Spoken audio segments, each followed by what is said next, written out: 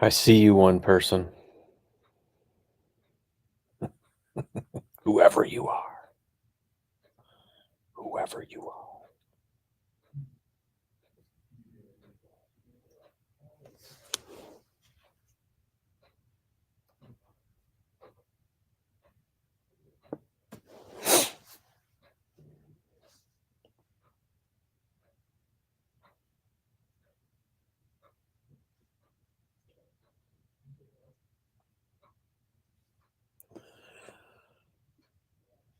It's me. It's all about me. It's me. Look at me.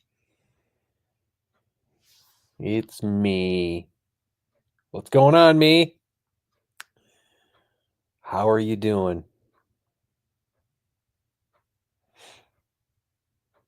How's that Tornado Alley?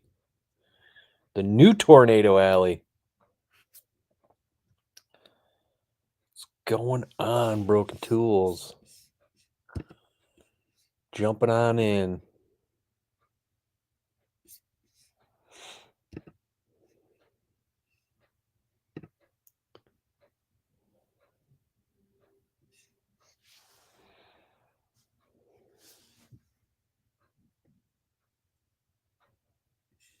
Is everybody having a fantastic Friday? You like how I use the alliteration there? Fantastic Friday. A farting fantastic Friday. Please don't bring that up. What? Bring what up, me? Me? What do you mean, me? Me! It's all about me. Farting? Is that what you're talking about? Farting. People always used to say, make fun of my last name like that. Fartin' Martin.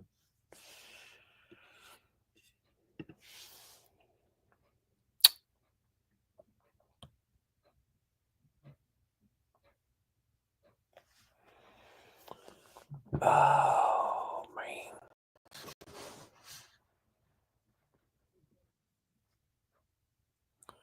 Has anybody got any projects going on? Probably not. You're all lazy. I'm out here working in the old garage all the time. Some people are just sitting out there watching tornadoes go by. Yeah, that's me. I mean, I don't do anything in my garage. Oh. What's going on? Oh, he's got the door open. Must be Well, I warm had the up. front door open and the sun's coming in, so I didn't want it blaring out the camera or anything. So. It's warm enough to have the door open. Well, I got one of the solid glass storm doors, so I usually open it unless the weather's just really cold or really hot. I just leave it open and just let the sunlight come in. Yeah, I had the door open. Went down to 66, and I was like, it's kind of getting chilly in here.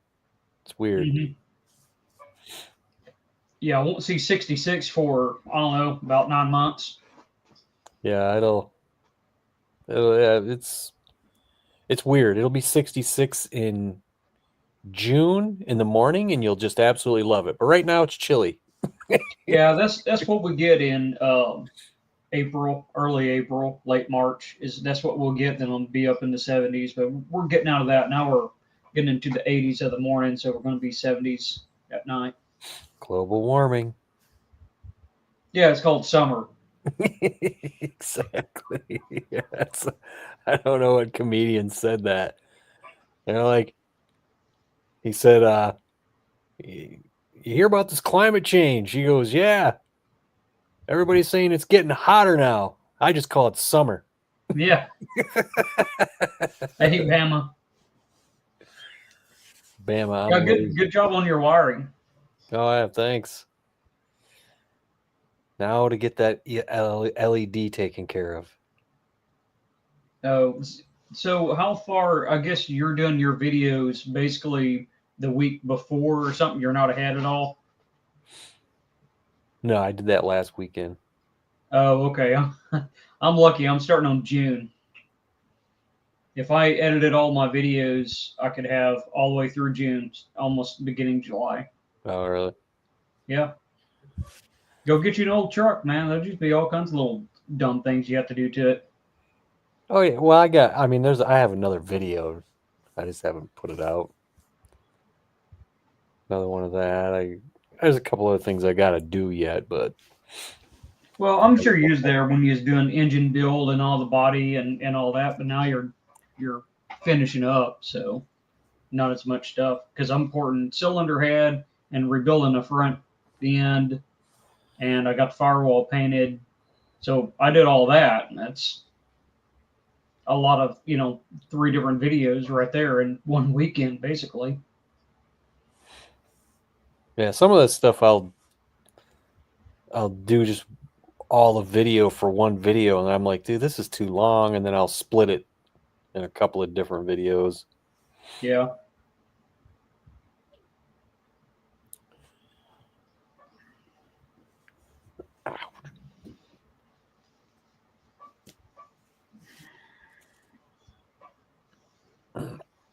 I should be out there doing stuff, but I got videos to edit, and I don't want to get too far ahead.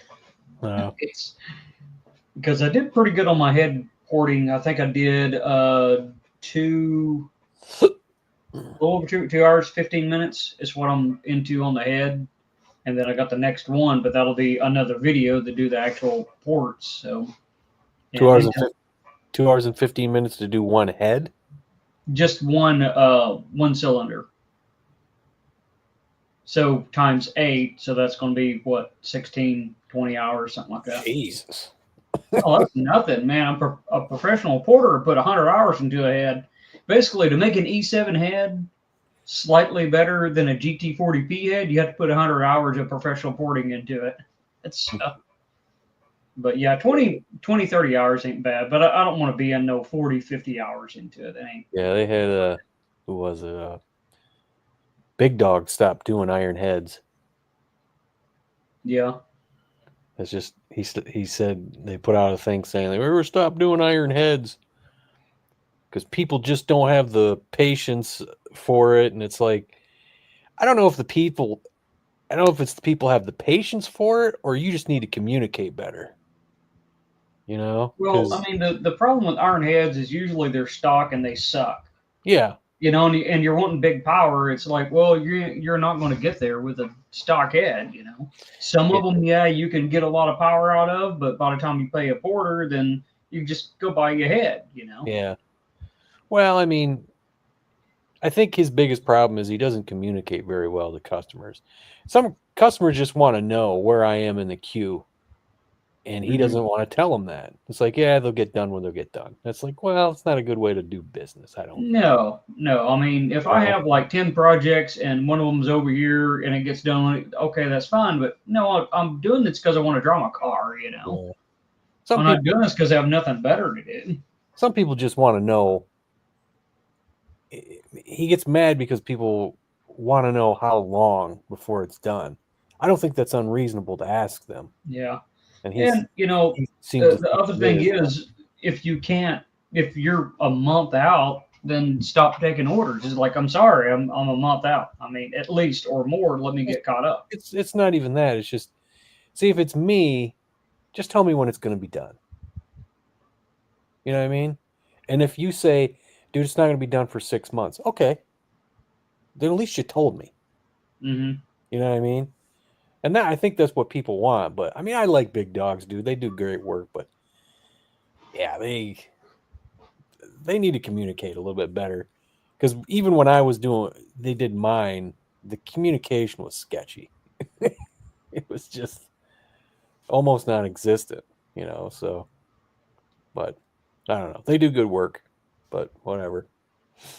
Well, sometimes it's hard to have a balance of everything. Just like people you work with, or and all that. It's like, well, do they show up on time and do good work? I mean, sometimes that's hard to get. It's like, man, they're a great worker if they ever show up.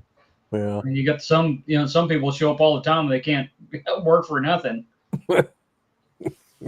Yeah, you don't have any coworkers like that, do you? It's like, oh, they're here again. Yeah, no, and they'll be the ones that show up early, ready to go every day.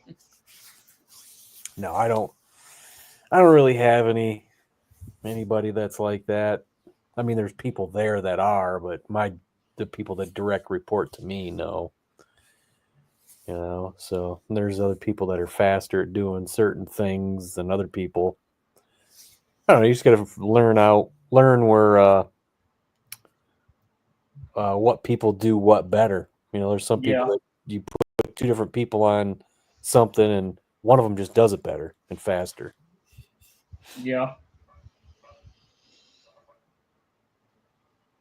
Jeez, what is with that shakiness? To let you know it's me every time. He's shaking it all around and Stir it up and throw it out the window. showing the outside, Tornado Alley. Yeah, hold on. You see the alley. It's right here. There's the alley. Where all your naders come through at? That's what the natives. No, the natives come from a little bit that way. It's like they fall from the sky, man. Yeah. They do. What's going on? It's Proline. What up, Proline? Hey, Proline. Oh, anyways, you got my home built little flow bench. I had a significant gain just deshrouding valves, so it's telling me, did I make a gain and at what lift did I make a gain? So far, it's all been low lift, 100 lift to the 300. The last thing I did got me 400 lift, so which is good. I mean, that's where you want it for a street vehicle. There's a saying: you want it done fast, or you want it done right. Okay, you missed the whole point of what I was saying. I was just saying they do great work, and they don't do it fast, and that's fine. It's just they don't really communicate with anybody. It's like you send your stuff there, and then they'll call you, or they'll send you your stuff when it's done. You just don't know when that's going to be. Yeah. Not a lot of businesses out there. Could be 4 months later or 2 weeks later, huh? There's just not a lot of businesses that do that. Like I said, they do great work, man. They do, and they take their time and they do it, and they do it well. It's just, I think when you're going to own a business like that, you do need to communicate with people.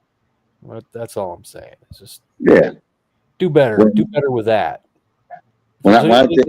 You do good work with porting, but just one of the things that they need to do better is just communicate with people. So.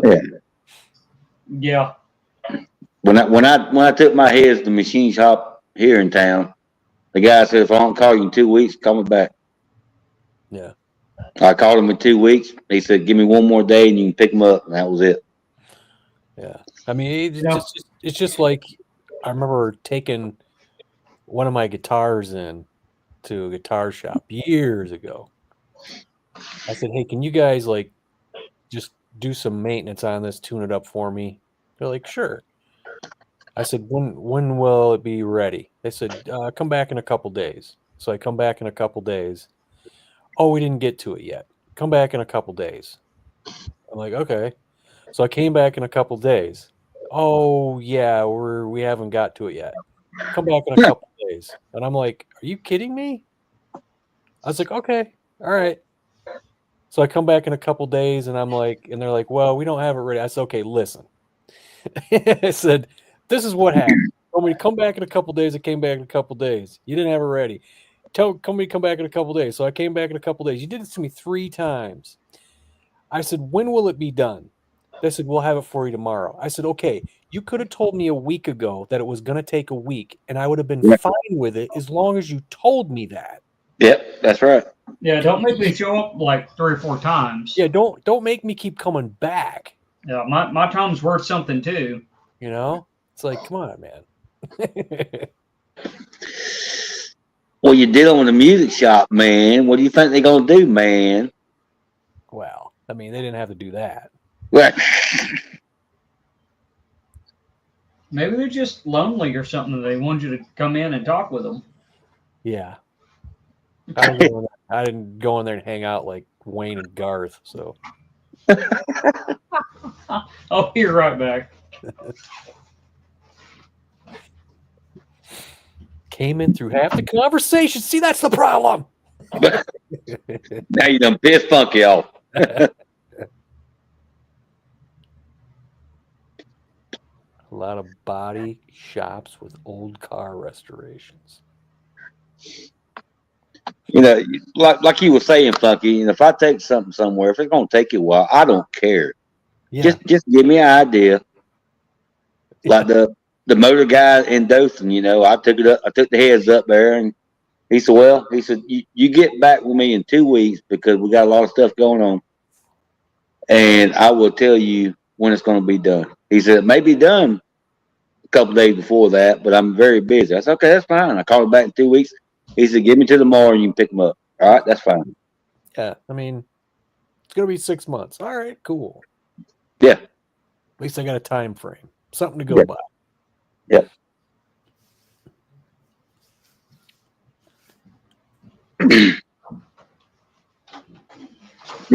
Unless you got something being held at the border. We've had that. Who's being held at the border? Have y'all tried No, this? I said something. I didn't say somebody. What is that? Garage beer? Have y'all seen that one yet? No. A garage beer? Yeah. Literally what it says.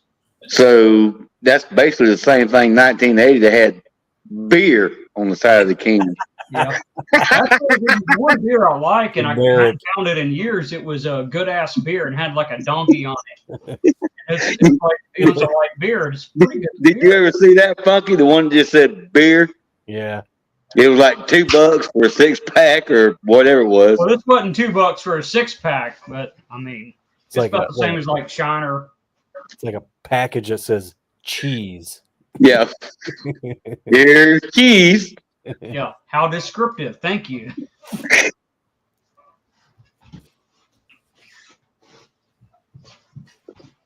I'm thinking that beer was made by President Carter's brother, Billy Beer.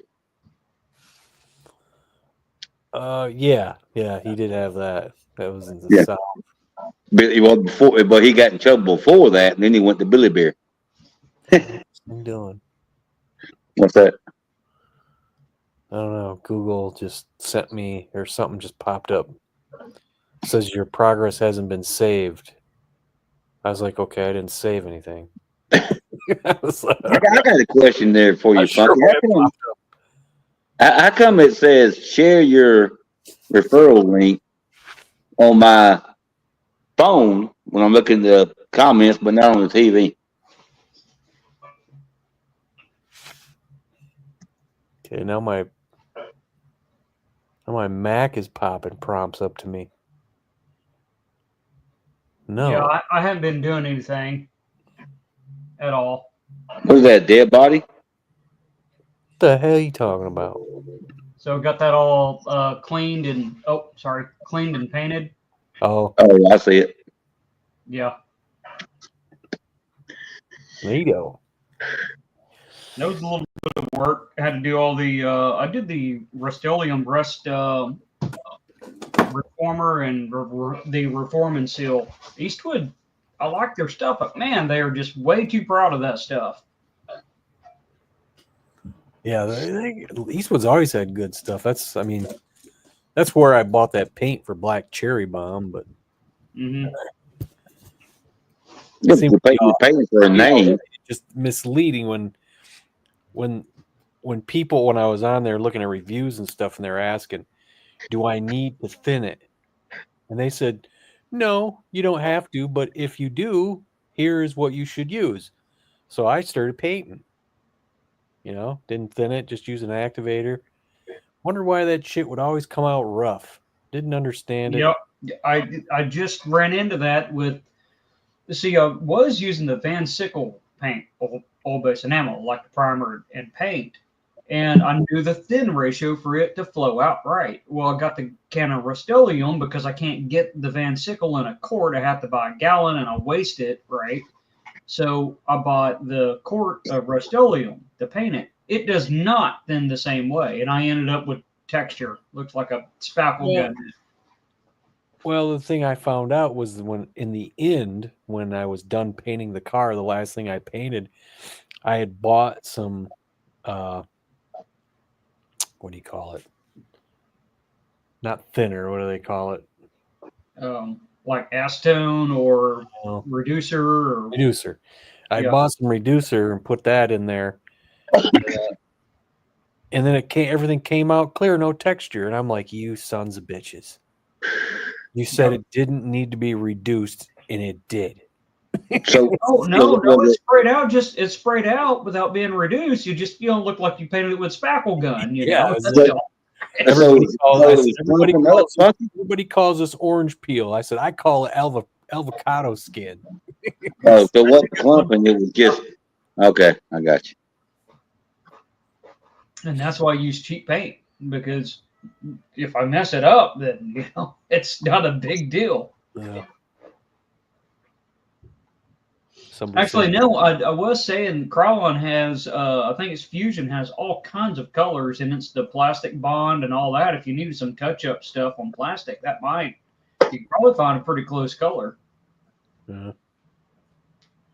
It could be a lot cheaper and easier and convenient. You just go down to, what is it, Menards or whatever. Yeah. But I bought that stuff because I had already gotten the other stuff it was supposed to be the same color, but I figured it probably wasn't. What I found is the more expensive the paint is, the less likely you're going to get a match. If you go with, your Fusion, your mass produced stuff, it's always the same. That. I had them color match the plastic I had, which is scarlet red. And then SEM says, yeah, we got it. It's scarlet red. So I got it, and it didn't match. But it's not exactly what I'm talking about. Is I got 2 cans of SEM. It was a blue mist that I did the interior of my '89 Mustang with. One of them was exactly what I wanted. The other can was more like the Regatta blue. I'm like, that does not match. It's the same thing. Why am I paying $17 a can? Don't they make like a Napa red or something that's close to that or something? I think I heard somebody say that one time. I don't know. I don't know. You'd have to buy a bunch of it and test it, and it gets expensive doing that. Well, I understand that, but I just thought I heard somebody say that one time. Well, that's one of those things that, like, this is what I'm doing on the '91 Mustang. It's like I'm not going to go buy SEM titanium gray and then get a completely different color, titanium gray, a year later when I go to do another part. So I've just been using the Rust-Oleum, like satin granite, and it's the same color every time.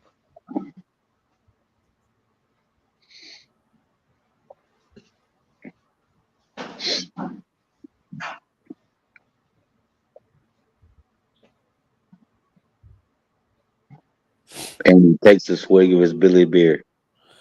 What's that? No, actually, there's supposed to be someone. I'll have to look it up. It's I think someone kind of famous did this beer. Uh-oh.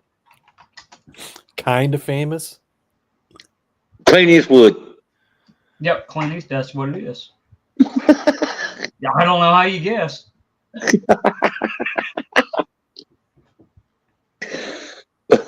Whoopi Goldberg.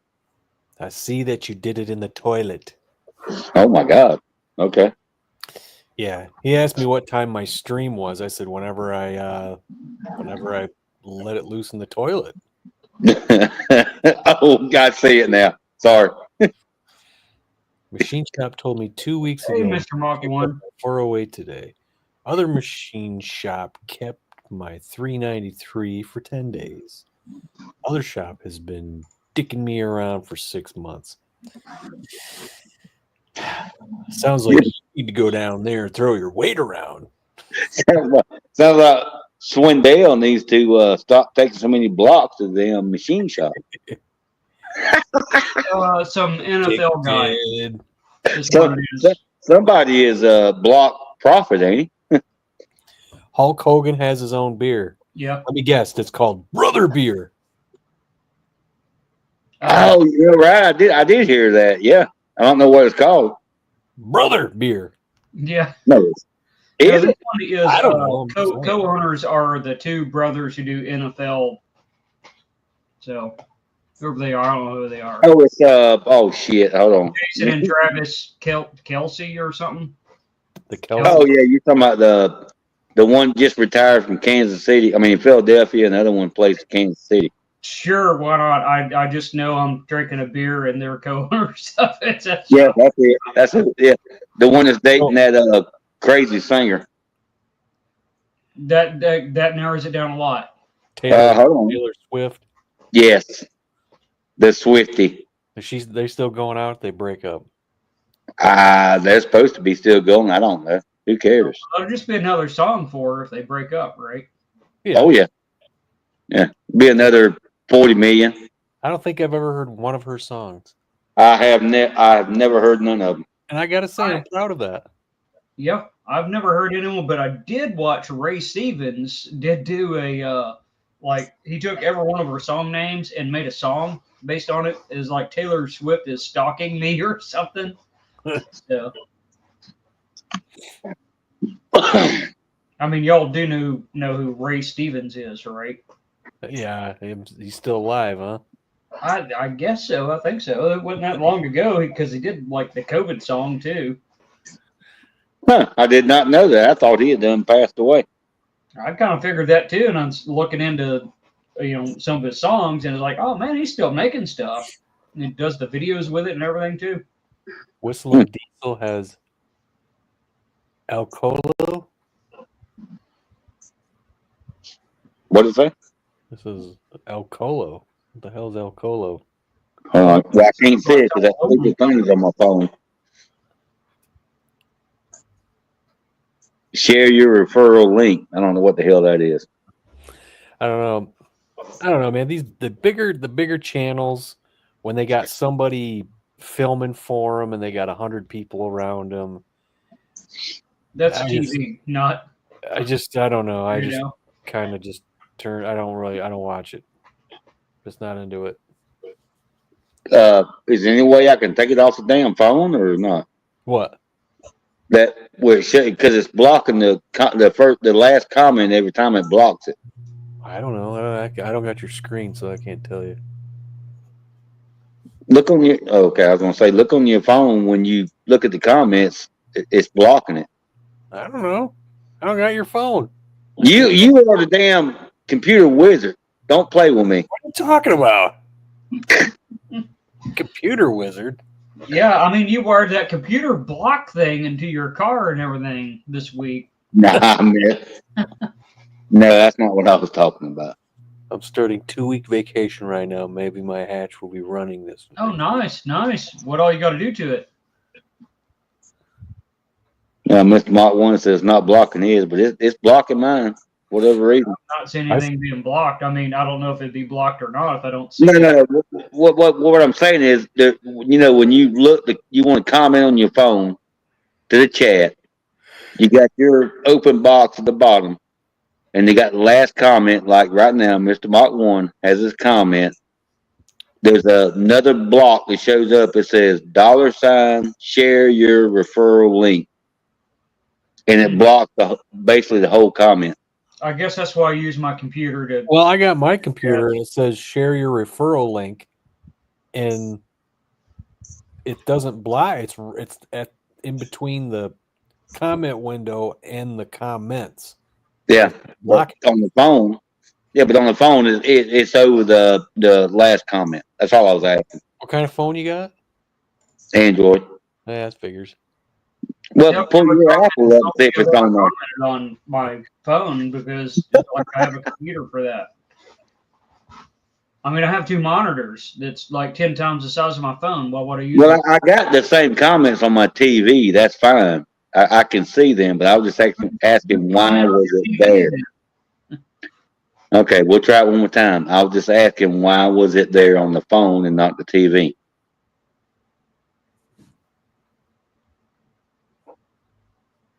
The TV. Yeah, television, monitor. Television monitor. 393. What is that? Some sort of 351 stroker setup or something? That's what I got. 351 30 over with a 385 crank. Okay. And you can use stock rods. Oh, is that like that 387 thing that Neil Mustangs was doing, except for board 30 over? Yeah. Okay. 11-1. That's pretty good. Aluminum heads. Anybody put a new C? I'm not sure what that means.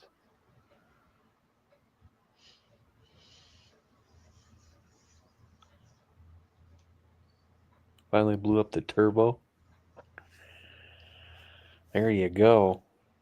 Did it not have oil? Yeah, twist the oil pump drive. Put a new pump and seal in a 4R70W.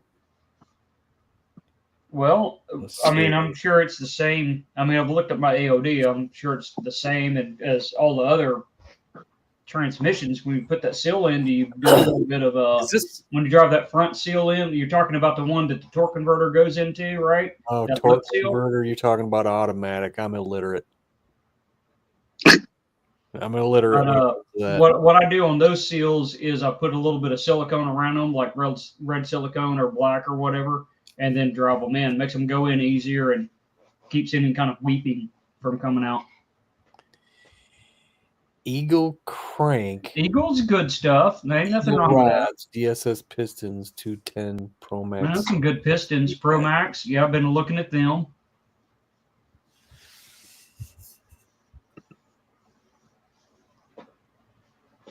Yeah, that sounds like a good build. 210s. I don't know what they flow. Yeah, I got an Eagle 385 crank. That's what I got. There's nothing wrong with Eagle products at all. I mean, I just need there's no need in buying the biggest, baddest, highest dollar NASCAR rods and pistons and everything, right?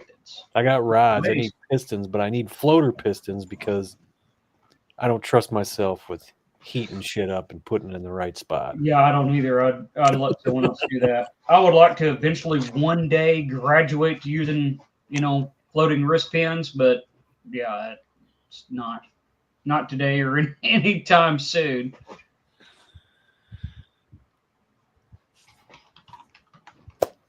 Oh, he left. Or did he sublime himself? Yeah, that is pretty easy to do. They put that button right next to the chat button. He's freaking out about the share your referral link. It's there, man. It sucks for me too, but hey, you know what? It is what it is. It's there. You just got to deal with it.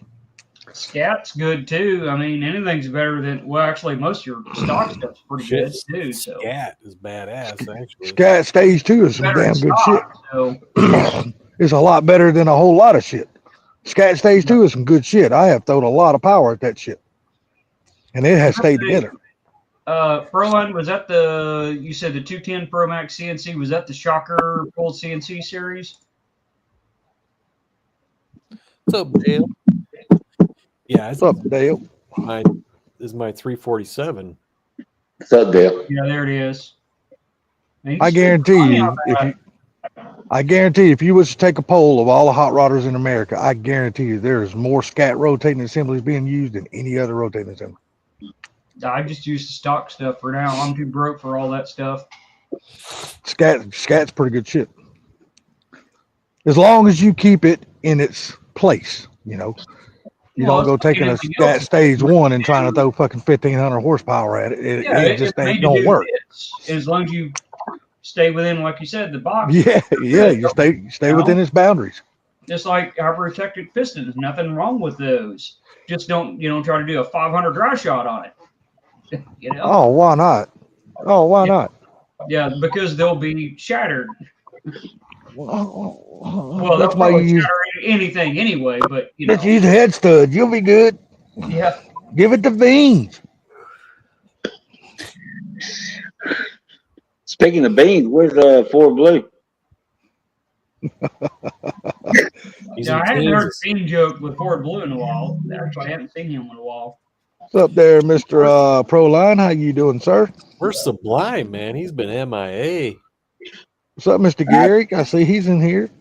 I text him. He's taking coffee right now. Taking coffee. Yeah, it looks like it opens up pretty good. I mean, you got a lot of flow. That should support a lot of horsepower for a line. I don't know What's up how there, much it's trying to Mr. make, but What's up there, my friend Pete? I got 210. What 210? Speedmaster heads. I got a set of those Speedmaster for the Mopar, and they're still sitting over there. I got them on Black Friday sale a couple of years ago. They're still sitting there. And then I got that cam I was telling you about the other week, the retrofit roller cam. It's sitting on top of those that I got a couple of years ago. Black Friday sale from them. Scat is short for scatter. Tell it to my 347. That's just screams. Yeah, I ain't got nothing bad to say about Scat. I mean, I'm sure there's a lot of people that's had bad luck with them, and I'm sure there's a lot of people that's had bad luck with Eagle and Diamond Pistons. I'm sure there's a lot of people that's had a lot of bad luck with a lot of stuff, but as long as you keep it in its wheelhouse, it holds together. I bet about 80% of that bad stuff is because of how the engine was assembled. Probably. I mean, it's not. There's things you have to pay attention to, but it's not. Oh yeah, it's not that difficult. No. I mean, don't take a handful of sand and throw in your engine or anything. Come on. Yeah. Look, if you're Don't building line just a your rings good, up, if you're building just like a really good, basically what Funky has built in his 347, if you're building something good cruiser that you're not going to take to the drag strip and not beat the dog shit out of, you're going to use it for what you built it for. A Scat rotating assembly, there's not a damn thing wrong with it. It works just fine. Yeah. Well, the whenever you cross the line into drag racing or any kind of racing and you're running your engine hard, you better know what you're doing when you build it. And oiling system, you got to have it because, I mean, one second and your oiling system fart out on you, you pump all your oil to the top of the engine, that's it. It's done. Doesn't matter what assembly's in there. Exactly. I mean, and you got to and one thing you got to make sure you pay attention to is your tolerances. A lot of people don't do that. A lot of people they build them on a damn engine stand and they don't do the things that should be done to make sure their tolerances not are that right. hard to use plastic gauge. Yeah, I mean, effort of you think everything's good, do that, and then you know it's good.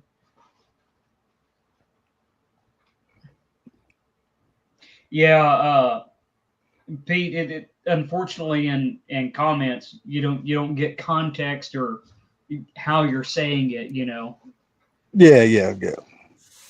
But no, I've scattered some Scat shit before. Don't think I haven't. I have, but it was my own fault that I done that. It wasn't nothing due to the product. It was my doing.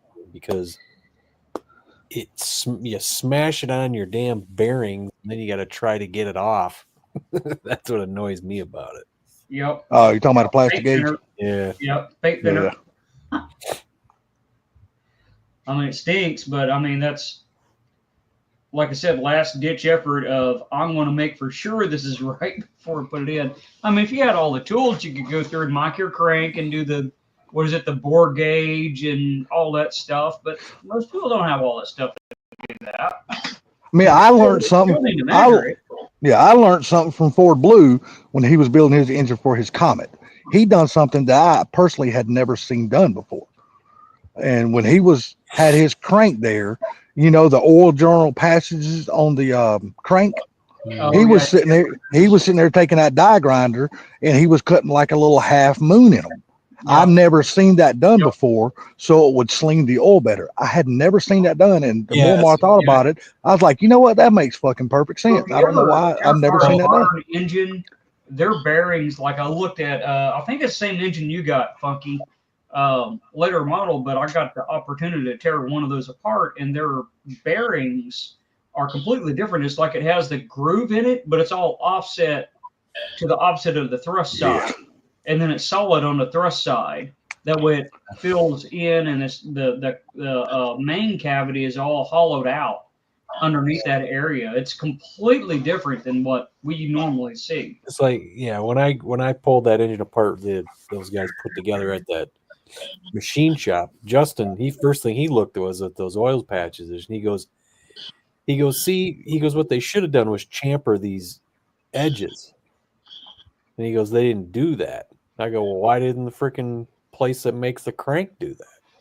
You know? And you would think that's what the people who makes the crank would do that. Yeah. Yeah. You would think that would just be something automatic that they would do. You know, But you know, that is old hot rod tricks that people have learned over the years that I had never seen done before. Like I said, when Blue done it, I was like, you know, I didn't understand it at first, but then the more and more I got to thinking about it, I was like, you know what, that's fucking smart. I never thought about that shit. Well, I was just thinking about that today. I mean, if you get in, you get your intake manifold in, and you go through and you clean up all the crud in there, and you take and smooth out, you know, your 90-degree curves in your runner. It's just like, why would you design it like that? And, you know, whether it's a throttle body or a carburetor or whatever, you put your spacer on and clean out. It's like, come on, guys, I paid good money for this. Why have I got to take a die grinder to my $500 intake manifold, you know? It's like your hot rodders. You should know certain things need to be done right.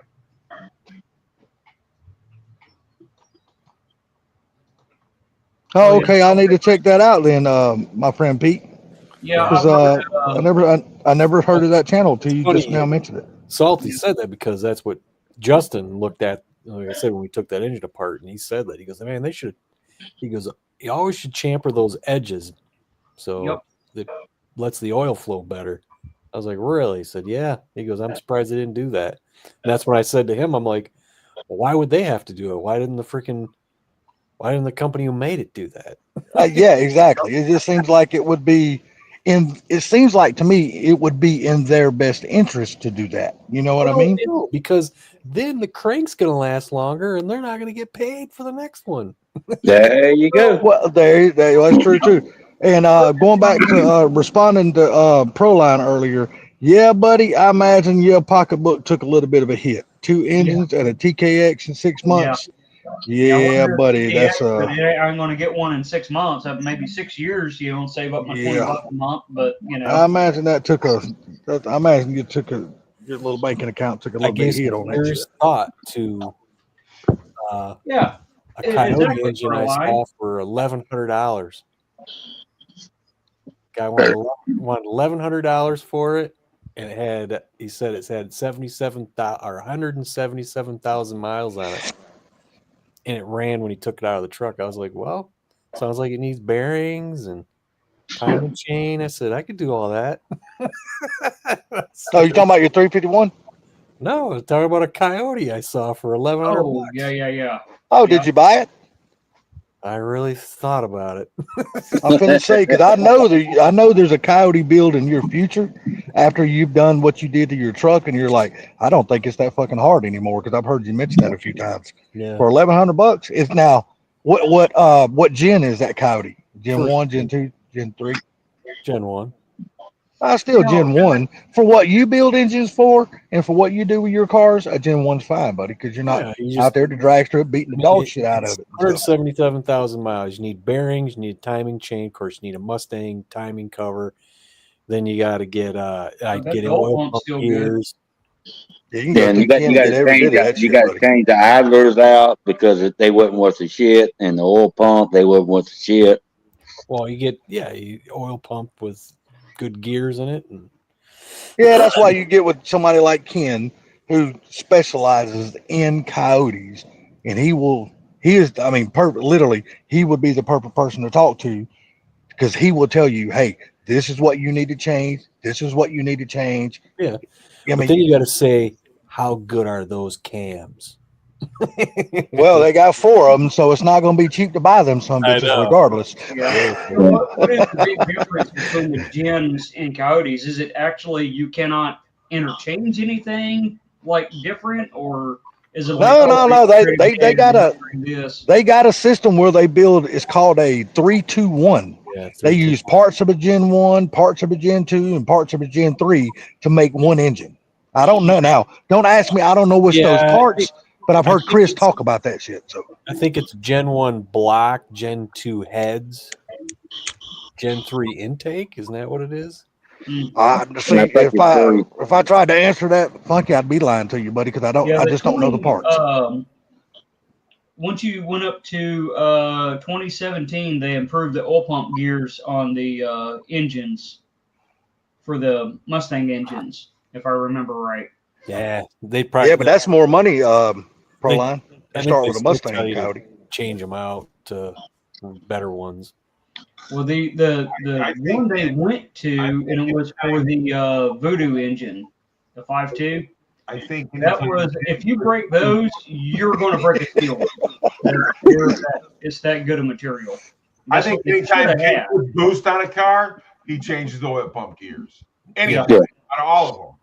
Yeah, I've heard Ken mention that it's before. Good general practice, anyways.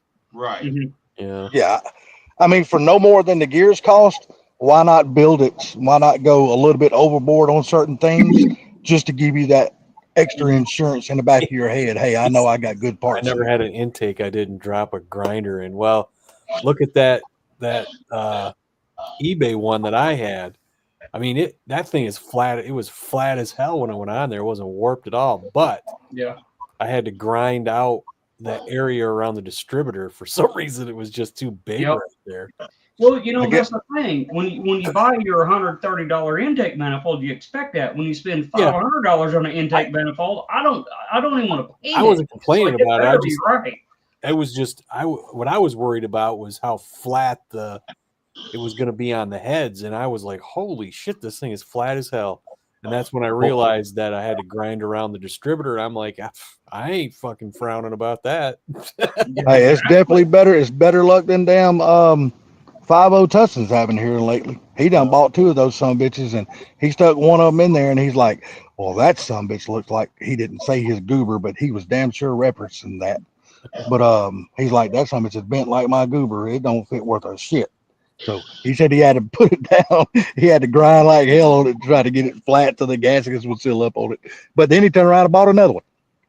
Mm-hmm. Well, like I said, I mean, that's the thing. I expect to have to do that, for the cheap intake. But here's the problem: is when you spend a bunch of money and you get the same effect off a expensive intake. Well, I won't sit here and lie. Now I've got a Victor Jr. before, and I had to have it milled right out of the box. Well, Proline, that's not exactly true. Yeah, right. It's everything else, but the engine. But no, there's shit you got to do that engine though. I mean, and there's a lot more going on with Coyotes than Windsors. Well, yeah, but they're not as scary as people think they are. I thought they were when it came to mod engines, but it's not. They're really not that bad. Well, There's so many more moving parts than a regular base like a push rod. Yeah, engine. but I mean, they're really not that bad to work on. Oh, I'm sure they're not. I've never worked on them. You've done your EcoBoost, so you definitely 100% know more than me about that shit. I've never done it. So, there's 2 problems that I have with the mod engines, and one of them is the size. They're like the size of a 460. Well, it's like if I'm going to shoehorn that in, just put a 460 in it. It's that and all the moving parts. It's the heads, but the thing you're not going to get with a 460 is the gas mileage. No. Oh hell no! I'm doing that. I'm not looking at gas mileage. Well, yeah. You see what Pete said right there? It's a Gen 3 rotating assembly, Gen 2 heads, and a Gen 1 timing components. I mean, if I'm looking at gas mileage, I'll just build the 302. You know, that almost seems, Pete, I'm not going to disagree with you, but it almost kind of seems, when I hear you say the Gen 1 timing components, it almost seems like to me, in my head, theory-wise, it don't seem like it would be better to use Gen 1s. Clearly, when they say the Gen 2 is supposed to be the superior of all of the Now, three, he's saying but rotating assembly, but what gen block, or doesn't it matter? Well, it doesn't matter. I mean, it's see, now I don't know about that. He just said Yeah, I don't know. Gen 1 rotating, Gen 3 rotating assembly, Gen 2 heads, and Gen 1 timing components. Reason why I was questioning the timing components, and this is just me because I don't know a damn thing about none of that shit. I'm just saying, wouldn't you think the timing components would have gotten better with the Gen 2 and the Gen 3 over the Gen 1? I mean, I'm just saying, as they learn more, wouldn't you thought that stuff would have been better? That's all I'm thinking. I don't really hear too many problems with people having issues with Gen 1 timing chains on those. Well, Hey, you know now what? I can tell. Well, 1 minute, Salty. Now I either watched HBR was at Foxcast shop one day or something. It was years ago, where he said the Gen 1 block and all was just as good, but the tensioners, the oiler, and something about the chains had to be changed out. Oh, those little guide things, probably. Yes, and that's Where what the hell I is remember seeing that because I wanted to learn about that, and I remember him saying that. where the hell is Chris at when we need him? Yeah. Chris? You know what I mean? I just talked to Ken today on the phone for a few minutes. I had to let him go because I had another call I had to take. But Well, I'm almost certain. I'm almost certain it was Ken that was at Foxcast Media when that was going on. we was talking about some really good shit that he's got going on right now, and it's going to be sweet. If he ever does a video on that shit, it's going to be sweet. Who Yeah, can your get? What does he brake got? support, Something- that's Well, I can't really say right now. You know what I what, mean? he got a new vehicle? No. It's the same vehicle, but he's got some good shit. I'm just saying, if you said he's got a new vehicle, I'm like, yeah, he'll never get to it. Yeah, exactly. yeah. But no, he's got some really good. He's always got. Oh, I just got this SN95, and this is what I want to do to it, and this and that, and he never gets there. No, Ends up. all I can say, I'll put it this way: he's got some really good parts. I'm not gonna say what they are, but he's got some really good parts that are just smoking badass. Did they come over the border illegally or something? Now that I could not tell you because I don't know where these Well, you companies buy can't their talk shit about at. it, so I'm just asking. I don't know where these damn companies buy their parts at or where they have them manufactured. I have no idea about none of that shit. Now These people, come on, dude. yeah, you got to talk to Trump about that shit. I can't answer that question. I don't know. It's gonna be cool if he ever gets around to making a video and y'all knowing about it. It's gonna be badass. Yeah, Pete, I agree. I was just talking to someone about that this week. The mod motors are just more efficient, It's according which mod motor you're talking about, though. You got some mod motors ain't worth shit. Yeah. Well, which ones you talking about? Well, like the 4.62 valve ain't worth shit. I If wouldn't you're trying to make big power out of it, it ain't the right motor to be doing that with. But as far as an engine that just runs, now 4.62 valve, great, like the one that's in my mom's Crown Vic. That motherfucker runs like a sewing machine, Jack, and it's awesome. But you put a 4 valve, well, then it's a different story.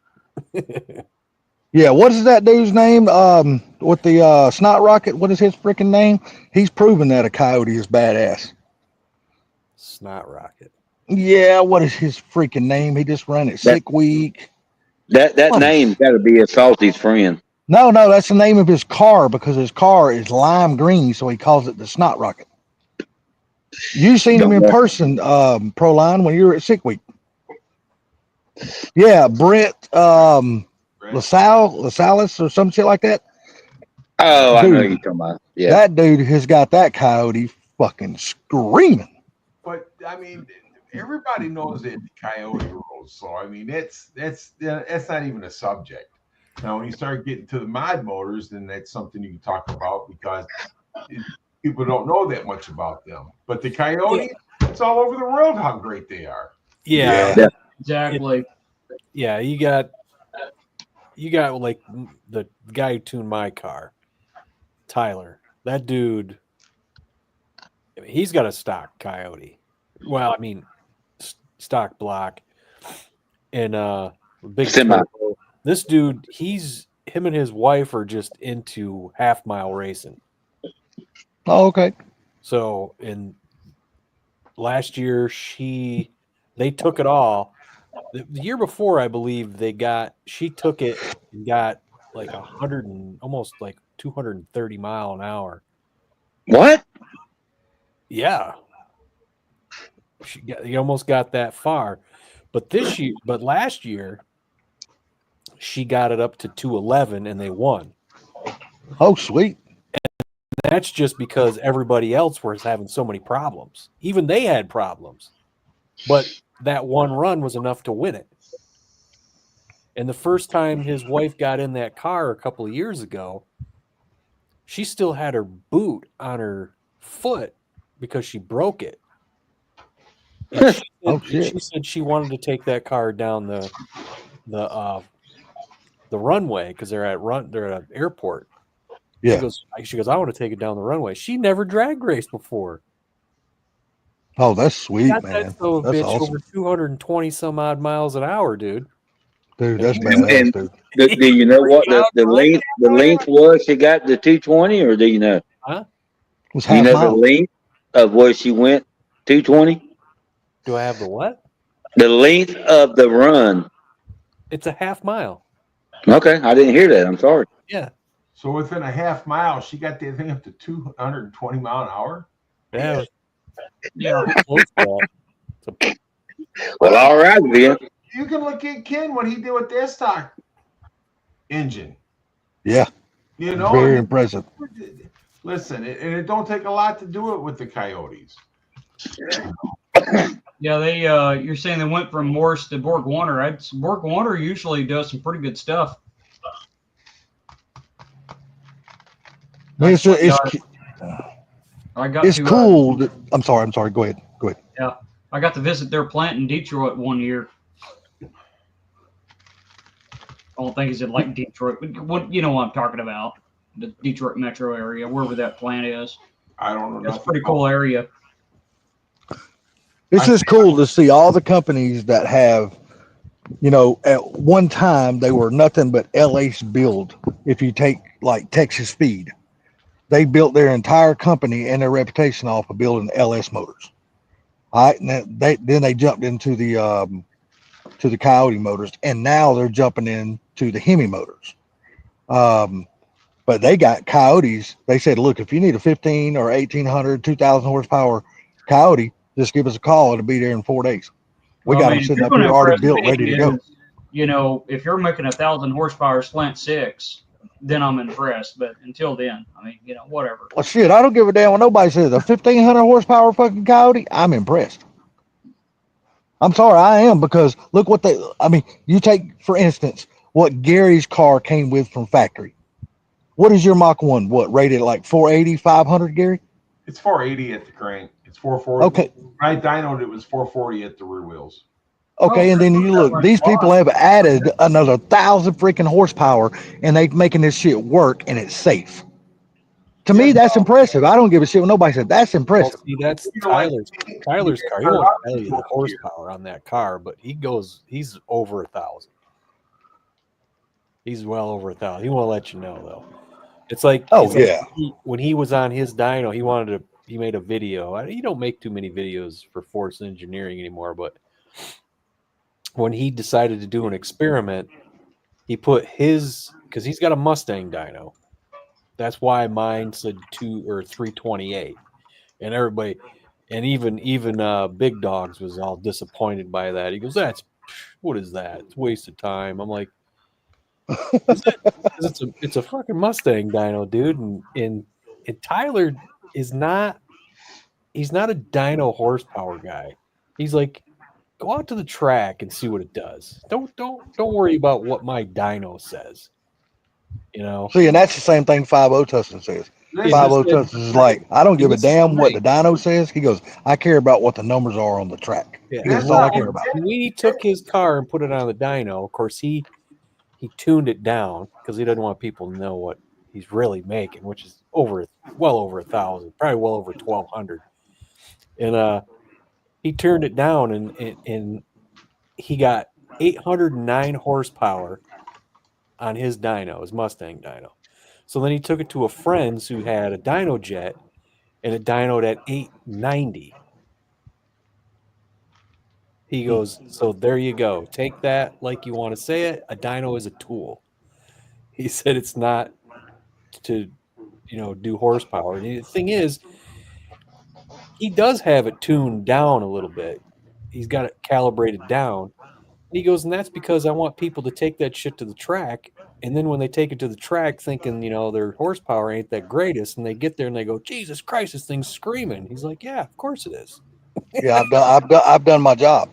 But I mean, thing about it is, even Ken, he'll tell you, don't go by the dyno. Let's go by the seat of your pants. Yeah. Yeah, exactly. Let's go by what that damn ET slip says. Yeah, That's where it matters. what a dyno is going to do is tell you where you're making your power. Do you need to make any adjustments, stuff like that.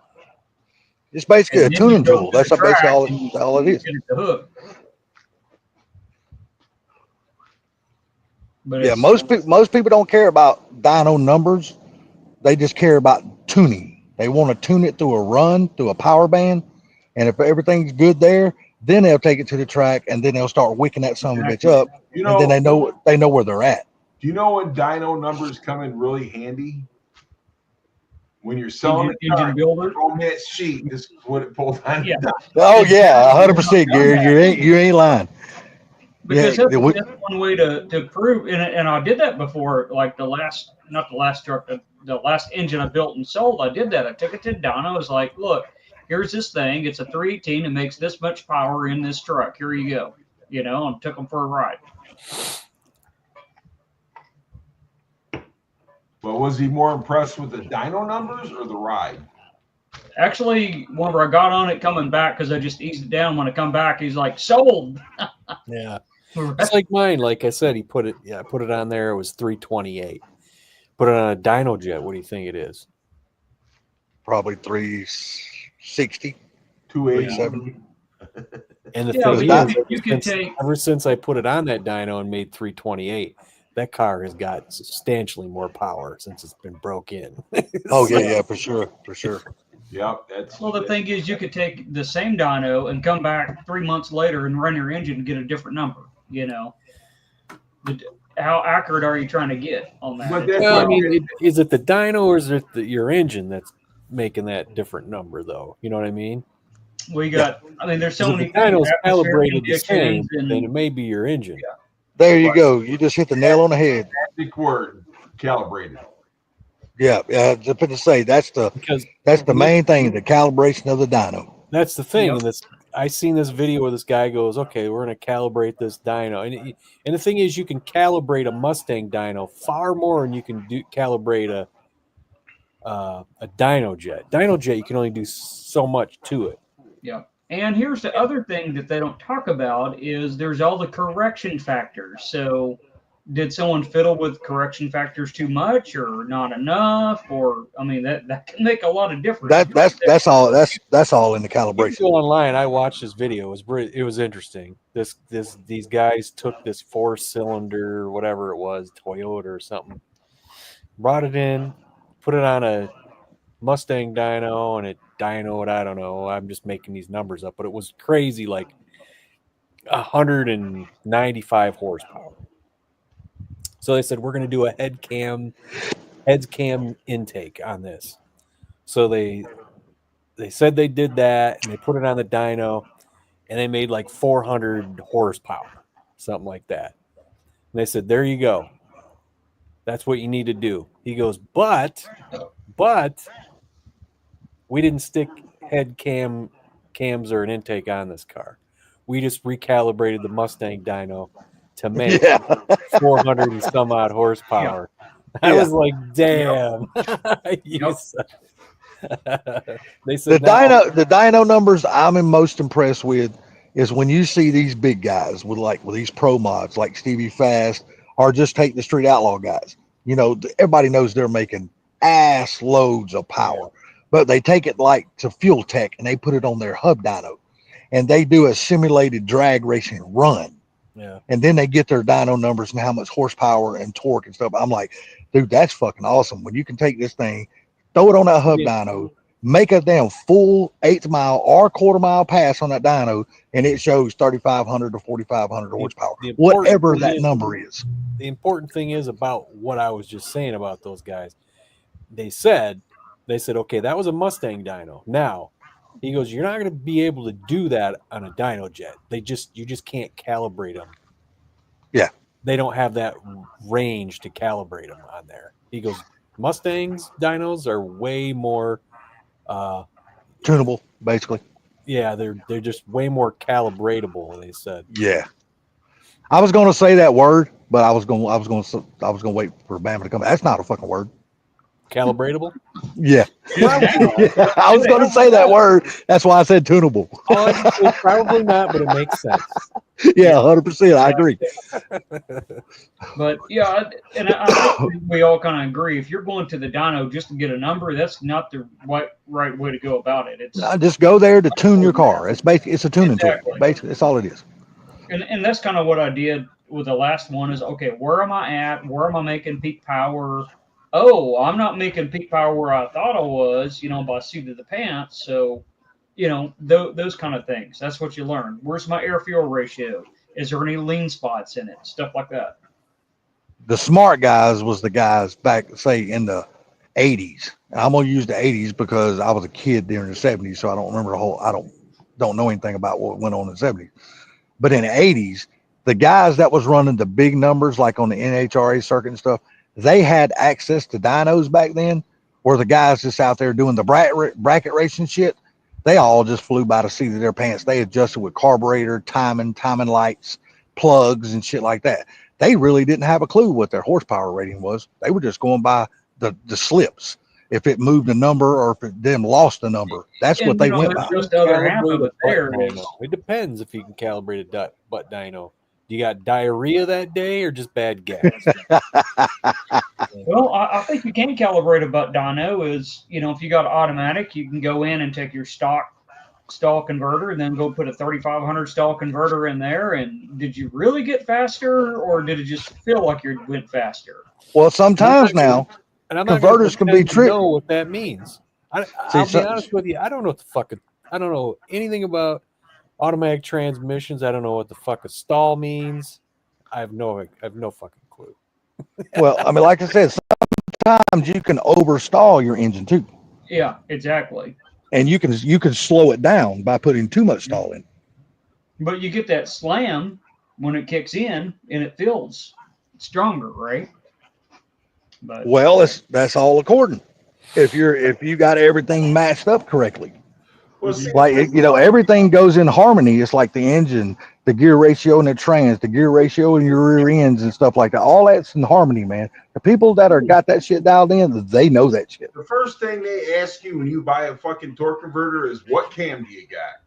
Yeah. They if you got to know your power band. What heads Yeah. are you running? They ask all these questions before they will sell you a torque converter. Yeah, they would really like to see your cam card, because that makes a big difference. They want You to just tell them I got a badass 3-valve 4.6.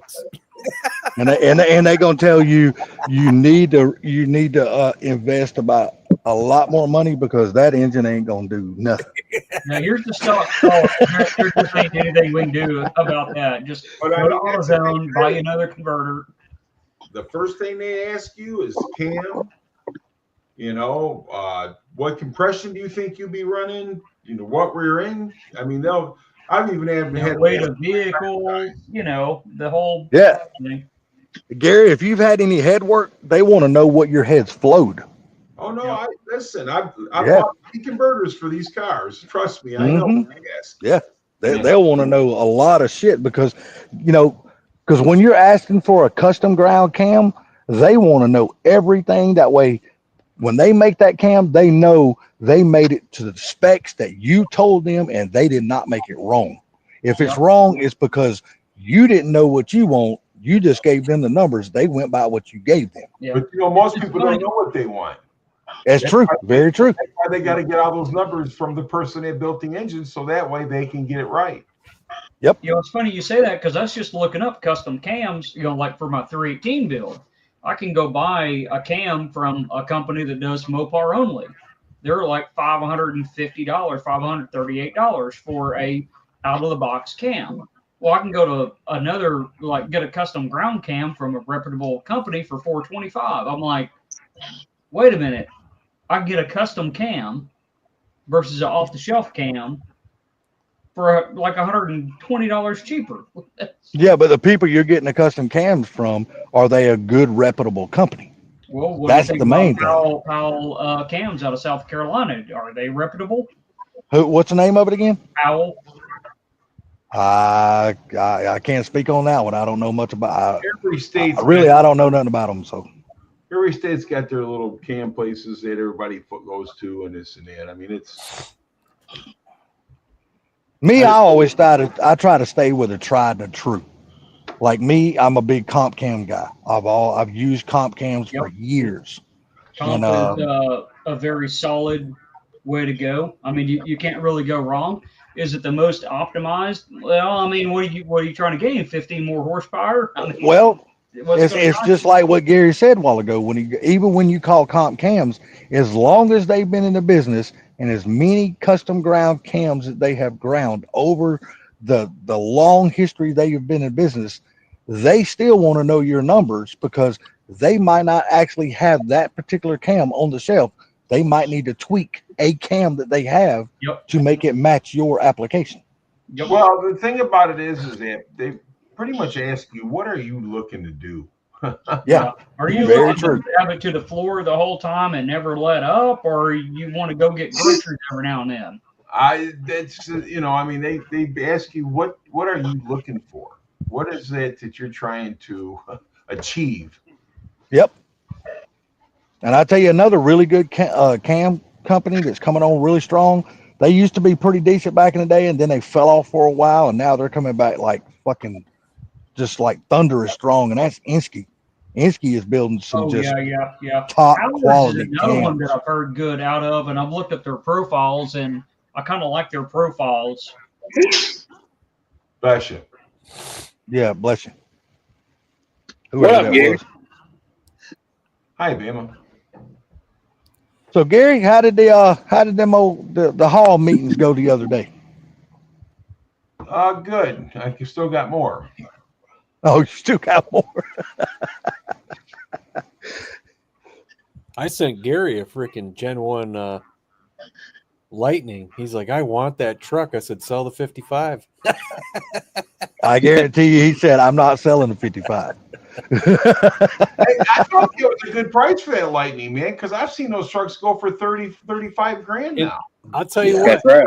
ever since I was at the little Mustang show there in Williamson last year and saw that for first gen Lightning with second gen rims, I'm like, that is the look right there. Oh yeah, the second gen rims do look a lot better than the first gen rims. I'm just not a fan of those rims. It's just funny when you see the second gen rims on the second gen trucks. I don't think they look as good as they do on a first gen truck. True, very true. It's like another wheel, like the now correct me if I'm wrong because I don't know these years, but 99 to 03 or 99 to 04 for the new Edge. Something like that. Whatever. All right, but I like to see those Mach 1 wheels. I like to see them on a Fox body because I think they look really good. That's a good look. Actually, I have the generation to S197, I think, generation to 06 V6 wheels on my Mustang, my Fox. The ones that look kind of like the retro looking ones, like you'd almost take the center cap out and put a spinner in it, and it looked like a retro wheel. I like what Pete said. 3 valve 4.6 are trash. Yeah, it looks good. I've seen that.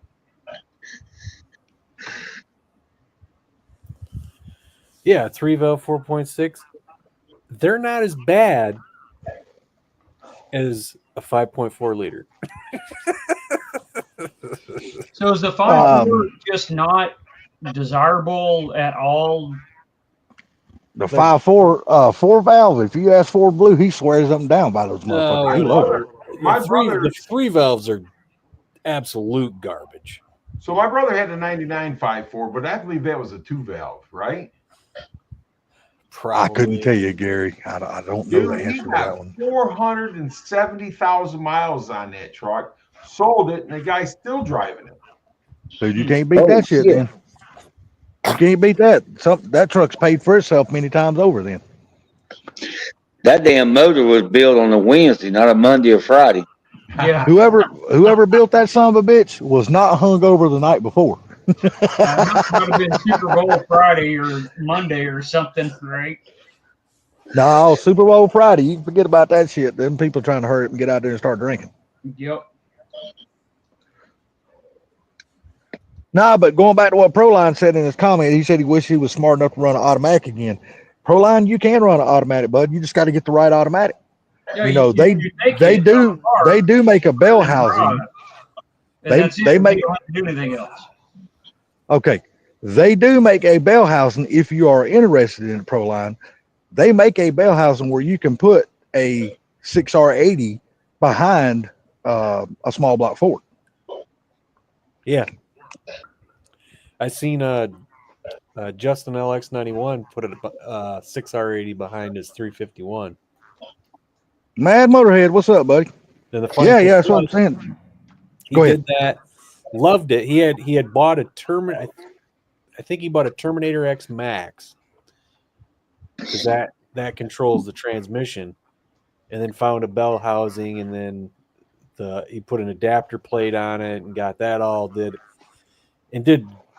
loved it. And then he said, I'm tired of this, and put a stick back in it.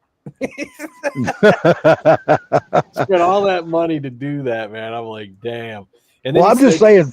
And Go when ahead, he did it, he actually did something I didn't know. And he goes, just so you know, he goes, do not get a V6 6R80 to put on a V8. That isn't. Do not do that. I've heard that, Oh, just by it's like watching the certain gearing, all YouTubers' that stuff or videos and shit. Yeah. And now I don't know what Justin's doing. I think he might.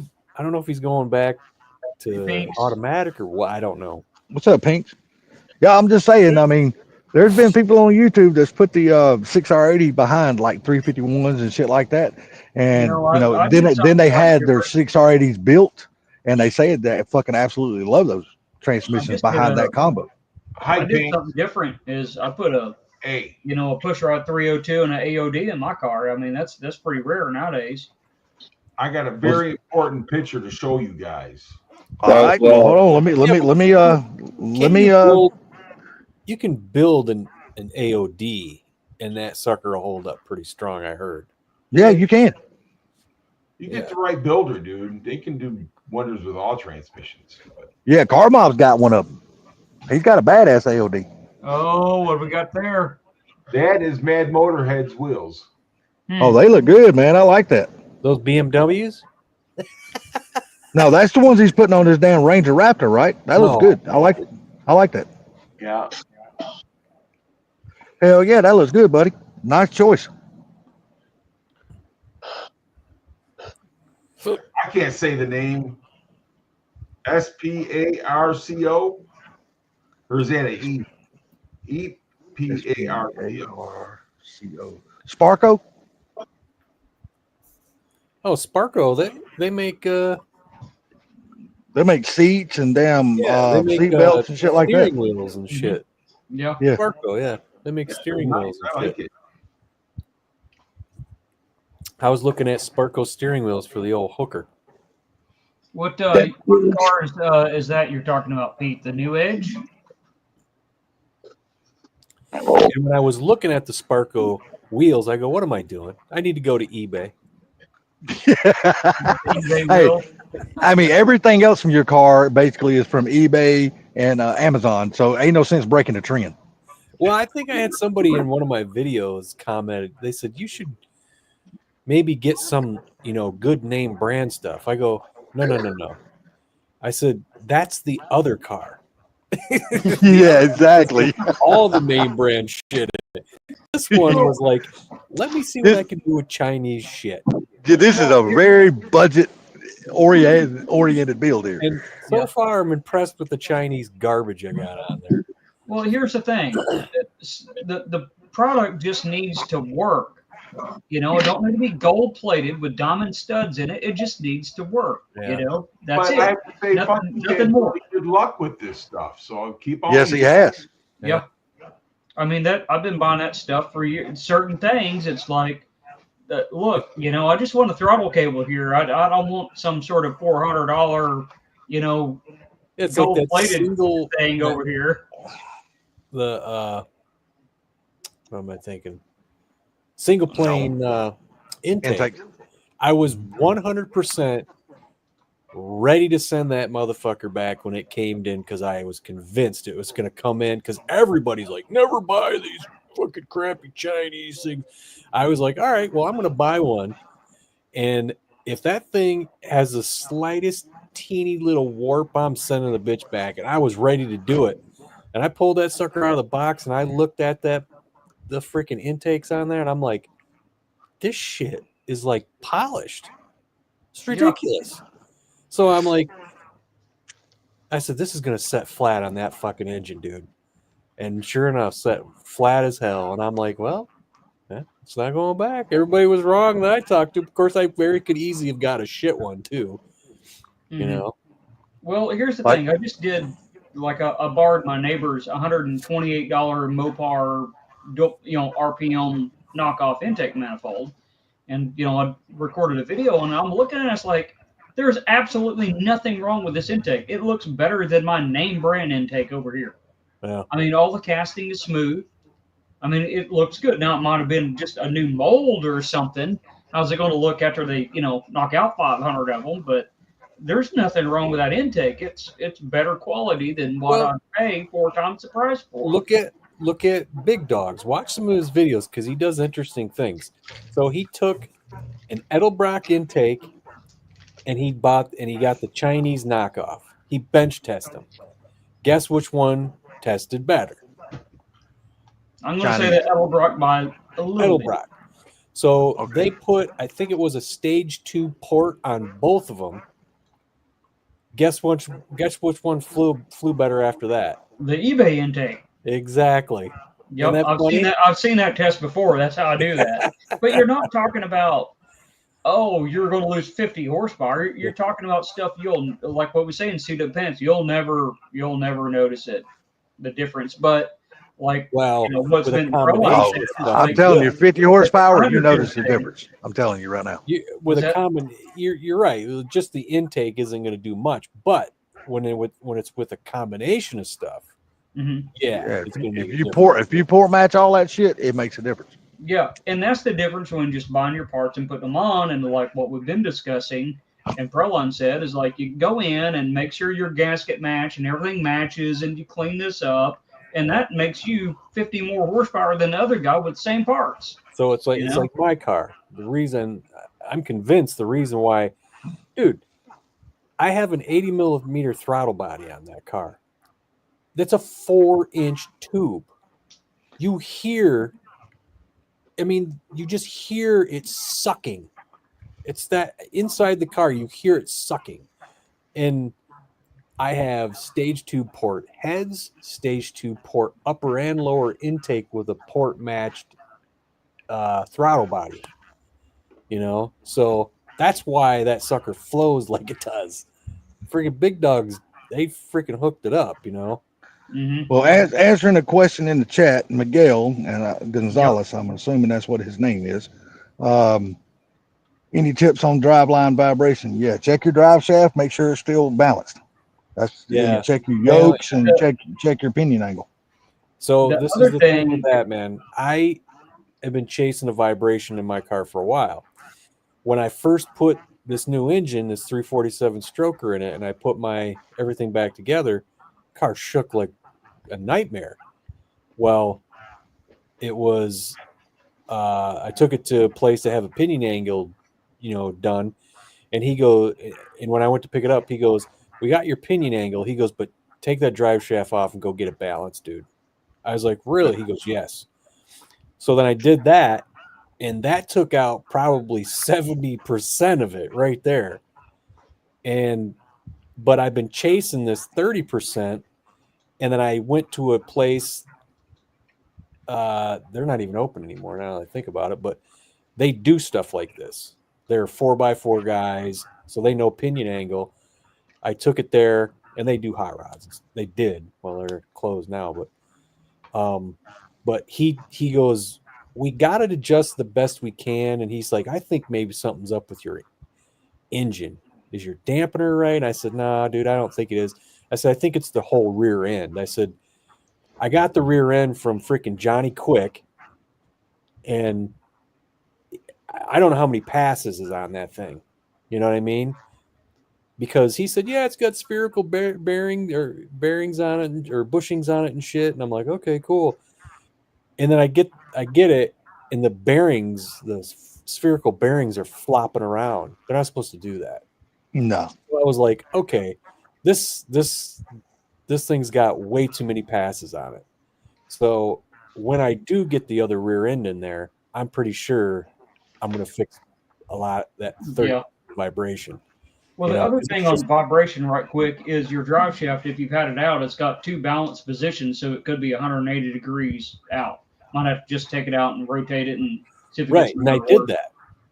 No, not you, Funky. The guy who asked the question. Yeah, I did that. Before Blue told me that. He says, he goes, "Just take it and turn it 180 degrees. Yeah, and see what you get." Sometimes stupid shit like that fixes it. I'm like, because I'm not saying it will, but give it a try. I did that. It didn't do anything.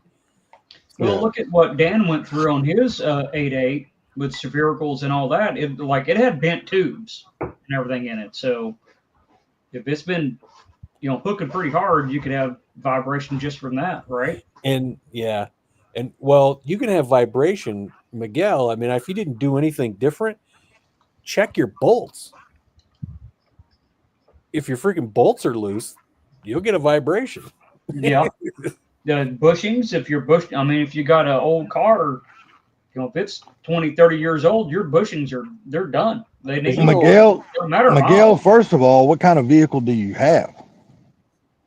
My thing is that anytime you get into a car that's vibration in the back and you haven't done anything to it, then I would look at the weights on the wheels. And you know what I mean? There's just a ton of things that you can look at first before. Yeah, I agree, Gary. You guys know Adam Tiotti, right? Mm-hmm. Okay, I remember, I don't know, a couple of years ago now. I think it's when Caleb had his car, because he was doing stuff for Caleb with Caleb's stuff. And so Caleb took his car to do something to it, but it had a bad vibration in it. And so he brought it into the shop, and all it was his drive shaft boots or bolts on the rear end were loose. Yeah. And that's something else. Unless you've been through the car and have touched every bolt on it, you don't know what's loose. You don't know what's worn out at all. And the funny thing is, Adam's like, "I can't believe that." Because I couldn't believe I never checked that. He goes, "Everything I did to that car." Yeah, exactly. And it's like, you don't know who's going in there and like half taking your drive shaft out or your wheels loose. Did someone go in and just kind of barely tighten down the wheels, Well, going back to helping Miguel out here. You don't know. Going back to helping Miguel out here. Try the simple things first, Miguel. 100%. Check what Gary said. Check your wheel weights. Make sure you haven't lost the weight on your wheel. Yeah. Then go to your drive shaft. Just look at your drive shaft. I mean, visually, you're not going to be able to tell if it's. See if the bolts are tight. If the bolts are tight, turn it 180 degrees. Yeah. I If that don't fix it, I got one for try you. to get it balanced. Look at your U joints. Make sure they're not worn out or not. Your drive line, dude. I mean, it's a lot of different things you can check out. It's simple as this. If you don't have new U joints on there and you go and get that balance, just have them change the U joints. Yeah, 100%. I agree. Well, That's what I did. I took it in there and I said, look, man, I said, I need to get this balanced, but you know what? That drive shaft's been on there since I got the car. How about you just change all the U joints out? And he's like, all right, no problem. Also, another like thing, you were saying, Funky or check your Salty whoever flywheel. said it about just getting the car. My fan fell off my car when I first got it. Well, this is the thing. So Miguel's Check got a new 302, built up. He's got GT40 heads. So the thing of it is that look at your flywheel. Make sure you got the right flywheel on there to begin with. Yeah, 100%. Yeah. Look at your balancer. I mean, there's a lot of things you need to check out. But since you said you got a new 302, did you start doing it before that or after you put that 302 in it? This is a Yeah, because it could definitely be a flywheel too, just either being wrong or not weighted right. Changed transmission and it went away. And the drive shaft only go 2 ways or 4 ways. Well, no, you can put it in the holes. I mean, it's only got 4 bolts, so you just take it and just turn it, and then You bolt just line up your splines. Yeah. I mean, that ain't no big deal. Your spline that goes into your back of your transmission, you just line that up. Well, he said before the engine. Splines of mine. Okay, he was doing it Your before. the engine. harmonic Okay. balancer wobble just a little. Well, Yeah, that's that's not not Well, Yeah, that's how old definitely is not that? driveline. That sounds like damn either bad harmonic balancer or you got a crank out of balance. Hey, that harmonic balancer can make a lot of shaking. yeah, You but ain't is it- kidding. is Break it- your is it new- crankshaft. Is very it a new quick. harmonic balancer? Shoot, I mean, even if it is a new harmonic balancer, if you've seen wobble, the easiest thing to do on that, it ain't to check your crank. It's just take the freaking balancer off and check the rubber. Maybe Yep. it got a bad one. Is it torqued down all the way too? Yeah. Fully seated, stuff like, is your crank key messed up or broke or bent or something? Oh, so Mike. Yeah, if it's 35 years old, I'd take that off and chuck it in the trash because you will break a crankshaft over that. So I tell you, 35-year. Oh, dude, change your Yeah. balancer. Go tomorrow. And buy a new Don't balancer. don't think about starting it. Just take it off and go get the new one. Back away from the car. Go to your nearest AutoZone or Napa.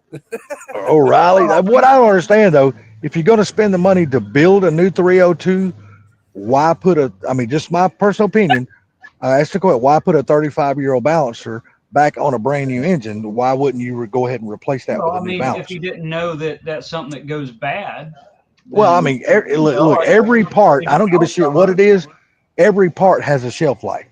Eventually, it's going to wear out. And after 35 years being in a Fox body, you can guarantee that some bitch has He been just said- dogged like a motherfucker. He says every part has a shelf life. Explain It does. new old stock. Yeah. No. What I mean, shelf life once it's. I mean, shelf life once it's installed on your car and you're using it. It has a shelf He life. said I asked myself the Is same that thing. first Yeah. thing I would Change change that some would be bitch. Yeah.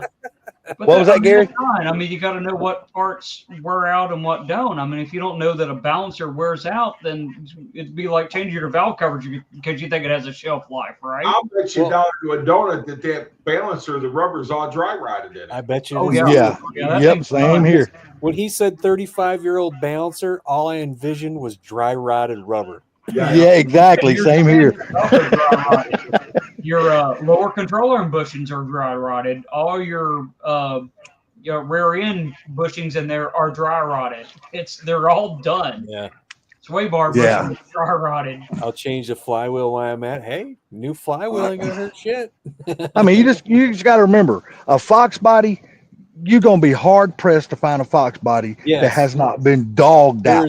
If you look on the backside of the harmonic balancer, you'll see right where the outside weight is.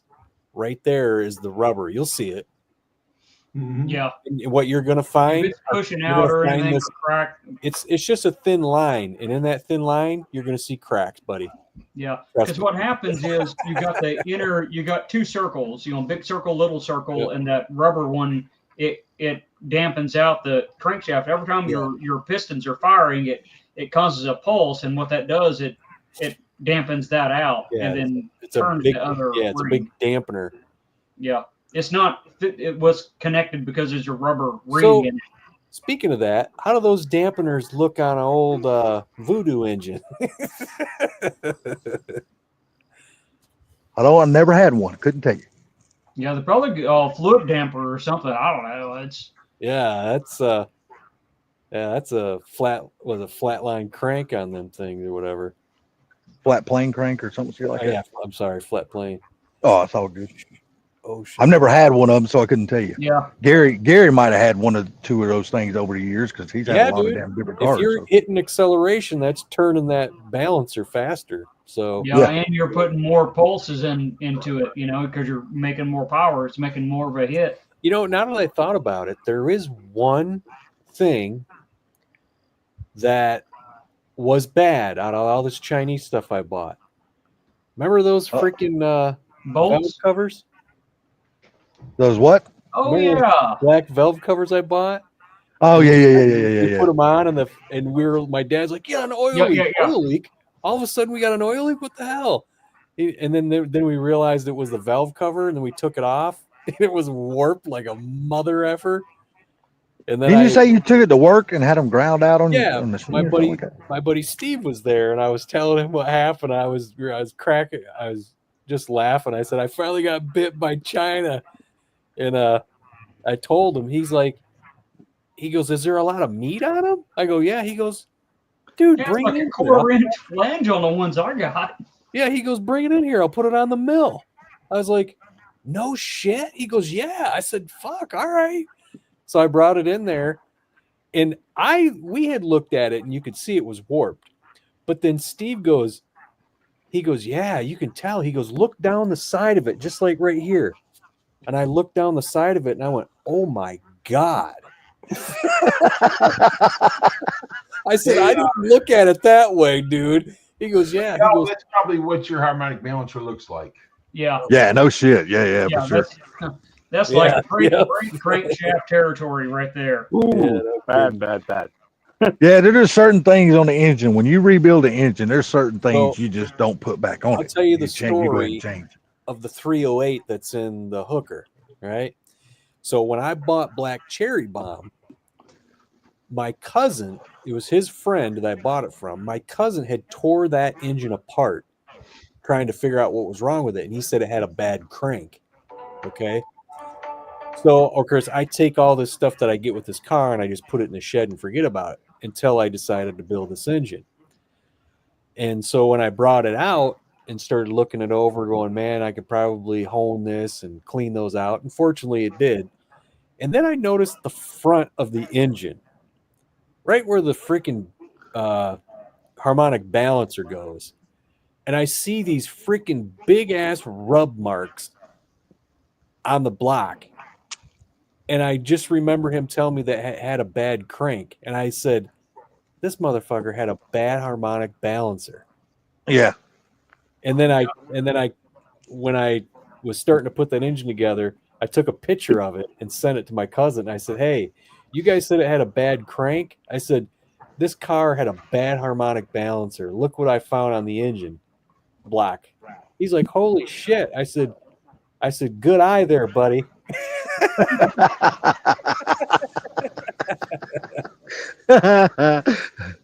It's a good thing that you found it, though. That's the main thing. Yeah.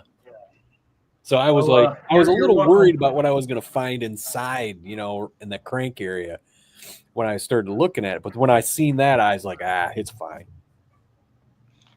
What's that, Gary? I didn't say nothing. No, I I was just telling him, you're welcome. We helped him out. I don't know how to say your name, so I don't want to butcher it. So Miguel Rodriguez. No, it's Miguel Gonzalez, dude. What are you? Oh, Gonzalez. I'm sorry. Hell, I'm sorry. They all call Rodriguez, so I'm sorry. The phone is under my chair. I'm not even looking at my phone. Rodriguez, man. Robert Rodriguez was on Joe. That was a great podcast. I have no idea who that guy is. Robert Rodriguez? Oh, I don't know. The director? I don't know. He did Desperado, Once Upon a Time in Mexico. Oh yeah, I know who that is. He did From Dusk Till Dawn. Desperado, though, that damn Western movie, that was like a damn low budget B movie. Desperado. Dude, Robert Rodriguez got his start by making a movie that for $8,000 that profited just like $30,000. Well, that ain't bad. That's a Yeah. good return on your And then investment. when he did that, they gave him the money to do Desperado, and he just said, "Well, I'm not going to spend a bunch of money on it." He goes, I'm going to do it low budget, you know. But he also did like the Machete movies. Yeah. Machete. He did the Planet Terror with Never seen that. Quentin Tarantino, and Yeah. he did all the Spy Kid movies. Yeah. Never seen that. Planet Terror. Oh wait, no, I'm thinking of something different. No, I don't think I've seen Planet Terror. is that the zombie one where they No. had Bruce Willis in it? Yeah, that was the one that was in Okay. the Grindhouse with Life Proof with Don't know who that Kurt is. Russell. Oh It yeah, was that one was good. It was a double feature. Pinks, you're breaking up. I only really saw bad, the bud. one. I only saw the Terror Proof or Death Proof. You're breaking up really bad, Pinks. Hey, I'm going to hop off here. Y'all have a good one. All right, man. Take care, bro. All right, take it easy, buddy. Good luck with that damper. Make sure you get that. Don't start it. Don't mess with it. Just change it. It's not worth breaking a crankshaft and a new engine over. Have a good one. Yeah. All right, I'll later. be back. I gotta switch. I'm on the wrong what do you call this thing? Browser. I'll be back. Okay. That was a good flick. I tell you what, here's another movie that Robert did, but it was 4 different directors. It's a movie called 4 Rooms. Never heard of that. It bombed at the box office, but it is a freaking awesome goddamn movie. It's kind of like Shawshank, how it bombed at the box office, but just exploded on video. I've never even watched that movie. Shawshank Redemption, really? Never have, man. That's a good Oh movie. my God, what's wrong with you, Salty? But Hey, you gotta- 4 Rooms is great. The ending is awesome, and most of it is all one freaking take. And it's Damn. Quentin, Sound better now? it's Yes, Quentin sir. Tarantino. Yes, sir. It's Quentin Tarantino and Bruce Willis in the end, and I think it's Quentin who's actually doing the directing on it as he's acting. So, You gotta understand something, Bam. I'm a very boring person when it comes to movies. If it's not like a World War II movie or old Western or something like that, dude, chances are I probably haven't seen it. Yeah, but Shawshank. I mean, come on, dude. yeah, I'm just sitting here. I'm just being honest with you, man. I'm just You gotta like, I'm see a very Shawshank. boring person. Yeah, but if you don't watch that movie and get drawn in that movie, something's wrong with you. I mean, nobody in my family likes coming to my house when I got my TV on because they know they're going to be bored to sleep. Well, nobody wants to watch midget porn. Yeah, they're going to be bored straight to sleep because none of them like the shit I watch. But I watch really old movies. I just like that shit. That's you don't just my watch thing. well, I mean, what do you mean really old? I mean, classic. Well, now I'm is talking about like I like the older the Western, the better. The older the World War II movie, you the look at- better. freaking Castaway. That's a fucking classic now, you know. Well, Shawshank Shawshank No, is when I tell you- when I tell you older, 50s. when I think when I- it's back in the 50s, right? When I tell you older, I'm talking about like John Wayne, Oh, God. Randolph Scott. Sorry, people man. you John probably Wayne's never even like heard one of. the worst actors ever. I gotta say, Proline, to watch Pulp Fiction, you almost have to be on acid. Oh no, man.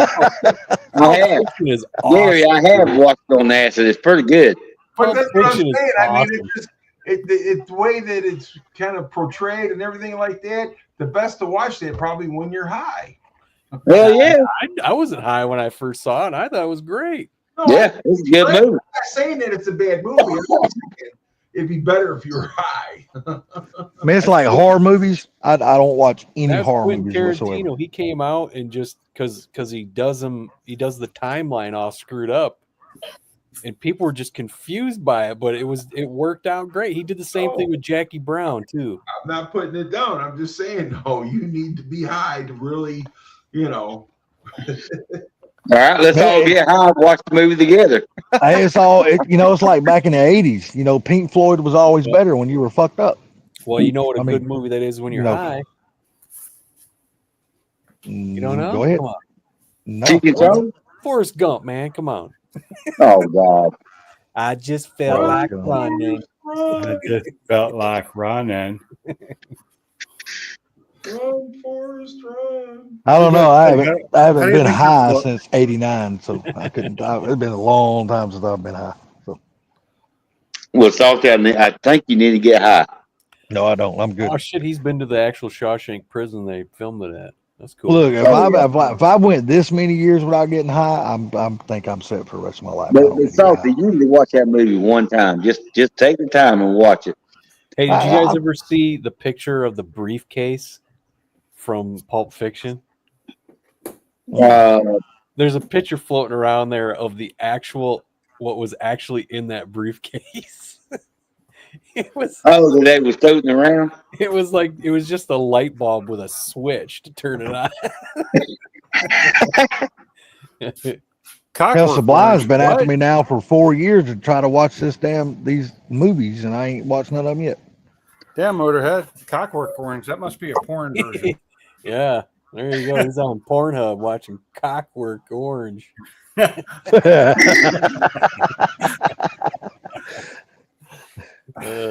Clockwork Orange is messed up whether you're high or not. I'm sorry.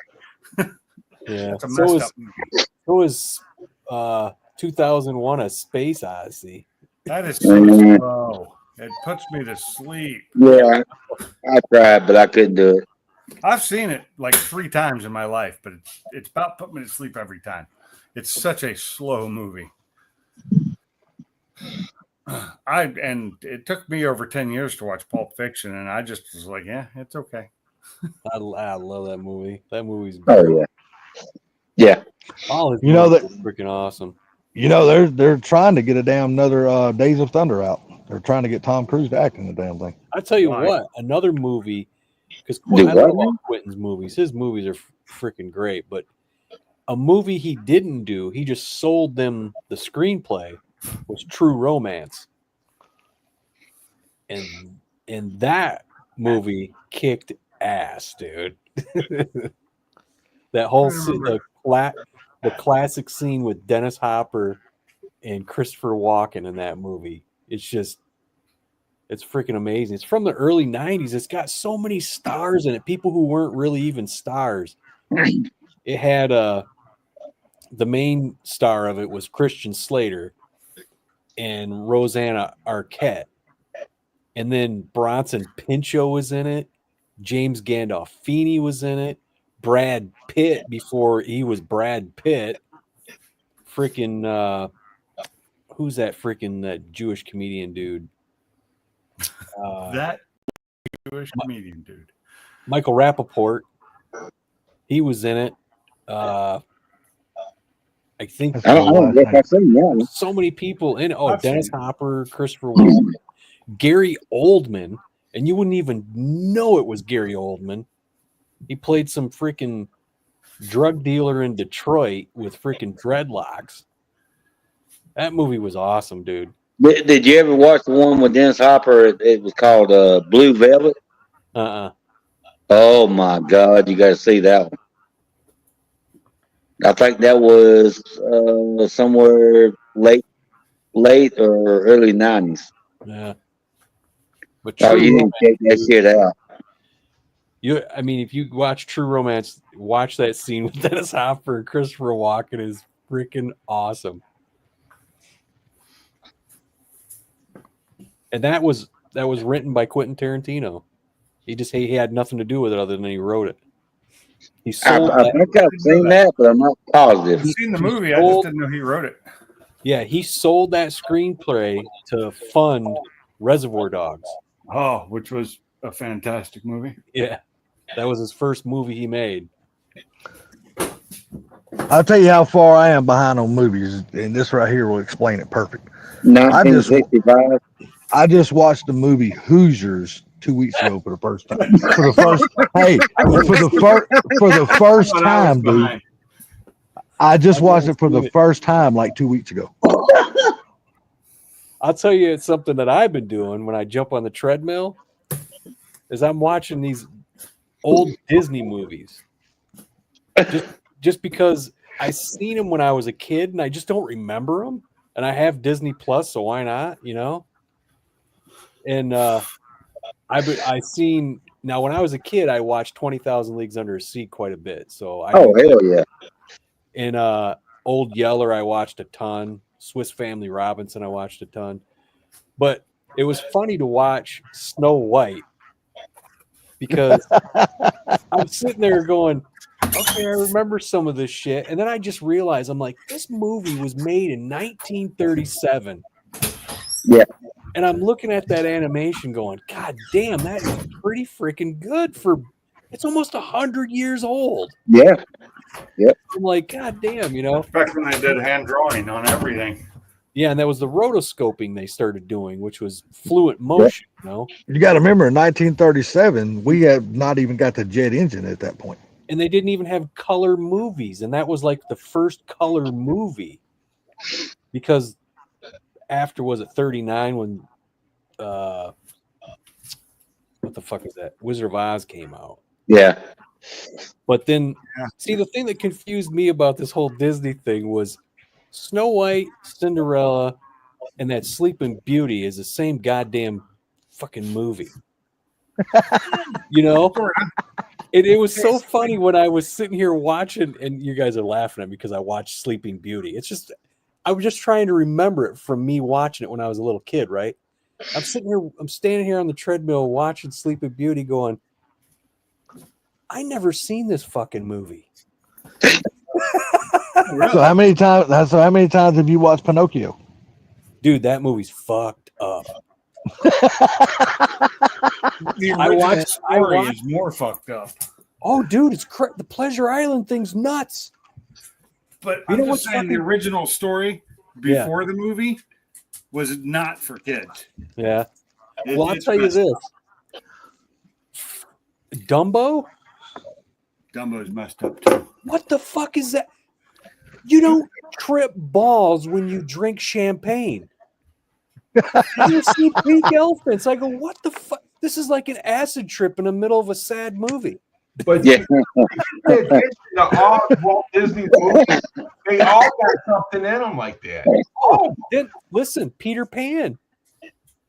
Tinkerbell is an evil little bitch. Yes, she is. And those sirens in there, they tried to kill Wendy. Have you watched the Jolly Green Giant yet?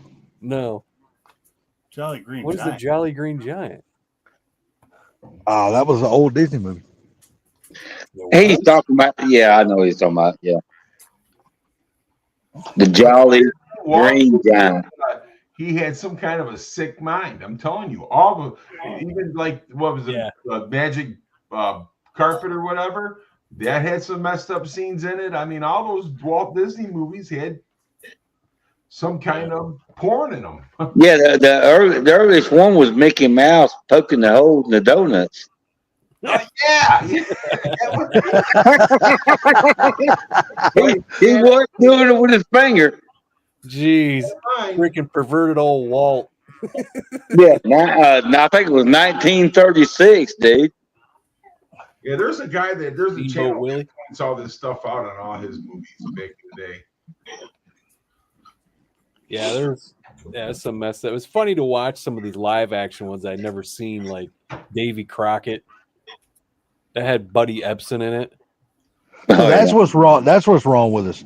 Our grandparents and our parents were getting fucking brainwashed even back then, and they didn't even know it. Yeah. No wonder all these years later you see a picture of your grandmother fucking half naked on a hood of a fucking old roadster back in the day. Well, yeah, think about I seen this video earlier about amusement parks, like, you know, back in the day when they first started. Yeah. That Oh, shit was here we go. dangerous as hell, man. Those people were just on there. You got women riding on these roller coasters with no restraints, with dresses and hats, And shit will fly above their damn head, and they didn't think nothing about it. and then things come flying off the freaking coaster from time to time.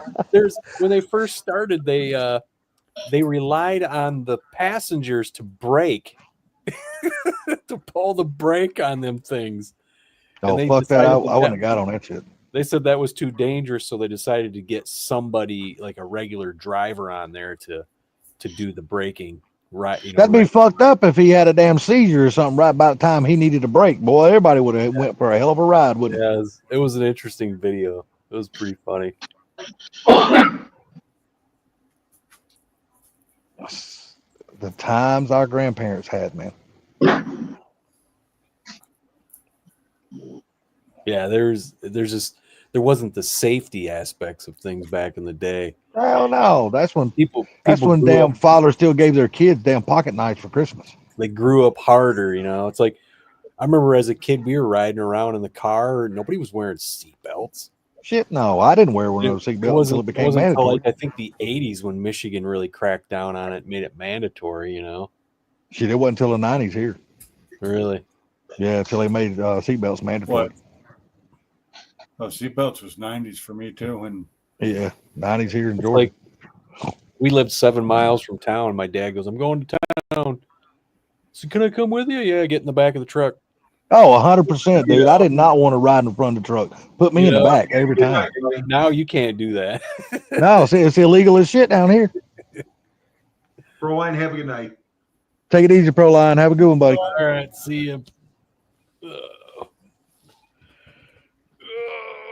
Shit, I mean, honestly, what kid did not want to ride in the back of a truck? Yeah. Literally. That's right. That's the only place you wanted to be was in the back of the truck. So I got a question for you guys. Yes, sir. Battery trunk, battery engine department. Pros and cons. Because that's where it belongs. If you're building a drag car, put it in the back for traction. If you're not, put it in the front where it goes.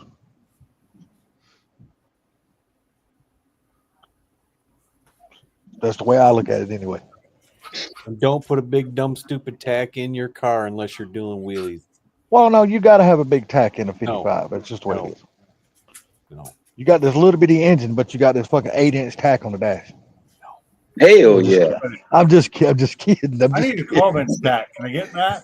I'm just 12-inch kidding. stack with like 5 So I lights got a on it that blind 1980 me. Fairmont, and it's getting a big tag.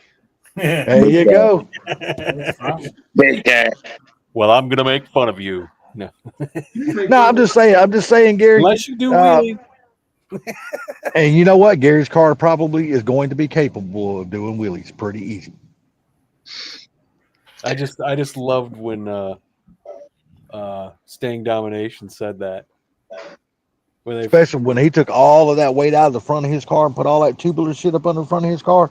Yeah, his car ain't gonna have no problem transferring weight. It'll probably if it hooks, it'll ride a wheelie. It ain't gonna have no problem.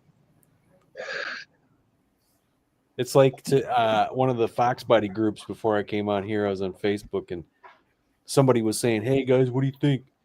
It was a cheap back fairing, you know, those stupid fairings that people put on the back of Fox Bodies that you usually see in a Ferrari, you know. And I said, all right, y'all can hate me all you want, but I'm just gonna say it. It doesn't belong on a Fox Body. It's a Fox Body, not a Ferrari. Well, hell, there's a Fox Body on Facebook Marketplace now. A coupe, like your red one. Yeah. Somebody has put a full GT kit on it, body kit. Yeah, I've seen that. Yeah, I mean they done it pretty good. They don't look bad. The thing that because I don't like Fox Body cylinders. I just don't. I think they look weird. What's that? And what looks even more weird is a Celine coupe Fox Body. Oh no. You know. Yeah. But I don't like the lines that their body kits had in them. yeah, but a Celine SN95 or a New Edge, Oh, beautiful motherfucking car. those look great.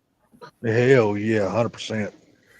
especially a white Celine SN95 with a white. Oh my God! If it's got the right stance, it looks fucking awesome. I'm not a white guy. See I am me, a white I love I'm a white white vehicles. guy, but I don't like white. What's up, MJI? Yeah, I like white MJ, vehicles. are you kidding What's me? up, MJ? How you doing, buddy? My friend MJI. Nah, I've always been a white vehicle guy. I love white vehicles. Fuck you're black. right, guy. I'll never own a black vehicle. Fuck that tool shit. They're beautiful when they're clean, but you drive a motherfucker 20 foot down the road and you have to clean it again. Yeah, It's just the maintenance. It's just the maintenance on keeping up a black vehicle is the part I hate about it. You know how many times I washed my truck in the wintertime this year? Probably none. Once. Yeah. I wash my truck every day. Do you really, Gary? I wash my truck every day. Run it through the car wash every day? Yep. $35. You can run it through there every day, sometimes twice a day. There you go. Ain't nothing wrong with that. But I do it because of the salt and stuff in the wintertime. Oh, yeah. Yeah. So that's Oh why- yeah, they got the undercarriage wash and stuff like that at the car wash. Oh, him and Isaiah are at Mooresville Dragway.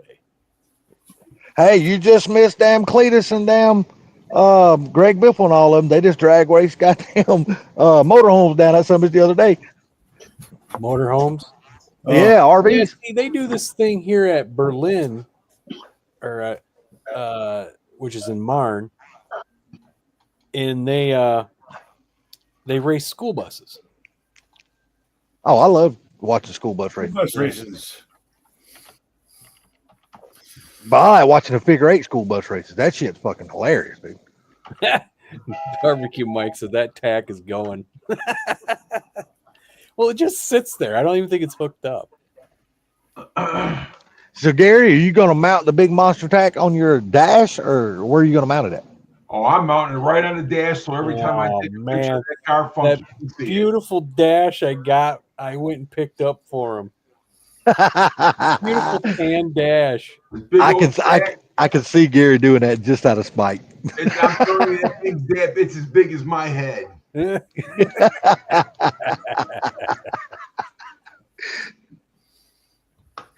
You know what? And that'll be the very first damn thing that Funky films when he gets there. Look, this don't belong. I can see it now. I can see the video now. Gotta see if it makes wheelies first. Listen, man, I'm not going to be doing any wheelies. I tell you what, though, Not on purpose anyway, right? when I seen that Tim from Aces, on his personal channel, when he did that whole thing with taking the coil wire and putting it on that V-Main 2 on there, I wasn't even thinking. See, because I was trying to figure out how this was going to get wired up. I had it in my head how I was going to wire it, and I'm like, I hope I'm right about this. And then when I watched him do it on his channel, everything that I thought I was right about, I was like, cool. And then he said, take your coil positive wire, put it on V-Main 2 so it's on its own breaker, or its own relay. I was like, huh, that's a good idea. So then when like I said, I was wrapping back all that loom and stuff. And then that's when I noticed, I'm like, damn, this is on it's on 3 or 4 power wires. I said, maybe that's why he said that. That's not good. Why did they do that? I'm like, that's stupid. And but his idea of doing that was a great idea. Like I said, that car just popped right off, man. I was like, damn. Oh, did you get the light? Did you get the light off on the ECU? No. Yeah, I know. I've seen at the end of your video today. Yeah, You're like, I got to figure this out. I don't like that light being on. Let me tell you, yeah, I did get it off, but yeah. We had to do something, but I did get it off. Oh, we'll see it in the next video. I was just curious, was you able to get it off? And I like that bracket you made to go up on your seat. Hell, that's pretty swift. Yeah, I'm Swift pretty right there. impressed with that. I was like, I can't believe that thing turned out that good. It was a very nice bracket. Yeah, It was- man. Really, really low profile. Hell, nobody will It never was even funny know it's because there. I took it off the Holly one that I had for the other car, and I was thinking that's the way I wanted to do it. And when I had that shape cut out, I was like, all right, let's go put this in the car. So I put those 2 holes on the seat, right? And I just pushed it down, and the whole thing bent right into place. And I was like, Oh shit! fucking A, dude. I was like, no way. I said, there's no way this just happened to be that easy. That's bullshit. I said, I'll take it. Mr. MJ, I'm not going. What's up, Mike's Garage? How you doing, buddy? Mr. MJ, I'm not going for sure. Now, I don't know if Funky's going to make it down for that. I know I'm not going to be What? going.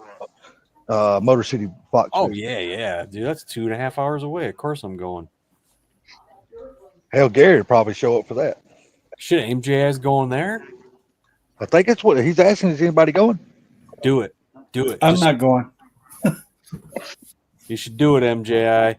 Just come When is that? Just come When is scrap that? the day. When is that going on, Funky?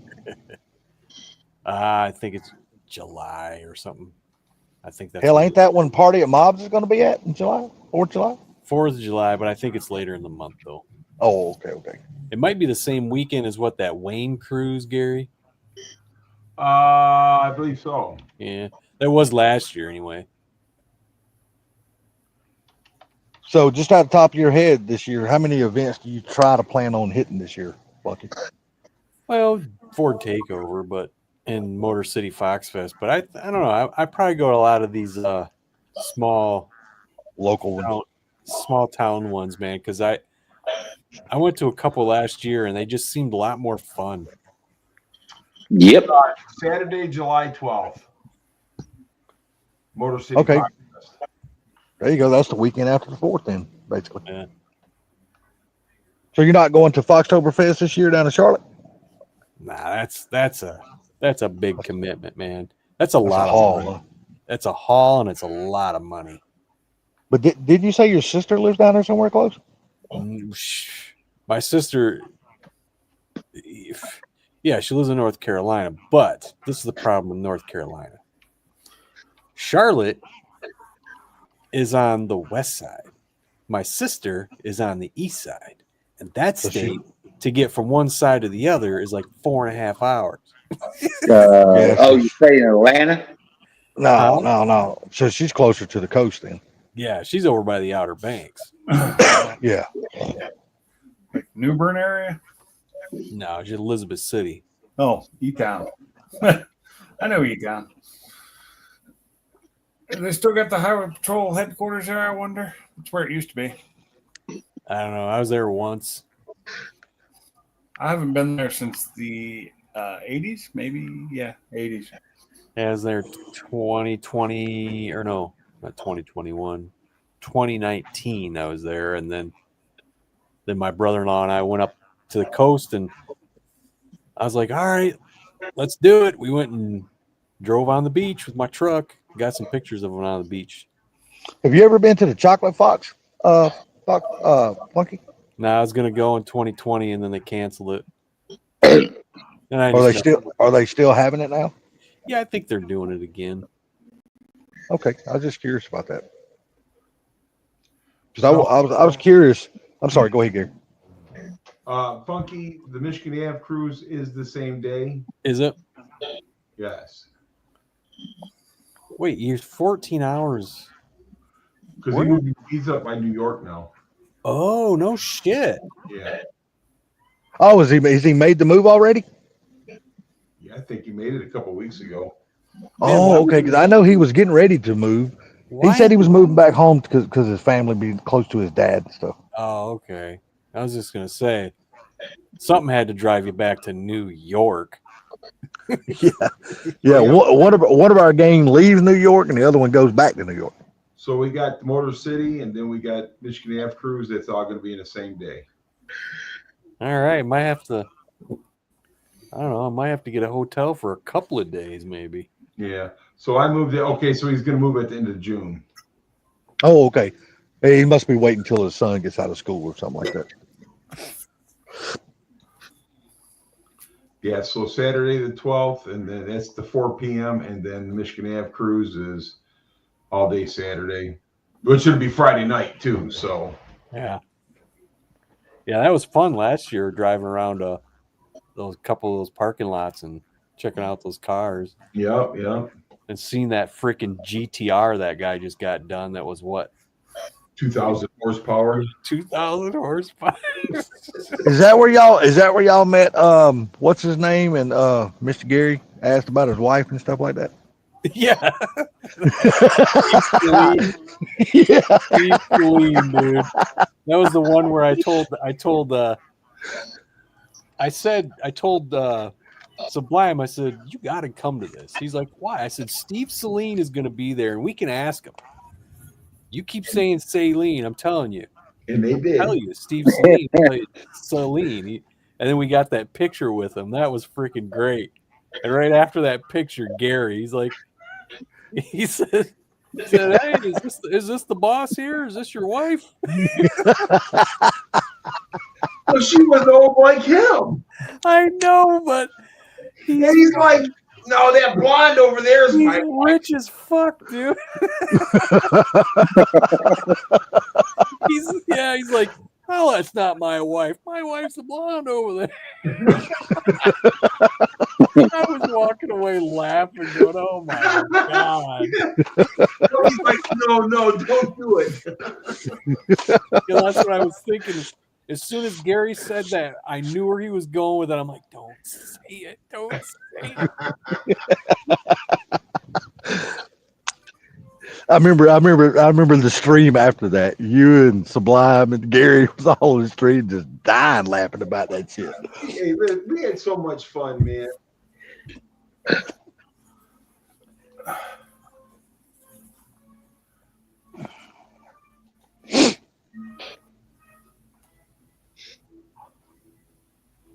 Oh yeah. Oh, you okay? Actually, we just went out my truck, didn't we? Who, me? I'm fine. Yeah.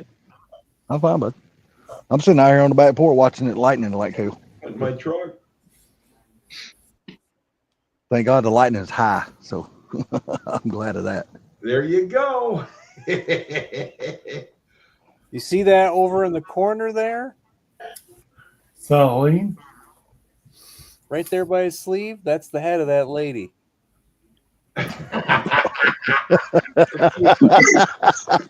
Oh, there she is right there.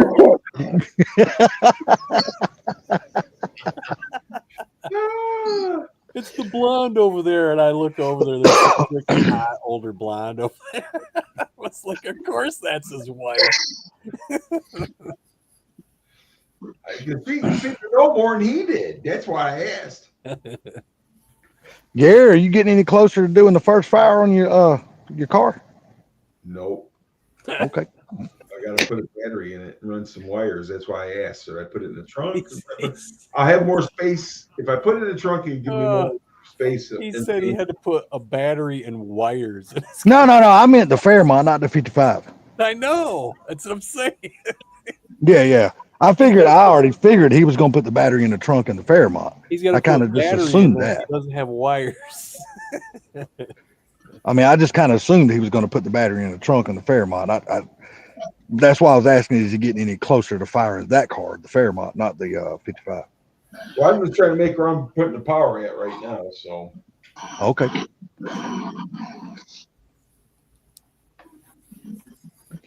Yeah, I imagine work's keeping you a little bit. The hall's probably keeping you a little bit busy, keeping you away from the car right now. I got everything. So I got the timing, set to where it should fire, but it still has to be set when it's running.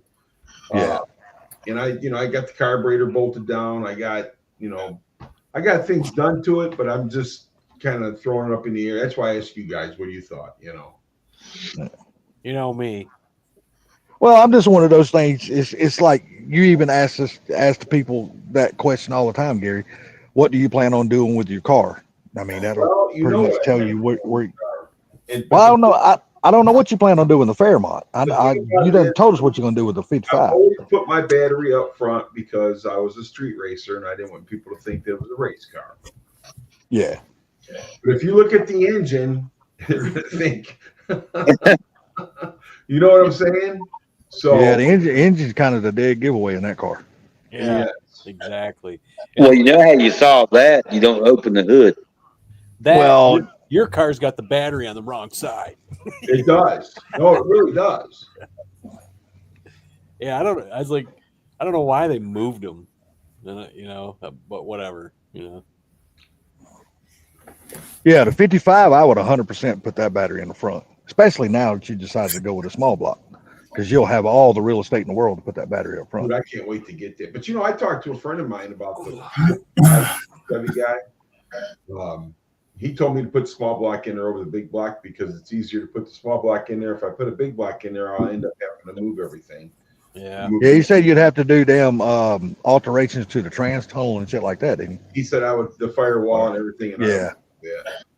Yeah, I wouldn't want to do that either. Need it back just for the valve covers. It's like you're trying to put a Coyote in a freaking classic Mustang. Right. You got. Well, hell, don't you pretty much got to cut the shot towers out of one of those cars to make that fit Goodbye. correctly? See you later. They're out of Yeah. there. Yeah, that's what I kind of figured, because the damn engine being so damn wide like it is. Yeah, well, I'm going to say my Mach 1 will never see a Coyote engine unless somebody else puts it in there. And the thing is, man, about Coyotes, it's like the block isn't what's big; it's the heads, Yeah, man, they're freaking tall as shit. tall and wide. They're Yeah. huge. They're almost Huge. Boss 429 heads. Because you see a freaking Coyote stripped out with the heads off it. It looks normal. Uh-huh.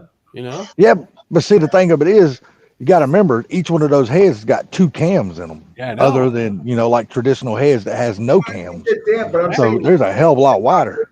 if you take the heads off, it looks like a little 4.6. Yep. Yeah, the block itself is a little old small thing. It's got big No, they are heads very on big. it, and it's got two cams, and it's got to accommodate 4 valves in each cylinder. With all that Yeah. stuff too. Yeah. Oh, MJI, I don't know if you know, but on my last live stream, Stupid Fast Truck come into the stream and had said, have you got an engine for the 55 yet? And I says, no. Why? You got a 396 or a 402? He goes, no, I got a 327 out of my vet that you can have. Yeah, what, 65 model, right? No, he don't know what year it is, and I'm hoping it's a 69. Oh, okay. And the reason The why hell. the 65 had 69. the 65 crank had the 283 size journals in it, and he said the 69 had the better one. Had the bigger Yeah, but journal. for it to be a free damn engine, I wouldn't give a shit what it is. For I'm no not- more what you're going to do with that car, I'd run the shit out of it. Listen, I am not complaining one bit. I'm putting it Hell in the no. car either way. But Hell yeah, I would too. it'd be nice if it's a 69. There you go. To have the bigger journals, yeah, of course. Hell yeah, that'd be always a plus there. But to be a cruiser like you want it, you're not gonna be able to beat that. Yeah, so MJ had to be a 327. I'd be nice if I could find the dual quad setup to put in it because that would look cool as hell. Yeah, and a damn tunnel ram. Yeah, that'd look really good. Right, but he's like I said, he don't have the intake or the valve covers and stuff like that because it's the original valve covers for his 65 vet. Well, if you don't have an intake, then that's a perfect time to look for a fucking tunnel ram and 2 4s in. That'd be sweet. Trying to see exactly what I got to do. Because the tunnel ram on it and them 55s, they look so good, man. God, they look good. That's basically what I'm looking for. I want sturability for sure, but I mean I want it to look good too. Well, hell yeah. I got plans for it. It's going to be satin black. Oh, so you are gonna go with black? I'm doing all the chrome on it and everything like that. I'm not putting a front bumper on it. Really? Yeah. How does the bumpers look though? Oh, I'm just keeping it off because they look tougher without them in the front. You gonna do like a gasser type look to the car? Kind of, sort of. Okay, I got you. It's going to be hot rodded, if any. You know what I mean? Yeah, you gonna put one of them old damn fuel tanks up front and shit like that just for the hell of it? I don't know. That looks cool if it's done right. Fuel tank. Yeah, they usually take like a barrel fuel tank and they put it yeah, out yeah, front of the grill and stuff like that. Yeah, Like if it's done right, if it's done right, it looks good. a little If somebody smaller. just hack, yeah. If somebody just does a hack job, looks like shit. But if it's done right, it looks good. Hey, hack job. What are you talking about? Yeah. How's your buddy doing with that car? Has he finally got it going in the right direction and all that kind of stuff? Well, he just came a couple weeks ago and got some. He needed the hell did he need? He's building this 351 right now. Oh shit! So he's getting all your parts you're not going to be using. Tools. He wanted. Oh, okay. He needed a ring grinder. I got my manual one, and I said, "You're probably going to need these too, dude." Gave him the ring pliers. I said these things helped out a lot. And then he had called me a couple weeks before that and asked me if I had a push rod measuring tool. I said, yeah. And I said, yeah, come by, get it whenever you need it. And then he came and he called me a couple weeks later. Hey, you got a ring grinder? I'm like, yeah. So he came and got that. I gave him the pliers. And then he texted me back. He goes, dude, I should have grabbed that adjustable push rod from you when I was there. I said, damn, that was the first thing you called me about. We both forgot. Now, another question. Once you finally get the whore to where you're daily driving it, are you pretty much just like laser focused on the 351 after that? No, I got to get my truck going. He's got to get Well, his truck. I mean, after the truck deal. The truck deal is like that's something you got to do. But Well, I'm talking about like far as your projects. Are you pretty much going to be going on after the I got to 351 I got to get pistons. And that's the thing. If I'm going to get pistons, I'm going to get floaters because I don't trust myself to freaking heat up shit and put them on the wristbands. Oh, I got you there. 100%. I got you there. I'd rather get floaters so I can do that. And once I get those, then I got to spend the money on flywheel and a harmonic balancer so I can take it somewhere and get balanced. Are you going to stay with a T5 behind that 351? That's more money, dude. You know, I don't have any money. I would use it just to drive it around for a while until I can get the money for a fucking TKX or something. You already got a rotating assembly for the Windsor? I got the rods and the crank, and then I got to figure out a cam. Bearings. I got bearings, Oh, okay. and then of course I need an intake. So you're probably going to need a really high volume oil pump if you're going to make it a 393. Yeah, we'll see if it fits. You definitely don't want to skimp on the oil pump because you don't want to spend all that money building There's this a lot of engine. money Next thing you know. It's like I don't know. I'm not too worried about it right now.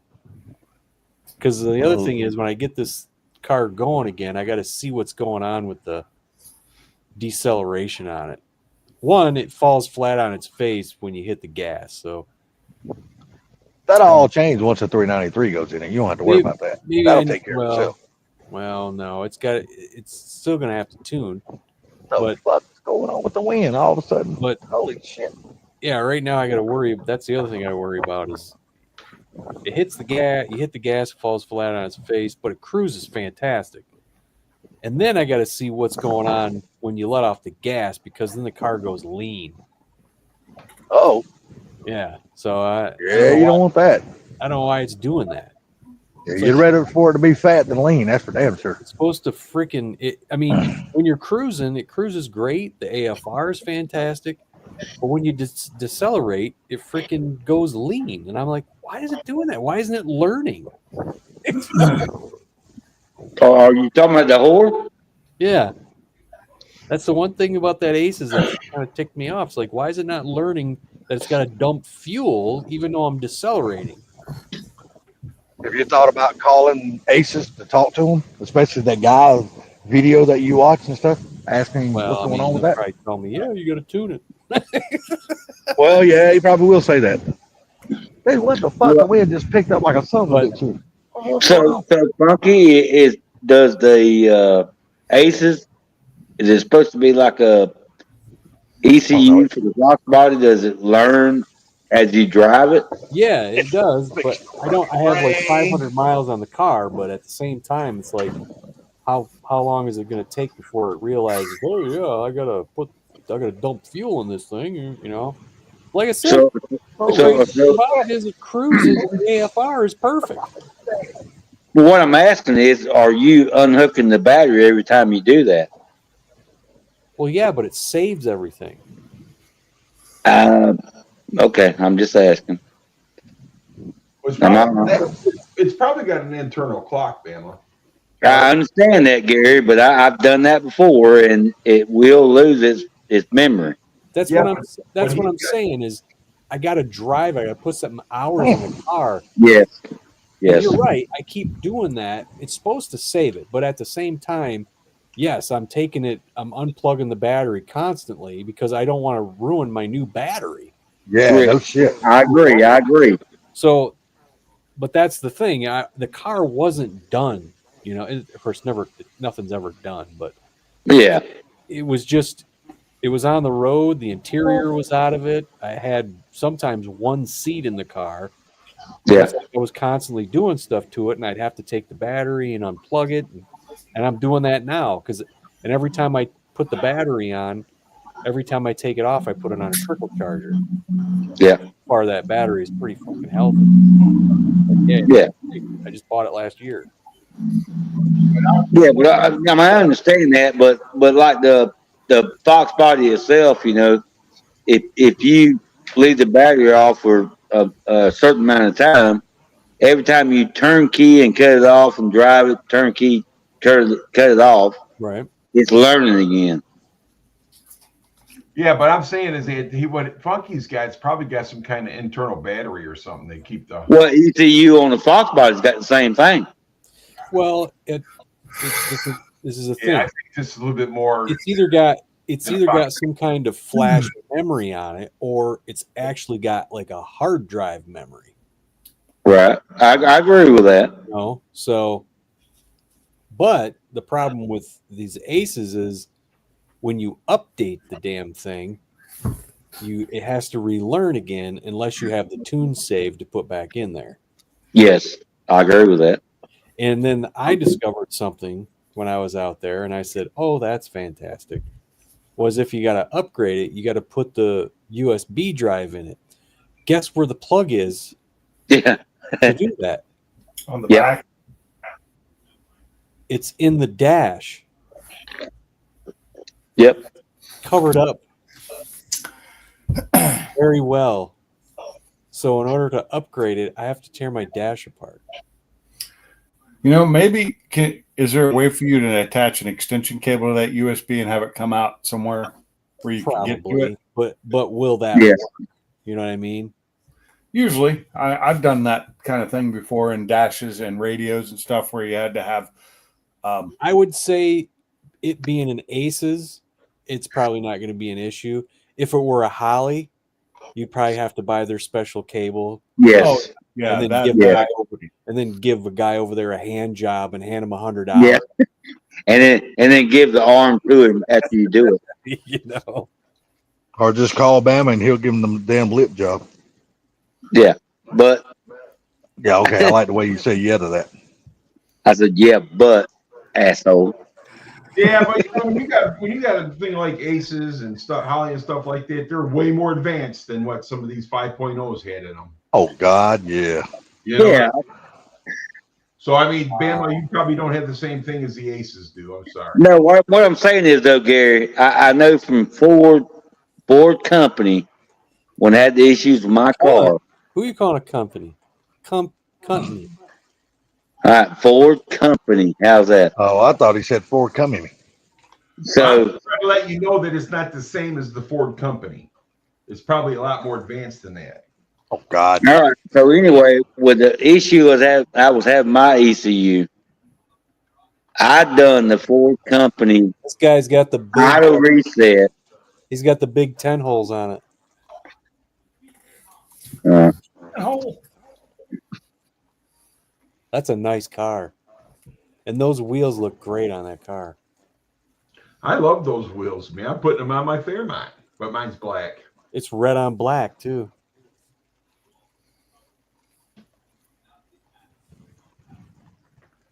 This guy wants $20,000 for this car.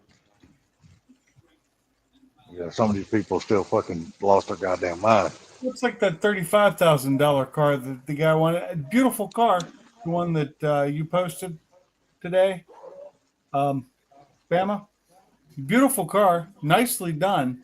Beautiful. But for $35,000, it needs something more than just stock stuff, and it just wasn't worth that to me. This car right here that I just showed you, it's worth it. It's a coupe. If that were the exact same thing, but it was a hatch, you're looking at maybe 15. Oh no, you got to look at Gary's now. Gary got really good money out of his car. I got 20 out of that one I had, and Funky, you drove that car. Oh yeah. Say that wasn't no damn coupe. So I mean, Yeah, but you get a guy who's willing to pay it though. But you know, it's all in what someone is actually looking for. If they're looking for a hatch, then they don't have no desire to own a coupe. They just strictly want a hatch and they want it like they want it. these older guys with the money nowadays, they want what they had back when they were young because they want to live there. Or they want what they couldn't afford to have back when they were young.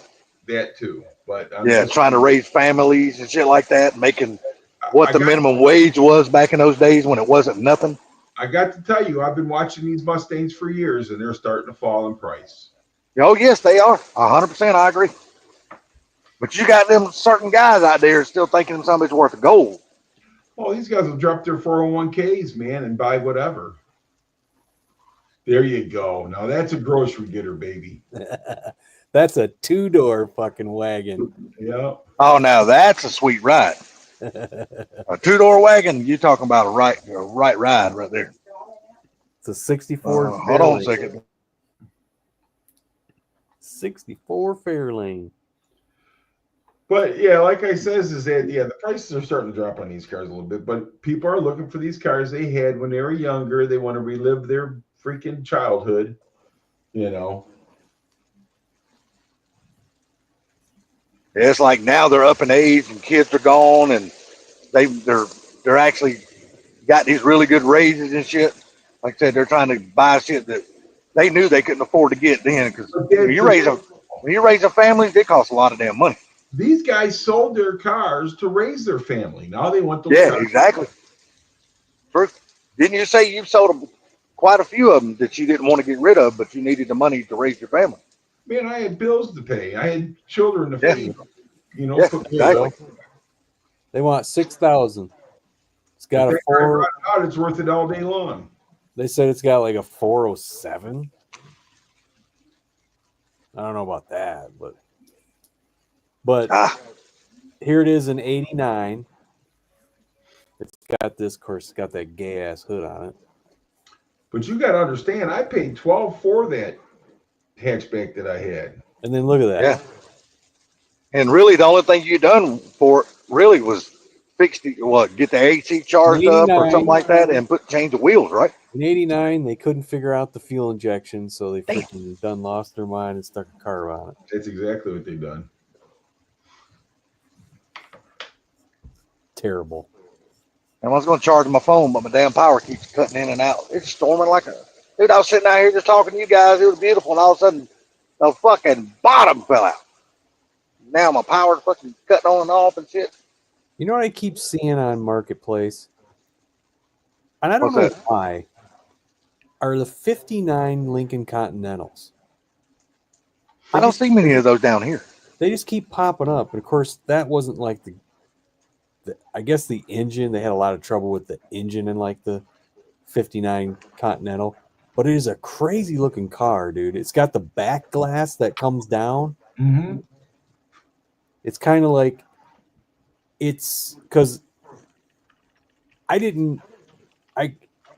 the thing that I noticed first was a car that I didn't even know it existed, and that was the Mercury Turnpike Cruiser. And it's a freaking cool looking car. I was like, man, I never heard of that.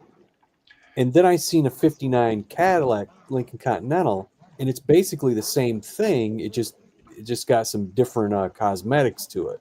The headlights on those cars, I think, are ugly, man. Oh, and the 59, the Continental. Yes. Yeah, I think that what I liked is if you look up a Mercury Turnpike Cruiser, I don't think they're vertical like that.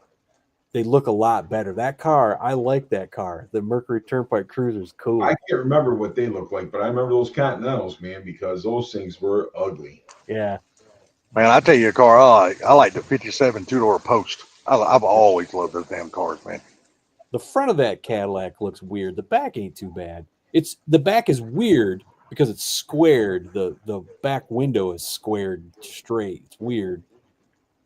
I mean the 57 Ford two-door post, not the 57 Chevy. No. But the 57 Ford two-door post, I love those damn cars, man. What are you talking about? The Turnpike Cruiser? Funky? Yeah, yeah. God damn. Yeah. Big old ass lightning. Oh yeah, those things kind of look evil. Yeah. That's what they look. It's. I know that is basically they're the same car, but they just got different looks to them. Right. But that's just something you nowadays is weird when you see like a luxury car that has the back glass that comes down. You know. Oh my God! You see another bike? Man, those cars were bulbs. Wasn't that pretty common though across all the automakers? Like whatever year it was, they started doing that shit. They started making like the retractable back glasses in those cars.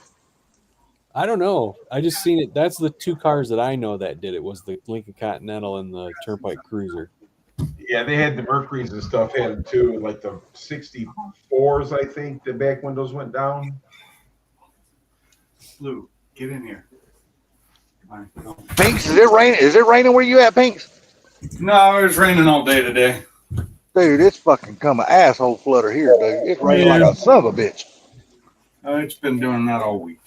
That shit come out of nowhere, man. Just like I said, I was sitting out here in the chair talking to you guys, and all of a sudden the bottom fell out. I No seen warning, no shit.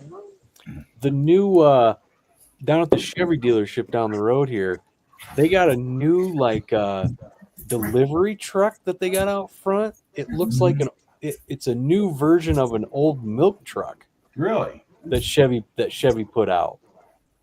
I seen it sitting there and go, what the I was like, that's kind of cool, man. It looks like an old milk truck, but it like modernized. I said that, so it's something they're selling now. Yeah, the 63 Mercuries, they kept the back window came down on those too. Did they? I think I I'm said gonna before, didn't I? Go in here and put my phone on charge real quick before the power goes out again. Did I knock myself out? Come on. Come here, Fee. Get there. Come on. Where are you going? Damn dog.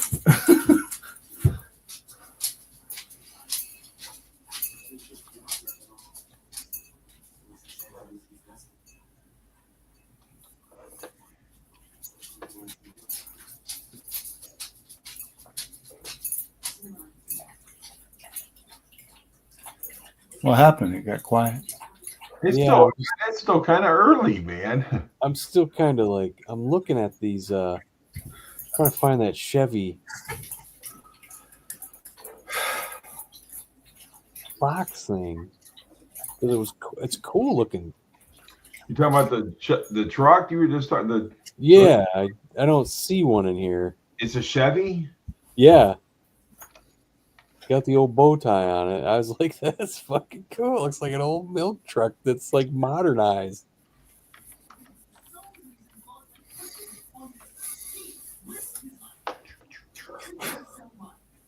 No, that's not it. It's fucking show drawings of it. It's fucking a real thing now.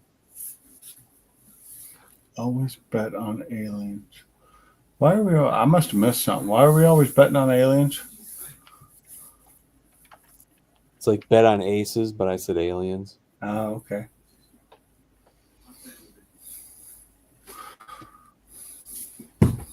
Might be electric. Well, you guys see the new Chargers, right? The EVs. I have not seen one yet, other than the pictures of them. Dude, they're nice.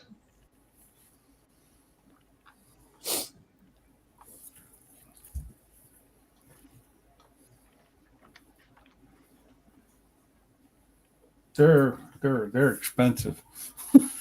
Is it called a milk truck or funky? No, this is what it kind of looks like. I just found, where's my cursor? There you are.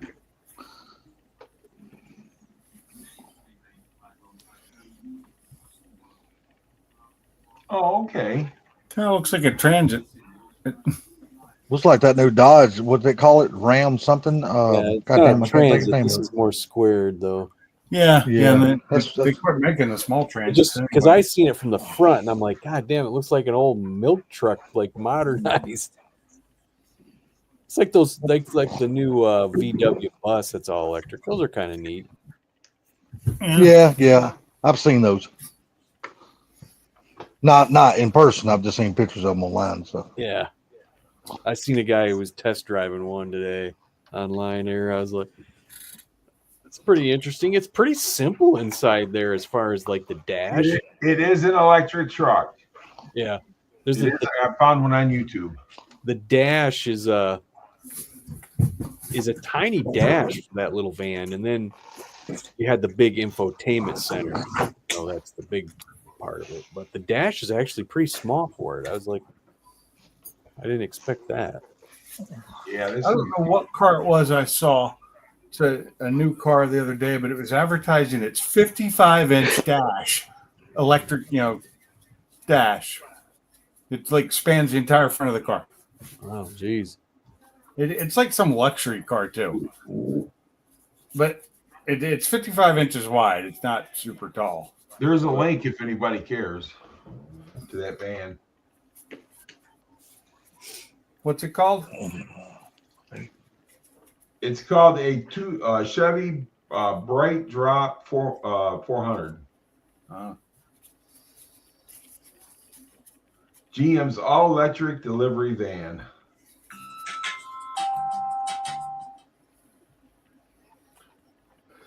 Whew, why am I so tired already? Work too hard. It's a homely looking dude in that van. I know, right? What's going on with his hair on the freaking left side? Oh. Hey there, buddy. Check out my $81,000 van. Well, he probably hasn't took a bath in a while. Can't Well, afford it's- water. There's snow on the ground, so the river's not thawed yet. Say, can't afford to take a bath. He had to pay See, for the front of damn that beer. thing is cool looking, man. I don't know why I like that. You He could looks get like, hot if rod. you look at the front of that van, the mirror looks like freaking Beavis putting his hand up, going, "I am the great Cortholio." It does, man. Huh? that's funny. Doesn't Who it? do we lose? We lose Bama. Bama. Oh my Lost Flow Bama. Every time I see one of those vans, I'm going to think that funky. Yeah, no shit.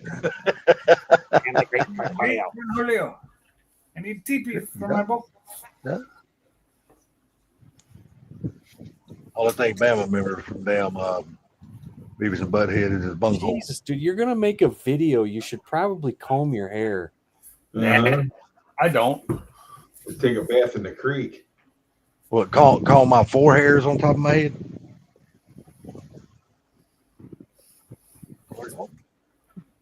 You don't want You need to shut that back door better.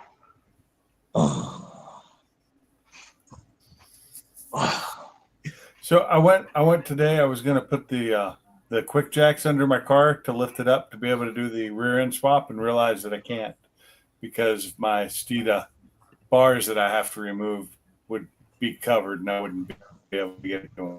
See, look, I am the great Cortholio. See, Now, if you look at it dead on front, you see both those mirrors, and you'll see it. yeah, I get it.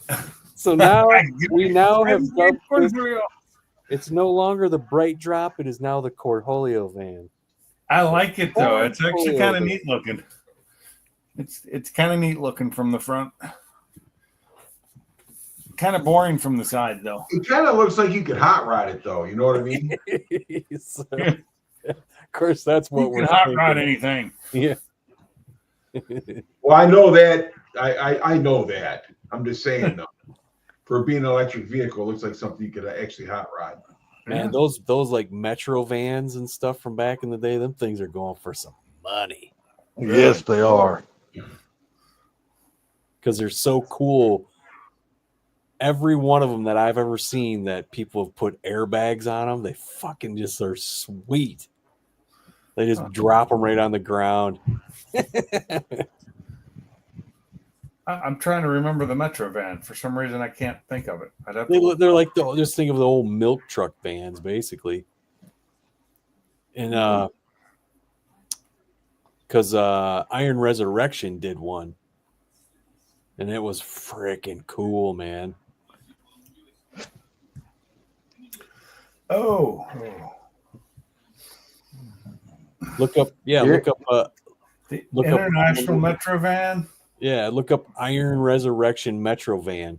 Oh, I just looked up Metro van and found this right here. Yeah, but theirs is cool. Oh, my camera's not working. What the hell? Hold on. Camera. I see fingers. I don't know what you're seeing fingers from because it wasn't mine. All I see is that ugly fucking mug. No, that was fingers. Jesus Christ, turn that fucking. Yep, there it is. That is awesome looking. Yeah, that's cool. I would love to have one of those. Yeah. Now put airbags on them and set it on the ground. Oh yeah, I can see that. Yeah, they got one of those that does sick week every week. I resemble that remark, but still. They got Whether you zoom or not, it ain't gonna make you any prettier. No, it doesn't. They in production from 1938 to 1975. Yeah, they got one of those that does sick week every year. They got an LS in it, got airbags, dropped it with a nice set of wheels, old ratty looking paint job. It looks cool as hell. I'll have to look some of those up on. Those are cool looking little vans. I haven't seen one of those like in real. I haven't seen one in decades. On the road. It would be cool to take one of those little old milk trucks like that and turn it into a freaking little camper. Yeah. Don't give Funky no ideas. He loves the camper vans. Yeah, here you go. You ever think you're gonna build a? You think you ever gonna build a camper van, Funky? Look at that. Now That's that how- right there. That's Iron Resurrections. Yeah, that was badass. Yeah, that is that's how much it's cool. that is pretty. Damn And inside it, it's very like let's see if I can't. They got. Can y'all hear me? Okay. Yeah. Okay. It's not their van. It was their friends they made for them. That might be the one that does sick week. Well, somebody must have pissed off Bama. I think it was you. Well, it won't be the first time. Won't be the last. I think you shut him down on the ECU thing. Well, I mean, sometimes people want to talk to me like I'm stupid or something.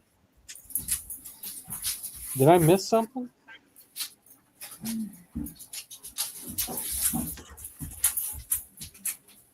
The ECU. Yeah, when Bama was trying to talk about the factory ECU, and then Gary kept telling him, like, look, ASUS is way more advanced than what the factory stuff was. Which Gary was 100% correct on that. I wasn't trying to be a dick, but I mean, I know I gotta, but that wasn't the point. The point is that this stuff, dude, the old stuff don't compare to it. No, the old stuff is it's the old stuff for a reason. Yeah, see, they're not showing the interior on that bastard. because the guy who they made this for was their interior guy. So No. they made him work on this thing. They were thinking that a guy bought it from him because he had it for sale, and they made him work on it to give this to that guy when they were actually giving it to him. And I they- think I remember that That's one. pretty so cool. he said, "What interior do you want me to put in it?" He goes, "What would you put in it?" And he said, "Well, I do like the worn leather look on the seats." And they're like, "Well, do that." He didn't realize he was making it for himself. That's actually pretty cool when you can surprise somebody like that. Yeah, Yeah. I think they did a lot of like rivets and the riveting on the seat frames, and then he did that worn leather, that leather that looks worn. It's like brown, it's really cool. That looks like a cool van. It really does. Did you see the little electric VW bus? Yeah, that's what I was talking about earlier. I saw a guy. Yeah, them things are pretty damn cool. I think they're way, way overpriced. Wow. You Show me something you show me an electric vehicle that's not overpriced Yeah, anymore. they're like $95,000 or some shit. It's ridiculous. Yeah, it ain't that goddamn special. That's because those old buses are worth so much. Hell yeah. Well, like I was saying earlier about it, is it's when I watched a guy test drive one today. It's weird because the dash is not very big. It's a tiny little dash, but then it's got this big ass infotation center or whatever you want to call it. Infotainment? Infotainment. There you go. That's the ID, right? The Volkswagen ID. ID Buzz. Yeah. Yeah, I see it now. Yeah, they're pretty cool looking. Yeah, I've seen some really cool cars on damn Facebook Marketplace down here for sale. A lot of old stuff, man, going for good prices too. The electric microbus. Yeah, for $100 grand. Did he say electric micro buzz? Microbus. The microbus. Yeah, like I said, for $100 grand though, to me that's a really good down payment on a fucking house. Yeah, no shit. Come on, man. Stop making shit so expensive. Yeah. Down payment on a house. That's actually, I see starting price is $59,995 for the 2025. It's $60,000. That's still a damn good down payment on a house. Well, that is that's. Then again, this was Canadian money. Oh yeah, their shit's gonna be worth. They're gonna be paying $95,000 compared to ours. Yeah, they're gonna be paying a lot more than we are. But that, like I said, that is base price. That's start. Build my ID Buzz. I'm on the Volkswagen. My thing of it is, why would you buy an electric vehicle in Canada anyway? When they have very little, their roads are so fucked up. Plus Nothing. I mean, it's just. For a fact, have you been there? I just know all the YouTube channels I watch. They say their Canadian roads are fucked up. Okay, I watch quite a few damn. I watch quite a few Canadian channels. So do I, and they never complain about the roads. Just saying. Well, the main one that I watch, he lives like it seems like 100 miles off the main road. So it seems like his dirt road's about 150 miles long. Because when he's doing his videos, he's like driving for fucking ever, and you never see nothing paved. It's always just dirt roads. Well, is this that would explain it? This the Half-ass customs. no, I say buys plies and zip ties or whatever. No, that motherfucker lives north of the fucking frost line. Fuck him. I That know dude is like that dude is way the fuck up there, man. Of course he does, eh? Oh my goodness. He's like way the fuck up there. Oh, when yeah. most people are finally starting to get spring, that motherfucker still got fucking 7 foot of snow on the ground. Oh yeah. I'm eh? like, shit. We got moose up there, you know. I love it, dude, when he goes to the fucking salvage yard and to the dump. He always picks shit up at the dump, takes it home, and he does something with that shit.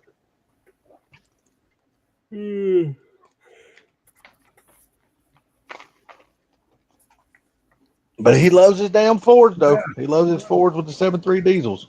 I finally love found those the damn things. interior pic of the dash on it. It is teeny. That's, The infotainment's huge, but yeah, the dash itself is small. I think their original concept was that the steering wheel, when you like got done driving it, would sink into the dash. Oh, Yeah. telescopic steering wheel. Yeah, it would sink in up into the dash, but then of Yeah. course they're not, obviously they on concept they were like, yeah, this ain't gonna work.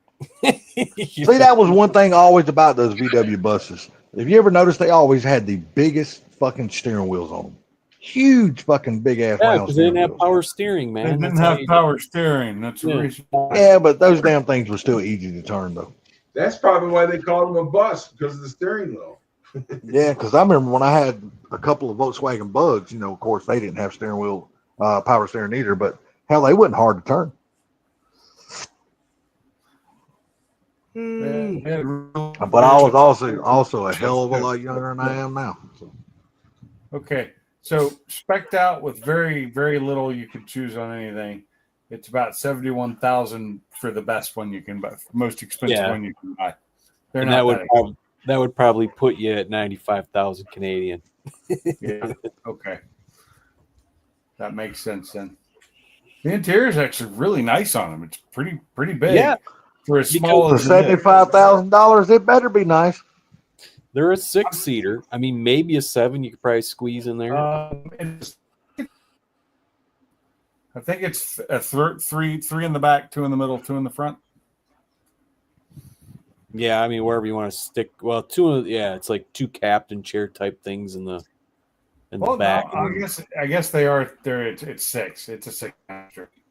Their original Doesn't have a middle concept. The original concept was to have the front seats swivel back to the rear seats, and they have a table in the middle. Oh, it looks like there's points in the floor that look like you can attach something there. Yeah, I don't know. But It's It would funny be like 'cause- a center console kind of thing, most Yeah. likely. It's funny because I don't know why they wouldn't put the turning seats there, because the Mercedes Sprinter vans have that, and I think even the Ford Transits have that shit too. Do they still have that? Or well, I guess they don't make them anymore. So What? Or the Transit? the Transit, When they The stop big making Transit? When they stopped the making the small big Transit? the small Transit, they quit making them last Oh, year. yeah. Hell, you really wouldn't want turnaround seats in that thing because, hell, it's just a Either little way, bitty it's ass. a Transit. Yeah. The little bitty small Transit, hell, they use them down here for mail trucks. They're not that small. I'll be damn if they ain't. The damn lady that delivers the mail and the one around here, that bitch is small. Do they have different size transits? Oh, yeah, they got some big ones, man. It looks like the damn big ass Mercedes Sprinter vans. They make campers out of them and all kinds of shit. Yeah, they got big ones. They got them Oh, dual it was leads and all the kinds of shit. Transit Connect. Yeah, that's the one they quit making, the Transit Connect. Yeah, that's that little bitty motherfucker. Yeah. I didn't think it was. I'd like that to have small. one of them just for a Small. RC vehicle, though. Yeah, I'd like to have one just for a RC truck. That'd be cool. The 23 Ford E-Transit for $30,000. Yeah, I don't know if y'all have noticed, y'all seen it up there, but down here, damn Amazon, hell, most of their damn trucks down here now are all electric. I know in Washington they went all electric years Yeah. ago. Yes, please. Wow. I got a bunch of I just found a bunch of used 2023 Ford E-Transit 148 high roof extended. And all you gotta do Like is less than 1,000 miles on them. sleep Right. in. We gotta wash their car. They barely got used. We gotta wash And the new ones are 50,000. them all night. She's cracking that whip on you, Gary. I hear it. Telling you got to wash that car tomorrow. Did you hear what she said? I heard her telling you to wash the car, and I didn't hear the rest of it because She didn't tell me to wash the car. She said, we got to wash your car tomorrow. Oh, we got to wash your car tomorrow. Okay. Her car's already been cleaned. Yeah, her car probably stays clean. So you cleaned your car earlier? This is a Ford mobile service van, E-Transit, 148-inch high roof extended. They want $29,990 for it. It has 102 miles on it. It's brand new. But I don't think they got very good mile. I don't think they're it takes 12 hours to charge it. And I don't. It only has 108 range when new. Love you, good night. Love you. Good night. I would buy an E one anyway because I wouldn't have an electric Well, one. I'm just saying that's what these are. These are super cheap for a reason. I'd take the It shitty did ass one EcoBoost. trip. It looks like it used the battery. 8-mile battery range. That's nothing. Is that me breaking up or is that him? Sounds like him. That's Is what I it was me? thinking too. Yeah, I kept wondering if that was me breaking up, but it kept happening, so I think it's him. Yeah, every few about every 60, 70 seconds you'll break up and start speaking Chinese. And I guarantee you there's not a damn person on this panel that can understand you other than you. I can understand me because I can hear it all. Break up. Yeah, but you can't hear what we hear. My connection's fine to my ears. I have no idea why.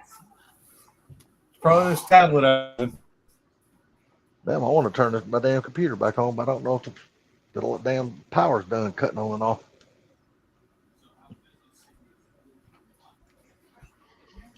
Cause I got to get some wild time in tonight. Love you, good night. You got to get some wild time in tonight. Yeah.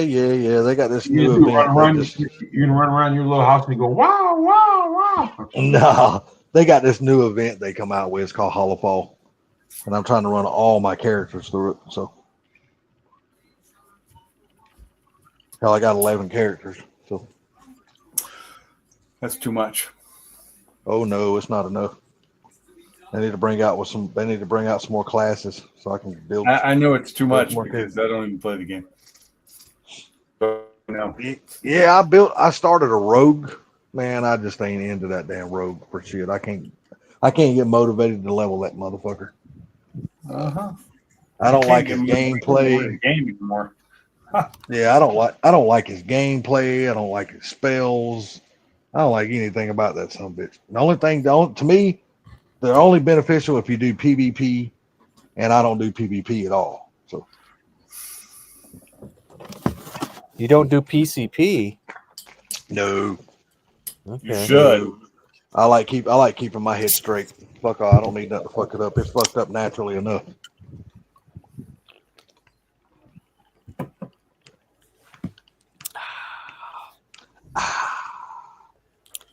Yeah, I was. I had to go pee, and my mouth and throat were dry from sitting here talking. I need to get Oh something. my God. I'm glad you finished that sentence because all I heard was I had to go pee in my mouth and my throat. That's all I heard at first. Just so we're clear.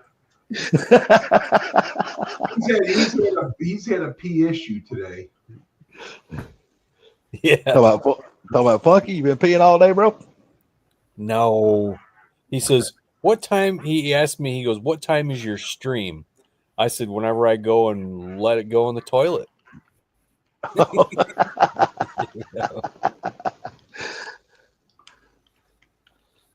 Did you see the little So- thing I said since you're peeing?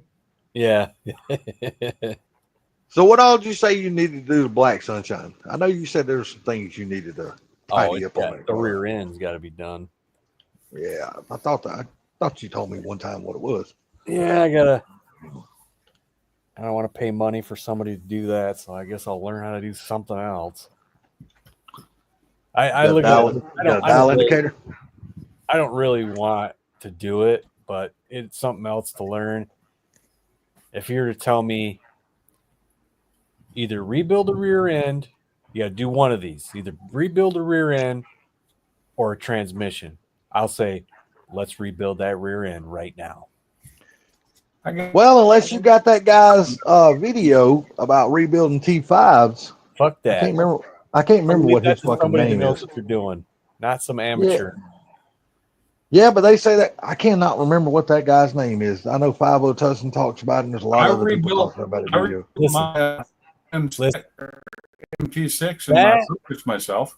That We makes can't your understand. car go. So I can't understand nothing you said, Pinks.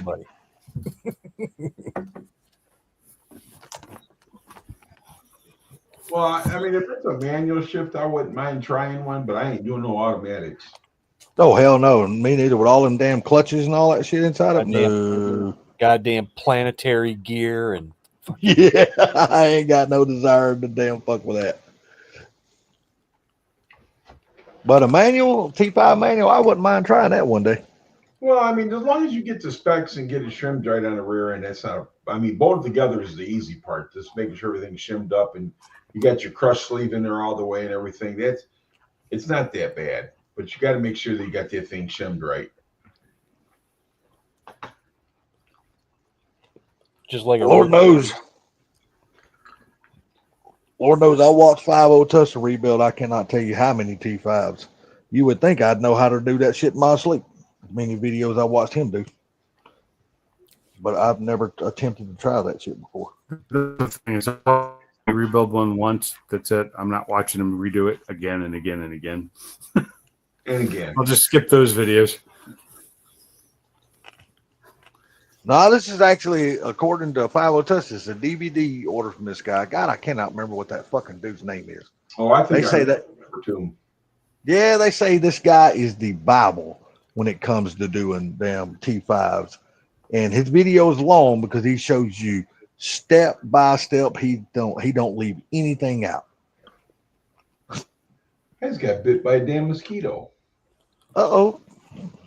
Well, if that motherfucker damn mosquitoes are flying around here, them somebody's better have that's some the waterproof first of the suits year on. for you. Yeah. Well, I went for a bike ride today. That was the first for the year for me. Woohoo! That exercise bike in your house don't count, bro. No, I have a treadmill in the house. I took my bike out. Oh, There's you this- did. I just did it short because I knew it was going to tear my legs up, even though I've been doing a lot of leg exercises and shit and deadlifts and whatnot. But I knew, but a bike, there's nothing like a bike to freaking really make you feel it. Yeah, because you damn using muscles that you normally don't use. The normal track that I take, I didn't do, which is longer, but I just did a quick 10-minute one because I knew I got to get my legs going again. And there's this road that I come up to just to do a little quick circle. It's so freaking deceiving. It doesn't look like anything, but it's got this like probably, I don't know, 5 to 10% grade, and it's long. Kick your ass by the time you get to the top of it, The first time I turned down, I was like, I never turned down here before. And I went down there and I started going. I'm like, what the fuck is this? I ain't coming back this way no more. I'm huffing and puffing going, Jesus, man, doesn't even look like a real hill. Those are usually the best workouts. And then I drove down there with my truck one day, and I'm just kind of looking at the road. I'm like, dude, this is like a slight incline, and it's just a long. It's probably like it's probably about a quarter of a mile, and it's just a quarter of a mile of that hill. But man, going up it, man, my legs are burning. I'm like, damn. I'm like, hell yes. No, I don't avoid it. I go that way. I hate it. I fucking hate it. But it freaking just really freaking works your legs out. That's what I say. It's got to be a good workout.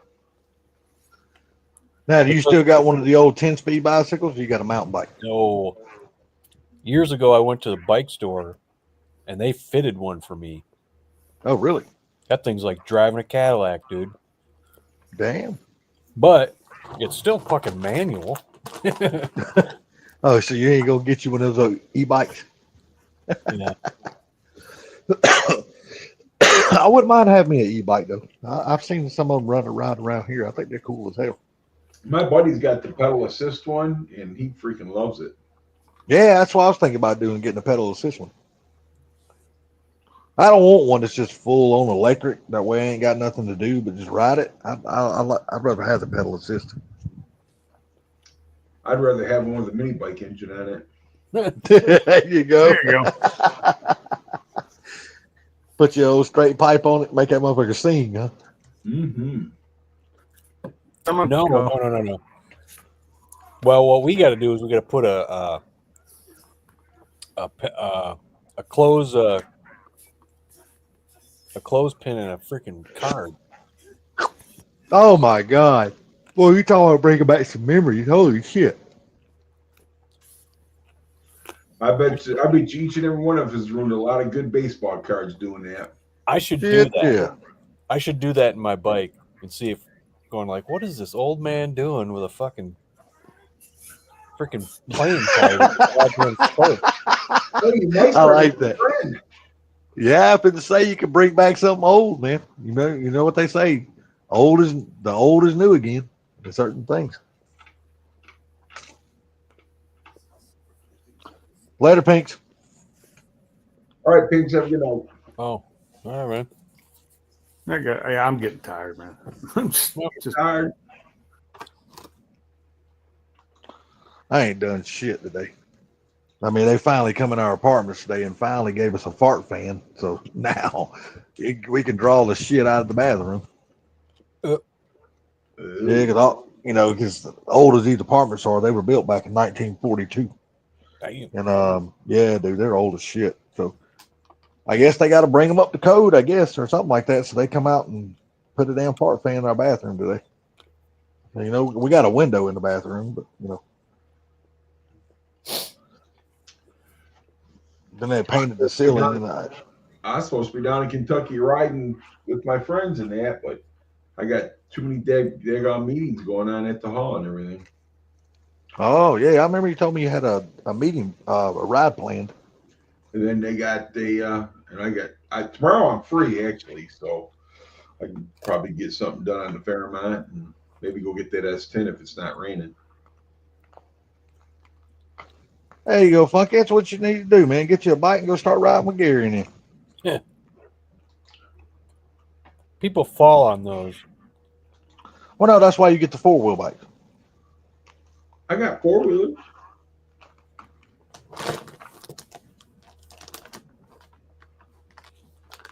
Hell Yeah, yeah, I'm sure Gary wouldn't mind you driving one of his 4-wheelers. Yeah, When four-wheelers don't mind. I got that bike, when I first got it and I started riding it, hey, I was shaky, man. Oh, because had it been a few years since you had one? It was like 30 years. Oh, Since yeah. My days, Shit. my days of riding motorcycles with 2 wheels are over. Why is that funky? Why is that funky? You still got a lot. You still a young man. No, you can fall on those things. I'm fine, no, man. I'm well. I'm good. I don't need to do That's that. That's why you put your feet down before you stop. That way you balance the bike. Sometimes it don't work like that, Salty, because I Oh, fell, trust me, I know. I've broken a leg. Trust me, I know all about it. I fell like 4 times in one day. Yeah, I know all about that shit. My problem is I get too damn brave on them. One time, oh no, I don't get brave no more, that's for sure. But one time, the guy pulled up next to me that I was riding with. He's too short for his bike, and he kept popping over and fell over and made me fall over. Well, my buddy, he went to buy a Honda 750, got it, was driving, and he had to go get it, and it was like freaking early March. Oh, And he's got fucking shorts on because he always wears shorts. So we decided, him and his wife and I were following him. So we decided to go to McDonald's to get some dinner. We pull in there. His fucking legs are so goddamn like Blue. numb. Blue. that he went to go put the kickstand up, but his legs wasn't working right, and he just tipped the freaking bike right over. It was like, Oh, dude. I know. I was like, so I go out there and I'm like, dude, are you fucking kidding me? I said, this is a fucking monster. I was like, Believe it or not, though, if you get the right 750, like the Honda Shadows and stuff, they're like a low slung bike. So even a short person like me can ride that bike. I mean, we got it back up, but holy shit, man, those things aren't light. I don't think him riding it was the problem. The problem was his legs were frozen. Yeah, It fucking just wasn't working. Yeah, no, I'm just telling you the story about that. It was funny. He got off there and he just laid that fucker on the ground. I was like, what the fuck? He goes, my legs are numb. He's laughing. Well, you shouldn't be wearing shorts in Michigan when it's March, especially on a fucking motorcycle. Yeah, man, I used to be able to ride a Willie from here to Kingdom Come, man, but I won't even try it nowadays. Shit, no. Like I said, I get on a dirt bike, man, and I get to playing on them, and then I get braver and braver and braver, and I know that's not a good mix for my old ass anymore. I don't get that brave. Yeah, I'm gonna wind up wrapping myself in that motorcycle around a damn tree. Because I used to ride the dog shit out of a dirt bike, dude. I used to love that. I've never motocrossed or nothing like that, but God, back in the woods and shit, I ride the hell out of it. I've hit trees in midair. Oh, I have on my bicycles. Oh yeah, hell yeah, jump and yeah. You know that's dumbass kids back in them days. We didn't wear no helmets or no arm pads, knee pads, nothing. We just got on the damn bicycles and took off. Oh, the bicycles I did, but the dirt bikes I wore a helmet and stuff. I told you I didn't get my license. I was 18, driving that Willie down Newburgh Road. My dad seen me and said, "You ain't get your put it in the garage. You ain't get your license till you're 18." I put it this way: I had a helmet, I just didn't wear it all the time. Yeah, I just wore it on my dirt bike, but I didn't. My bicycles I never wore them. Oh, I should have wore it on my bicycles. That's where I needed the protection the most, because I was an idiot on a bicycle. I mean, just flat ass out idiot. So now I'm thinking of putting the battery in the trunk. On the Fairmont? Yeah. Yeah, that's 100% where I would put it in the Fairmont. Because it would just, I'm just like this. You got all that beautiful suspension. You got all that beautiful engine, the radiator. I wouldn't want nothing to take anything away from that. Well, when you lift that hood, it just should be beautiful up under there. What do you think? You're going to need the battery in the trunk to hopefully get a wheelie to justify that big tack. Well, the tack's big enough, it might weigh down the front, so I don't have to wheelie.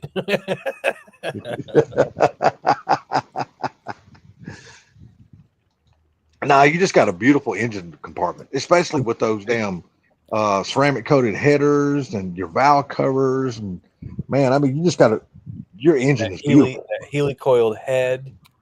Yeah, nobody's gonna see that. I didn't have to helicoil it. Oh, I didn't have to helicoil it because after I pulled the valve cover bolt out of there, it went right in, no problem, tightened up and everything. You just used the washers on the valve cover bolt, didn't you? No, I cut the threads down. Oh, did you? Okay. Yeah, because you can't use washers on it really because it's kind of like it's a Allen wrench head, so it countersinks in. Oh yeah. I didn't think about that. I mean, you could use a washer, but you'd have to find little small ones. Yeah, that fits down in that countersink area. Mm-hmm. But yeah, I don't think it. I'm considering the trunk, and the kit's like $150 for all the wiring and everything. Shit, that ain't bad. Really? I mean, you just gotta get you gonna get a aluminum battery box, or you gonna get a plastic battery box, or I don't know. They got them on eBay, so I'm gonna pull funky and probably buy something off eBay. yeah, they got them on Amazon too. I was sitting there watching 50 Tussin's video yesterday. He ordered an 8-gallon fuel cell on there, had all the, the different fittings and shit, bungs and all that stuff welded on it. He said, man, it only cost me $64. I'm like, damn, for an 8-gallon fuel cell, that ain't bad. And this is damn aluminum. It's not plastic.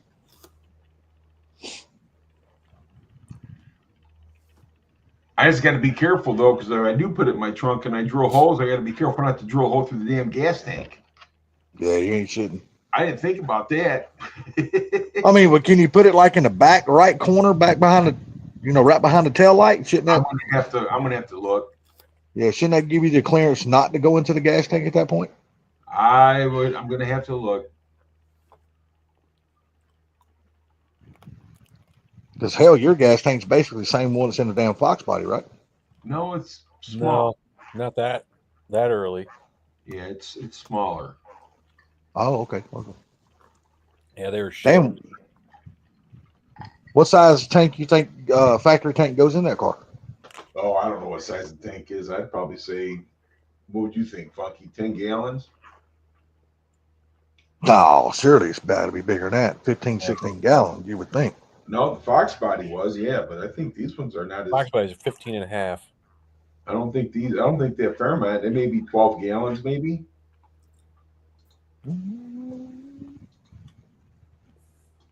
1980 Ford Fairmont gas tank. That answer to that question is called Ford Blue. What's the definition of confusion? Yep. Confusion? Yep, that's Ford Blue. There's an instrumental by Testament called Confusion Fusion. Yeah. Hey, while you're sitting there doing not a damn thing, Blue, get your ass up on the panel so we can bug the shit out of you. 1980 Ford Fairmont has a capacity of 16 gallons. Yeah, that's what I was thinking. 15 or You got 16 more than gallons. Mustang. Some early production models may have a 14-gallon tank. Okay, well, there you go.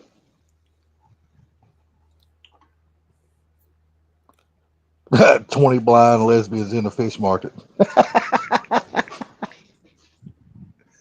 Wondering why they smell fish. Yeah, no shit. They probably feel right at home. It's like, yeah, we're used to this damn You aroma. told me we were going to a beaver market. Yeah. Damn, rain still ain't stopped. God damn it. Damn dog needs to go out and do her damn business. I guess I need to get my rain jacket and go out here and play in the fucking rain. See if I can get her to go outside. It's raining. She ain't gonna want to go out that door. You want to go outside? Come on. She's like, go fuck yourself. I ain't moving. She don't like getting her feet wet. Hello, everyone. Look at that dude. What's up, Lucifer? What's going on, guys? Oh man, sitting here waiting for the Chevy guy to join up. You finally showed up. I was going to ask if Sublime was here. Well, I believe that new position is kicking Sublime's ass because he ain't been on in a while. I just don't think Sublime likes us anymore. No, he's like Mark. I think we're too mean to him. You can stop on the when it's free, it's fine. I think I do. we're too mean to Funky. We not Funky, but Sublime. Yeah? Funky's too mean to Sublime. How's that? I'm a bully. Go outside. Come on. What the fuck is going on here? I don't know. You tell us. I'm trying to get my phone to connect to the TV. Oh, you want to see Funky pick his nose on the big screen? Better now. All right, So, Gordon, we got- battery in the trunk or the engine compartment? On what? The Fairmont. Oh. Okay, so are you going to run it at the track often? It'll be on the street and the track. Okay, so here they have rules. If the battery's in the trunk, not only does the battery have to be in a battery box, but also you have to have some kind of a firewall behind the back seat and in the back dash. Yeah, I know that. Same thing here. Yeah, it's called the So, back seat. That's but good enough. but if you have the battery under in the engine compartment, you don't have to have none of that. They don't ask no questions. Right. So that part that's why I asked, is it going to live at the track? Because if it's going to be at the track, are you putting a back seat in it? Yes. Okay, so you're putting a back seat in it, but you still have to put a firewall behind the back seat and in the back dash. You got to cover up all the holes and all that shit. Well, So, And I got are you putting a roll cage in the car? not yet. Yeah. Could you mount the battery behind the rear seat? It's only a little tiny bomb. It's okay. So, hello, Funky. Hey, So if you're not putting a cage in it, you're putting all the interior in. I say mount the battery in the engine compartment, and then when you put a cage in it, I mean, you know what I mean. Do that later, or fuck it, just do. I mean, I don't know. I don't know what your purpose with the fucking car is. I'm going to street drive it, and I'm going to take it to the strip, the drag strip. But I'm going to Well, do fuck it. it. Put I'll be doing a little bit of playing on the street too. Yeah, but Blue, Put it in the isn't there an fucking- exception to that rule? If you put the damn battery inside of a aluminum box with a cover, you don't have to have the firewall. Here you have to. We up here, you still got to have the firewall, which is not a problem.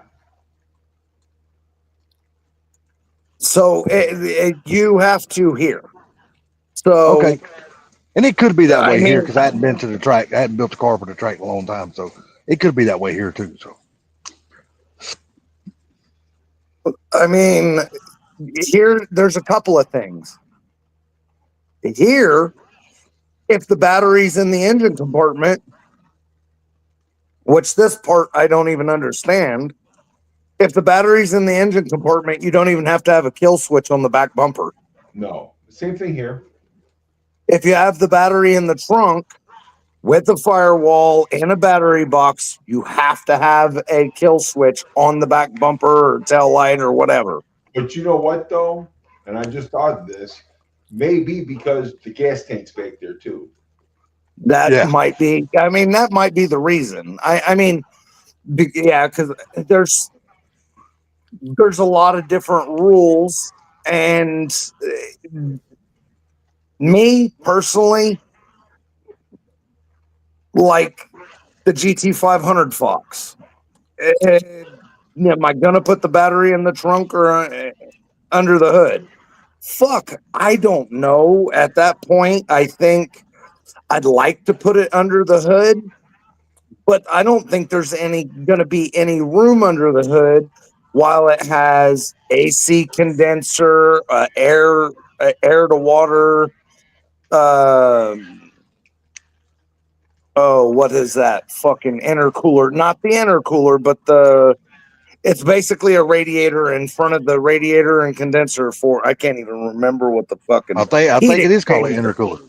Yeah. No, because on the supercharged cars, the blower cars, the intercooler's underneath the blower. Yeah, But you're right. It's You're right. called You're a right. heat. It's called a heat exchanger, that's what and the heat exchanger goes in the front. And no, not that one. It's got antifreeze running through it, and it's got fans on it, and it just Well, cools the antifreeze They're down. all And basically the heat inner, exchangers.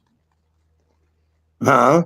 They're all basically heat exchangers. They're doing the same thing. They're taking warm and making it into cool. Now I see why Sublime calls you a bully. What? Okay, so so it's got to have a reservoir for the radiator. It's got to have a reservoir for the heat exchanger. So my thought is there's a good possibility I won't have a choice but to put a battery in the trunk. So I guess it just completely depends on your usage. I mean, if you're going to put a cage in it and you're going to take it down the track and you don't mind putting it in the trunk, fuck it, get it over with and put it in the trunk from the Well, start. Hey man, once I get the car running and driving on the road, and depending on how it acts and handles, then we'll talk the cage then. But See, I had with that PDM with that It's gonna be a LED, rowdy motherfucker. the LED light, that was pissing me off. I didn't like it being on, so I decided to.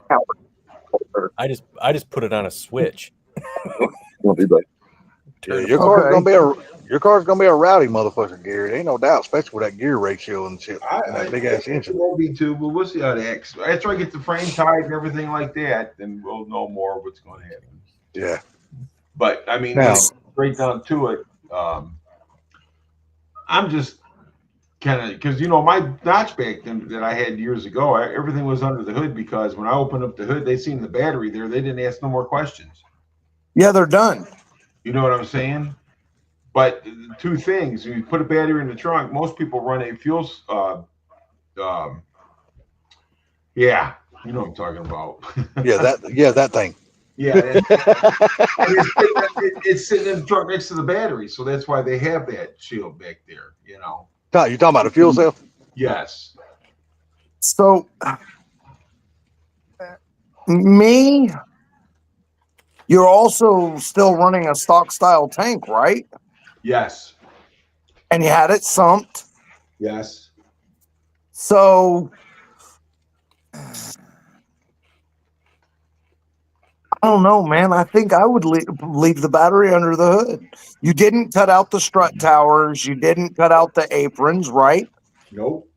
Everything's His still name's not Tussin. So the battery will still go back into stock location on the battery tray and tie down, right? Yes, sir. Oh, you mean to tell me you hadn't you ain't took a 2-inch hole saw to your car and put about 400 holes in that motherfucker like Dustin did? So me, fuck, I think maybe you ought to just go ahead and mount it under the hood. And then later, I mean, you may never put a cage in it. You may highly enjoy just cruising it. And at that point, you don't need the battery in the trunk. You don't need, you know what I'm saying? I still buy me one of those smaller batteries though. Those, I wouldn't buy one of the regular batteries. They got those damn quick batteries now. I can't remember what the damn name of them are. He's got to put it in the trunk because he's got to have a better chance of making a wheelie to justify that gigantic tack he's going to bolt to the dash. First off, I want you to get it right. It's called a monster tack. Okay, you want me to say what I really say every time I talk about those? The big, dumb, stupid, ridiculous tack. It's called the monster tack, and don't be a hater because you don't have one. You're gonna have a shift light and everything on it too, right, Gary? I got the shift light and everything. The barbecue mic. Hell yeah! Now you're talking. I don't need something to tell me to shift. Hey, What's up, MJ? It'll look Yeah, good. I mean, fuck, man. Me personally, I think I would just put it under the hood, at least until you decide if you're going to take it farther. Well, if I put it under the hood, I'll save $100 For what? for the wires and that. Really? It only cost you $100 for the wiring? It's like $150. Fuck, we just did it on my boss's son's car, and it cost him $340 for the wiring. Well, he probably got something special. I didn't get nothing special. He got cheap shit off the shelf from O'Reilly's. Really? Yeah, dude. Yeah, Well, that's why you didn't go to Amazon. and that's with our shop discount. We can go to eBay or whatever, and they're fucking like $150. I mean, Yeah, they're Oh, important. I go to eBay. You can get welding wire on there, no problem. yeah. It's pretty cheap. I mean, obviously, the longer you get, the more it's going to be. But.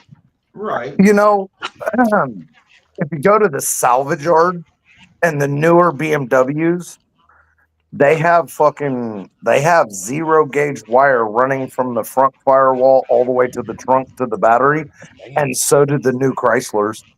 Really? Because the guy that bought the junkyard, he's got a bunch of those BMWs. Hey, from the front to the back, 0 gauge. He buys those BMWs and he strips them and sends the parts overseas. Damn. That what's cool about them is they also have these badass like distribution lug connections that go through the firewall, and it's like this plastic thing that goes up to the firewall. You drill a hole and this thing goes on. I don't know what the hell it's called. Bulkhead, I guess. Yeah, bulkhead. Yeah. Yep. So, I mean, if you pull it out of the car at the salvage yourself, you even get a fucking bulkhead. I may That's or fucking may sweet. not have a couple of them from when I worked at the salvage. Yeah, exactly. I can go over there and pretty much get anything I want. Yeah. Shit, you well, can go over there and probably save that $150 and get all that shit for like $30. They're free. Well, yeah, I know. When I that's worked even at the better. salvage, my boss is like, as long as you take the shit off on your own time, I don't give a fuck. Well, I mean, thing of it is, I'm just kind of asking, just want to get people's opinion. Oh yeah, of course. You know mine. I personally think you shouldn't put it up under the hood because, like I said, you got all that beautiful suspension, that beautiful engine with the beautiful damn ceramic coated headers and stuff. I wouldn't want no fucking battery sitting up there just blocking that. What you do That's just me though. is you put the battery in a box under the hood. Well, and yeah, that too. Yeah, you could do that. Yeah, you could do that. So here's the thing, Salty. He still has his shock towers that are solid factory. He still has his fucking aprons that are stock and factory. You can't see the suspension when the fenders are on. You can't see it. True. Yeah, but the people at the damn car, because you know he's going to take the damn thing to car shows because Gary's the car show guy. You know, everybody's going to be looking up under there and shit like that, and myself. So if it was my car, it's all about appeal to me. If I got this, like I said, I got this beautiful fucking engine sitting up Nobody's under looking there, at my suspension. a beautiful painted fucking engine bay, nice, beautiful fucking aluminum radiator and all that shit. Dude, I want people to see that shit because I spent my money and my time making this something look good for a reason. But Salty, they're That's just still me, gonna though. That's see just all me. that, but it's going to look unsuspecting and it's going to look normal-ish, and then he can hand them their ass. You don't understand. Once he cranks that motherfucker, there ain't gonna be nothing else unsuspecting about that bastard. That's the whole point. They get all their fucking feelings hurt then. Once he comes pulling up in that car show and he goes riding by, they'll be like, "Yeah, that motherfucker got something in that car." Yeah, just tell them it's a He said, 302 that "Yeah, that motherfucker's gonna be rumbling. Hey, they gonna know that's not a 302. They ain't gonna be no mistake in that shit. Maybe some little 18-year-old kid with a fucking S550 won't know the difference. But them old timers out there, them some bitches gonna be like, yeah, that ain't no 302. it's just a stock 50 with a big cam. Yeah, okay. It don't We even have all- aluminum heads. I spray painted them silver. But I mean, You know what? I've seen people do that shit before. that like there was my notchback, and I didn't have no issues with the battery in it, you know. And I Yeah. got the same kind of headers and everything. Yeah. Man, it's all what you want to do. And Blue's got a good point too. Put it up under the hood until later. If you decide you're going to do more with the car, with the cage and all that kind of stuff, you can always move that stuff later. So I mean, it really ain't no big deal. Right.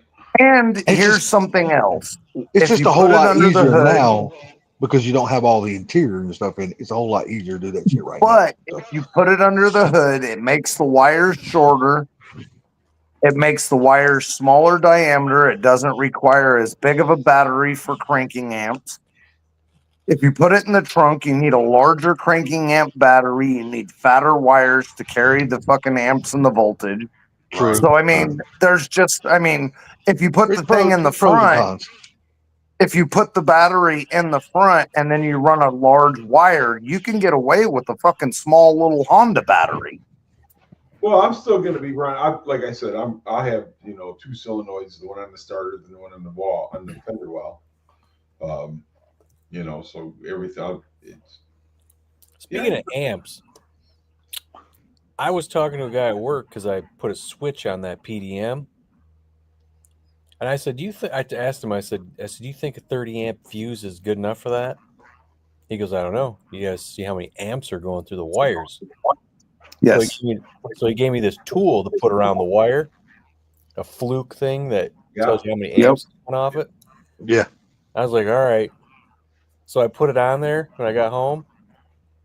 It's drawing 1.5 amps, both wires.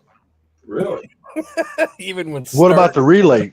Well, now you got a 30 amp relay, so yeah, it should be good for that. Then it should be no problem. So I was like, I told him, I said, well, I guess the 30 amp fuse is good to go. So I could put a smaller one on there if I wanted to. Right, but I mean, the protection of the 30 amp is in case you have a really bad, ground out or something like that. Yeah. Yeah. I'd definitely put a fuse in there so it'll protect your investment. Damn right. I'm all about Can you fuse links, man. You said something like $400 for that thing? No, it was 100. Oh, well, still $100 or a 29-cent fuse. Wait. What did the fuses go up to now that the tariffs? I don't know. They're probably $1.29 now. Oh, How big of a fuse, though? Just go to the junkyard and pluck a whole bunch of fuses. hell yeah. It cost you $5 for a No. How big 32 of ounce a cup of fuse? fuses. How big of a fuse would I put on that switch? How many relays are in? How many relays are in it, Funky? Well, they're technically relays, but they're really on fuses. But I'm only using 2 of them. Okay. But I think that I got my PDM. My PDM has a battery light that's just constantly on. I don't know why. I guess it's a status. I'm guessing. I don't like that. So I wired a switch to that PDM to shut it off. So instead of the battery coming in from the directly from the battery to the PDM, I put it to the switch and then put a trigger to the battery post on that PDM and then grounded it to shut it off. So I think a 30 amp fuse would be good. I mean, if it blows, you can up the fuse later. A 30 amp fuse on the line to the switch? Yeah, that's probably what I would do. A 30 amp though? Not like a 15 or a 20? Well, I would put like a 15 or a 20 on there because it don't take so much for it to pop. so I mean, you could do this. You could put a 5 amp fuse in it and run it for a little while and see if it holds it, and just run a 5 amp. Yeah, that's what I was thinking. Put a 5 amp in there. If it pops, okay, put a 10. Right. Yes. If it But pops, I mean, put I a would want 15. it If to it be able doesn't to pop, pop. you're good to go. Yep. And then go up 5. Yep. That's what I would do. All I right. mean, when you're just guesstimating, that's what I would do. Especially when I didn't expect, I'd expect to see like 20 amps coming out of those wires, but apparently they just don't draw that much power. What does that little relay thing run? The relay thing? Yeah, Oh, your PDM. What are you running off of it? So the problem I had was where I got where the stock computer goes. That's where I wanted to put the aces in there. But I couldn't because the aces had 2 inline relays with 2 fuses off them. And then they came out with this PDM, which makes you can put it anywhere you want. So I put it underneath the seat, made a bracket for it, put it underneath the seat. And I hooked basically the the power wire to the computer up to the VR1 relay on it. And then that unit is hooked up to the battery. And then I put the ground to the computer on it. I put the trigger for the fuel pump on it. And then the positive to the fuel pump on it.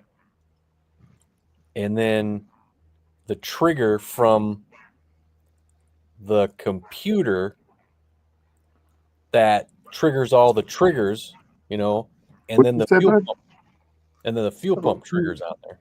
A lot of fucking triggers in that motherfucker. No, it's just the fuel pump triggers on there. And the MRD wire is the one that triggers everything. Honestly, I think if you're only pulling amps, you're only pulling that many amps with it. You said 1.2. Did you try it under a load and with it running and all that, and right as you started up and everything? Yep. And 1.2 was the max? No, 1.5. Okay. Oh, 1.5? Okay. I'd put a 5 amp fuse in it, and if it doesn't pop, then fucking leave the 5 amp in it. How many amps is it pulling when you're turning the car over or whatever? The most it went up to was 1.5. And that's when you was starting it up and everything. Yep. I would just start at a 5 and work your way up if needed. Yeah, no joke. Yeah. I'd put a 5 amp fuse in it, and if it doesn't blow, fucking leave it. That's protection. You want to know where I'm putting it? Where? So, the center consoles? Uh-huh. Yeah. The little oval trim Yep, piece? for the armrest. Yep. Uh-huh. That switch will fit perfectly when you drill a hole in the middle of it. Oh, right on. But I had to get 90 degree, and this is the tricky part. That frame is in the way, so I bought some 90-degree spades, but I got to be creative on how I get the middle one on.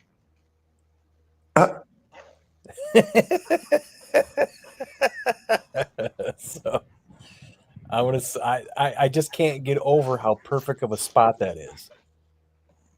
Like it was meant to be there. It was out of sight. It's out of sight, out of mind. If you don't know it's there, you can't start the car. That's righteous. I like neat little shit like that. But I got to figure out how to get that middle wire on there. Very carefully. I like oddball little shit like that, especially when something's right in your face and you don't know it's there. I love shit like that. Like my shift light in the speaker hole. Blow on the windshield. Nobody will ever know it's there until the fucking thing comes on. I would really love. It'd be cool to put it where, where the rear window defrost is. Oh yeah, that'd be sweet. Well, I seen somebody buying a Fox body, and when they went to check it out, when they had the ignition hooked up to that. So the guy was starting the car by pushing the rear window defrost. That's actually pretty cool. So my buddy has a notchback, and he took a GT headlight switch, so it's got the fog light side. Yeah. The fog light switch. Mm-hmm. Yep. And he uses that to activate his nitrous. To turn it on. Mm-hmm. Yeah. Yep. See, Dan, who tuned my car the first time, what's that called on boost? What switch do you need to have when you're running a turbo? Is it what switch? Is it a dome switch or? Yeah, you're talking about dome for the boost. Yeah. Yeah, that's to change the pressure on the top of the wastegate.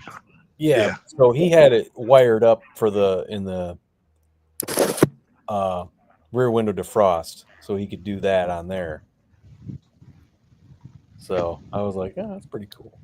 But it's neat when they, you use it for something, then if it doesn't work, it's like those like the mirror switches.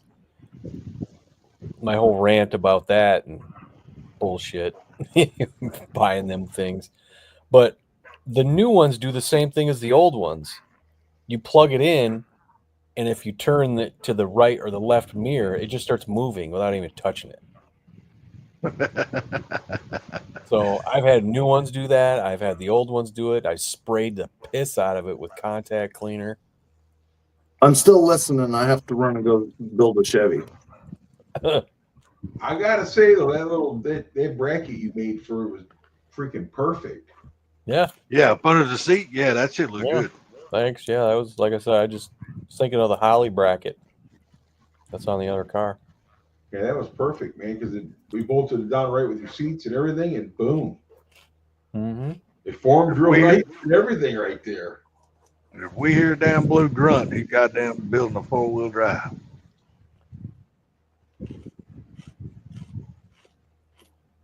Smart enough to put you on mute.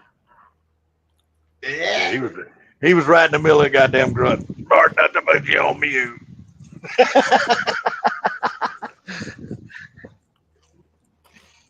He's like, this son bitch won't come out on its own. I gotta push.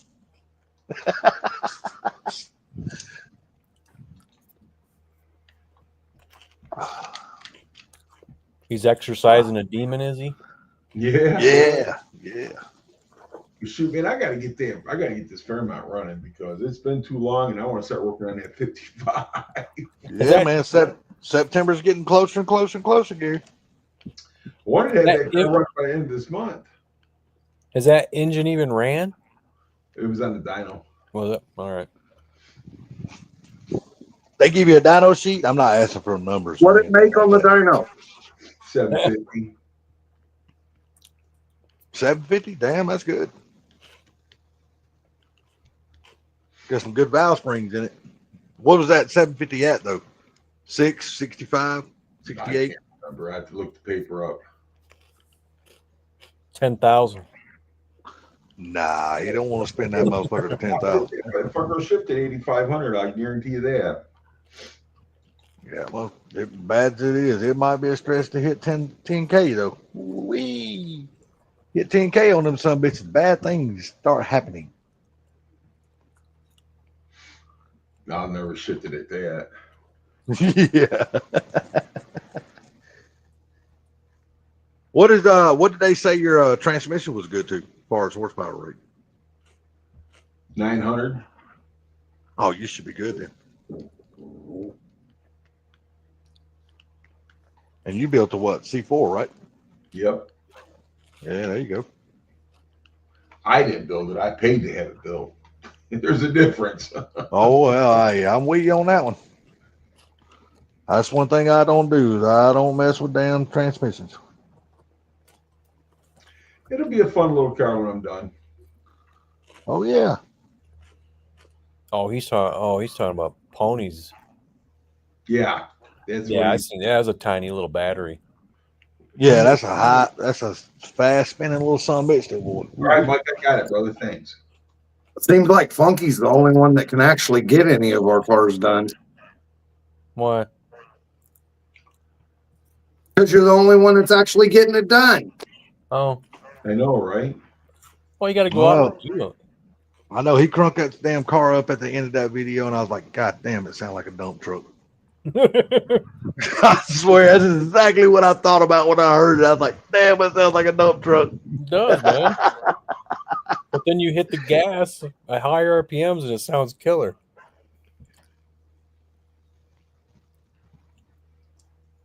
I thought it sounded good. Sounds good when he's going down the road, but boy, in that garage, when he fired that something, I was like, I was like, yeah.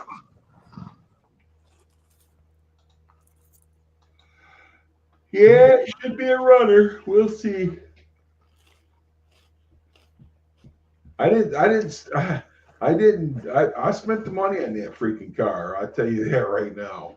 Yeah, you didn't cheap out on it. That's for damn sure. I mean, I bought stuff that I could, you know, a little here and a little there. I didn't go buy it all at one time. You know what I mean?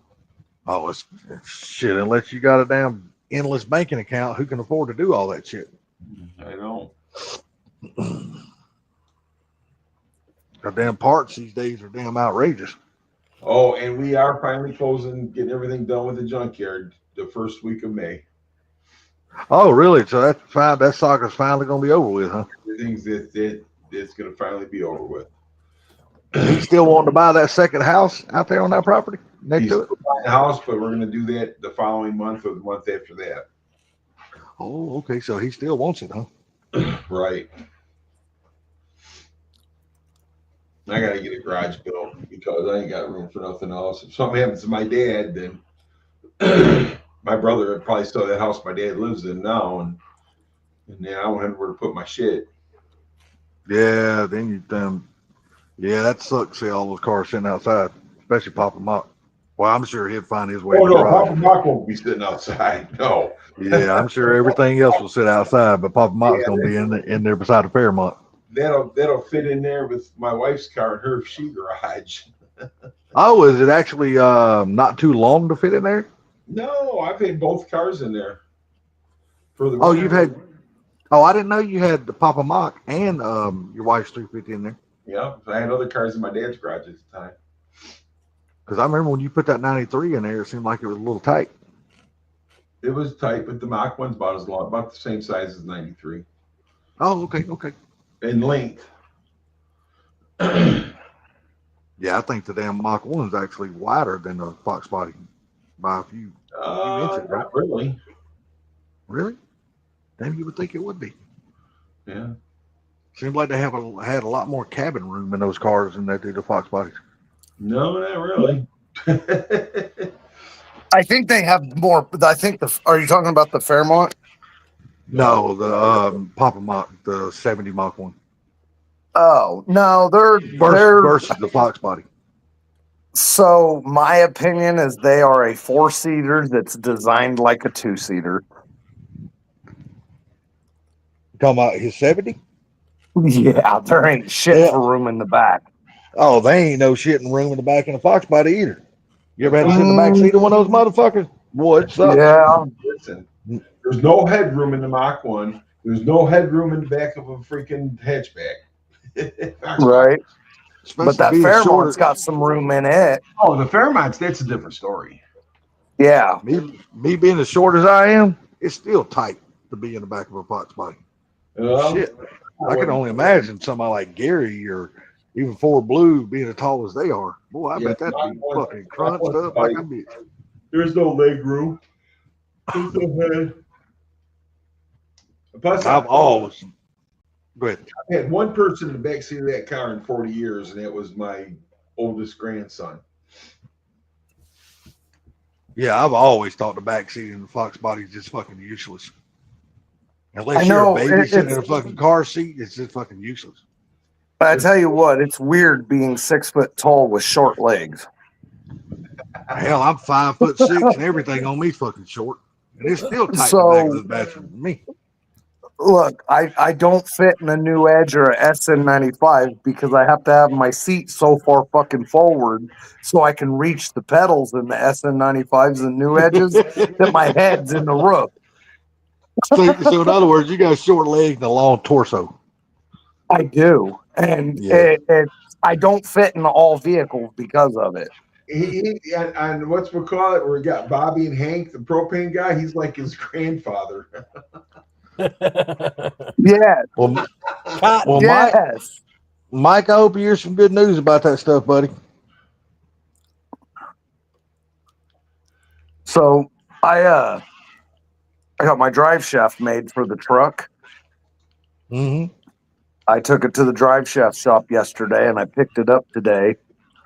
And it was $435 to have it shortened, balanced, the new U-joints.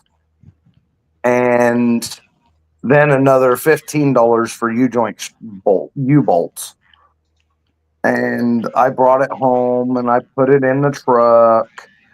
And because of my traction bars, So I don't know if you guys know much about the 67 to 72 F100s, but the frame is offset in those trucks. It's moved over to one side factory. It's like an inch and a half or 2 inches to one side. It's weird. That was because of the front suspension on the truck at the time. Yeah, so it's kind of weird. Well, with my traction bar set up under there, I am forced to put my mufflers on their side, on that one side. I could lay it down long way. I could lay it down normal on the driver's side, but on the passenger side, no ifs, ands, or buts. The muffler has to go up sideways, up and down. Why not run bullets? That way you don't have to worry about that. Because I'm going to drive the truck. No, I'm saying you can buy them quiet bullets. Round No, you bullet, round bullet. Yeah, they make them. Magnaflow No. makes them. I've had Yeah, 'em. but I don't like that Coyote LS sound. No, Magnaflow don't sound like that. Not on a damn push rod. Dude, that they sound like that loudmouth fucking SLP loudmouth no. Corsa Gays.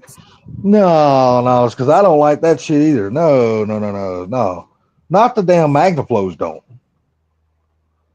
You might be thinking of another muffler, but it ain't the Magnaflows because that's all I use is Magnaflows. I don't buy nothing else.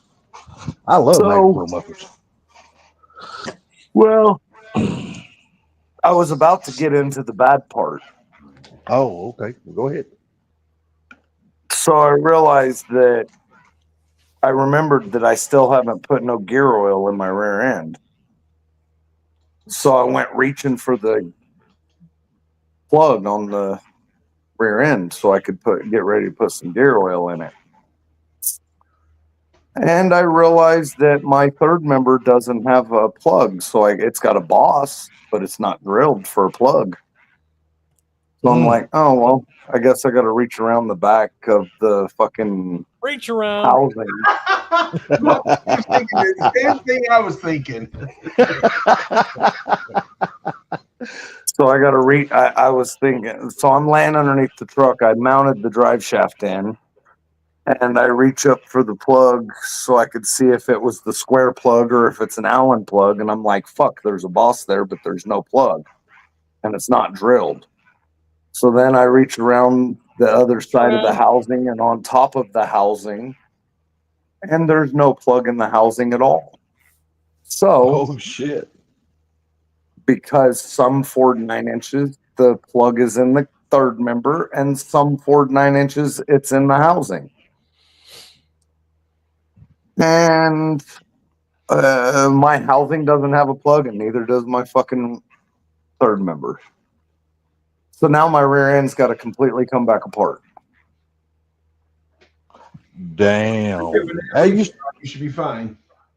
you still Say got what? Oh, to pull the engine back out too, right? As long as you're Yeah. getting reach run, you should be fine. Yeah, I still got to pull the engine back out, change the pan. Yeah, I was gonna say. I remember you telling about that. I was just wondering, have you gotten around to that yet? Evidently not. I did get my cross member built. I got my transmission cross member built. I got the traction bar cross member braced and gusseted. I got the extra braces on the motor mounts tacked in. I can't weld them while it's in the truck because of the bushings. I got to take the motor mount. I got to lift the motor up anyway to change the oil pan. So I figured I would pull the motor mounts off and weld them up too. I did because of the fuel cell, I got the straps all gusseted in. So I'm really close. I need to trim off some metal on the passenger rear inner fender well. And once that's done, then I can rhino line inside the bed, and then I can hang my fuel tank and run my fuel lines. Did you ever get that aggravating ass big block finished? The one for the Nova? Yeah. Yeah. That motherfucker. I know you said last time we talked to you was waiting on parts. Yeah. And I finally got the parts, and then I ordered gaskets, and I ordered a full engine gasket set. And what showed up was a head gasket set. Oh, So then Lord. oh yeah. So then I called again and said I need an oil pan gasket and I need a timing cover gasket. And they sent me the time. Okay, so it is a 66 Nova, but it's got a 396 in it. Well, they didn't come with a 396, so we just told them a 396 for a 69 Chevelle. Okay. She sent me a fucking timing cover for a 396 big block, but a fucking oil pan gasket for a 350 Chevy. Okay. So then I call for another gasket, another oil pan, and it comes. It's also for a 350 Chevy, but this one's rubber. Now I'm getting fucking irritated. And I'm fucking pissed. I didn't find out about it until, I don't know, Saturday night at fucking 11 o'clock that this one was wrong. So Monday morning, not Monday morning, what night was it that I stayed? I just stayed like 2 nights ago to fucking do that. Not last night, but the night before last, I think. Or maybe it was last night. I finished building the motor. I think it was last night, actually. That's when I found out that the oil pan was wrong again. The gasket was wrong again. So I called this morning and I said, I need a fucking oil pan. I'm talking to him just like that, too. I need a fucking oil pan gasket for a 1970 Chevelle with a 454. Brought it out and it's right. The fuck is these people's problem, man? It's the same gasket as a 396 for a 69 Chevelle. What the fuck are you people doing? Where are you ordering that shit from? Fucking O'Reilly's, because that's who my boss likes to deal with, man. I fucking hate O'Reilly's. It's always been nothing but shit. And they're more expensive than anybody. Dude, when I went in there on Saturday to get a rear main seal, I asked for a fucking rear main seal for a 396. They said, I'm sorry, we don't have one. We'll have to order it. It'll be here in 2 days. So I went on Google and I went to Summit Racing and I typed in a fucking 454 or 390. I typed in a 396 And then Camaro for a parts, fucking 16. Summit Racing showed a Fel Pro gasket. And I said, do you have this part number? Dude pulled it up and said, yeah, we have it. And his computer said, does not work for a 69 Chevelle with a 396. I said, will you go pull it off the shelf anyway? So he goes back there, pulls it off the fucking shelf, brings it up to me, and right on the package from fucking Fel Pro, it says 396, 402, 427, 454 from like 1965 to like 1990 or some stupid shit like that. And I said, look at what that package says, dude. And he said, I know, but the computer says it won't work on your 60. Are you fucking stupid? Well, Is you got to their computer understand. stupid? You I got to know understand. he didn't program the computer, but fuck. No, he don't know anything about cars or parts. He just knows computers and how to go get the parts off the shelves. He don't know. You can I tell know. that guy don't know how to work on shit. I miss the days to where you could just walk in and say, hey, I need a intake gasket for a small block Ford. And the dude be like, all right, and just go right into the back and grab it and come up front, not ask you what kind of car, not fucking, not none of the bullshit. What engine, what color's the car, what color are the tires on it? But the thing about it is, though, they didn't have computers then, so they had to learn the parts. Yep. Right. Well, not just that, but even more than that, Mr. Mach 1, is they also knew the cars. But you had to work there. They played with the cars themselves. Yeah, a lot of those guys were gearheads. You had to have some kind of experience to work there back then. Now it's just punch in numbers on a computer. Hmm. Well, back then, all the car guys wanted to work at the car places because That was the cool thing to do and get a discount on your that was parts. the cool thing to do, and you got discounts. You know what I mean? Mhm. Yep. So Because wages back in those days wasn't shit. So you tried to save money everywhere you could. now Working at a you've parts got store a was the best fucking place. now you've got a high school dropout stoner burger flipper, should be burger flipper, trying to get you parts. And you tell them a Shit, fucking dude. small block Chevy and they bring you a Toyota Honda. But it Shit, goes ain't. by what that computer says, and that's what they follow. Yeah. And I you know what, Blue? I do Blue, know that. them guys are not even high school dropouts no more. Some of them guys are fucking college educated guys that don't know a damn thing about cars. I know that too. I get a kick out of these old fuckers that took the buyout from Ford. Now they're working at fucking AutoZone and O'Reilly's, and they still don't know shit about cars. Yeah, I that's know, fair right? too. What are you guys saying? O'Reilly's is the most expensive. I don't know. Napa's got them running for the money. So Oh, Napa's high as hell. I haven't been to Napa and I couldn't tell you how long. but they got good parts. That's the thing. They do I got will agree. but They got good parts, but they high as hell. So I don't know if you guys have talked about it or not, but how do you guys feel about the politics currently? Which set? I don't know. I'm just asking. I'm getting information. I'm enjoying the two judges getting arrested. I say what? And the one judge, him and his wife both got arrested. Hold on. Say what? Oh yeah. You ain't heard about that, huh? Yeah. Yeah, there's a No. damn What judge. happened? There was a judge in New Mexico. Him and his wife was harboring a damn what is that? Trende Diago, whatever you pronounce that guy. They had that somebody's living in their guest house. Really? And yeah, then another judge, I think it was Wisconsin.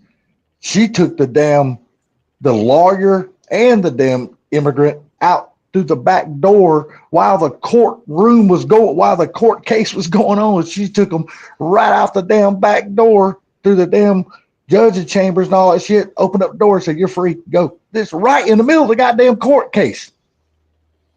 The judge did that What shit. the fuck?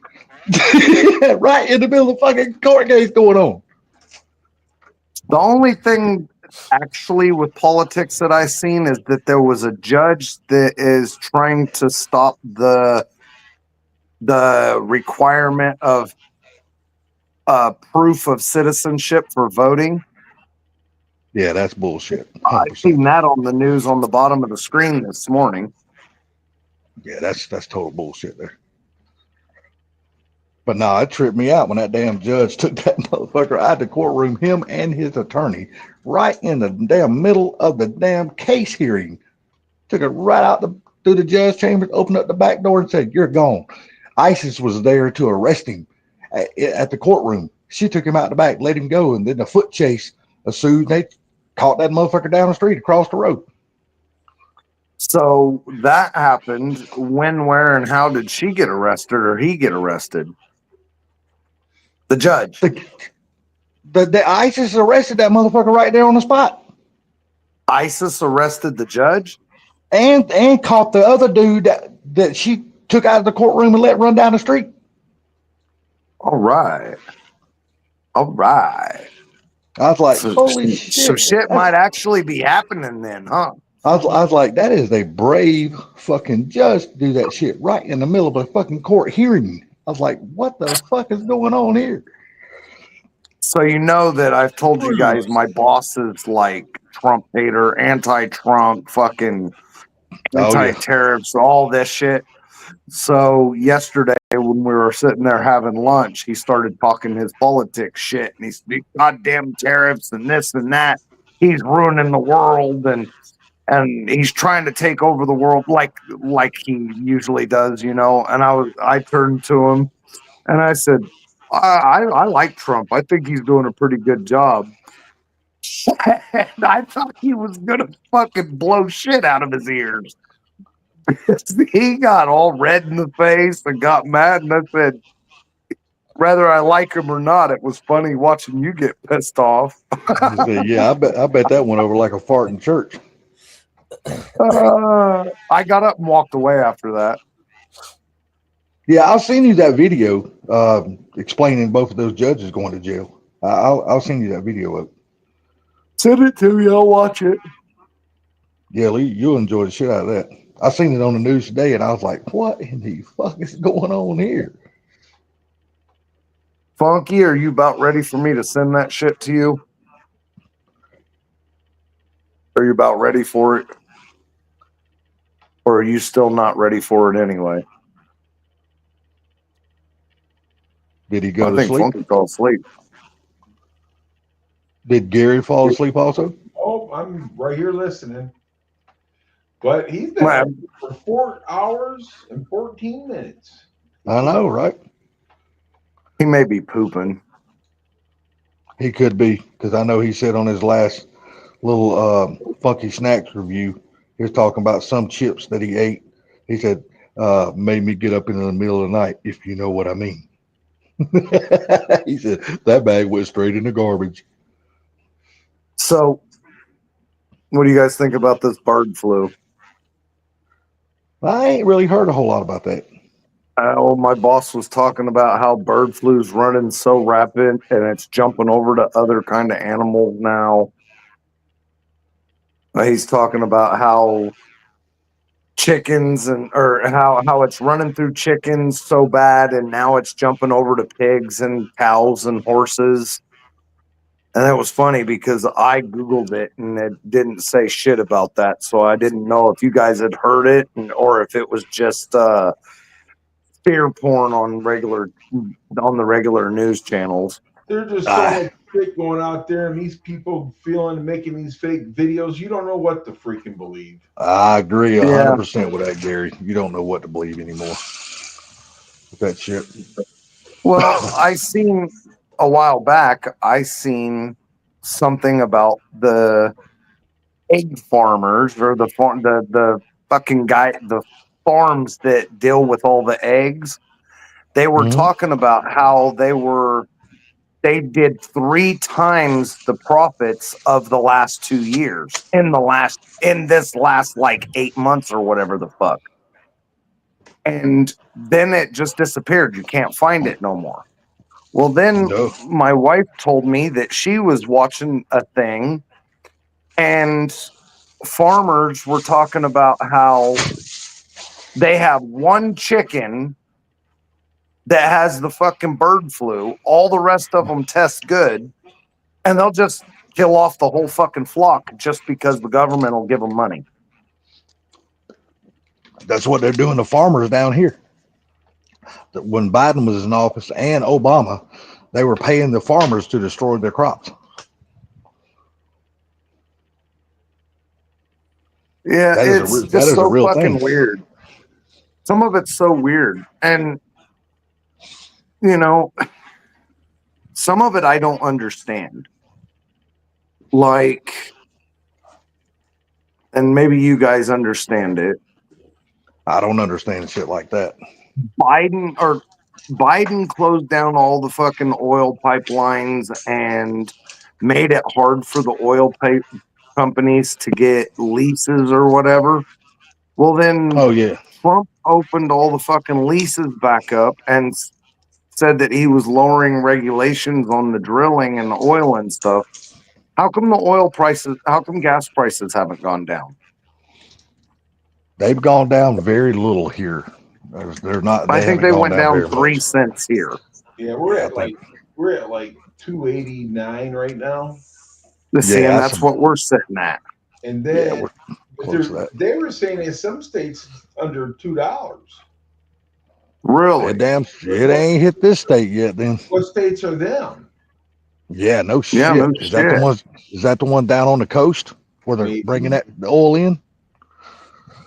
So then the other thing I was curious about is, did you guys see that Trump said something about reopening coal mines? Oh yeah, he already done announced that.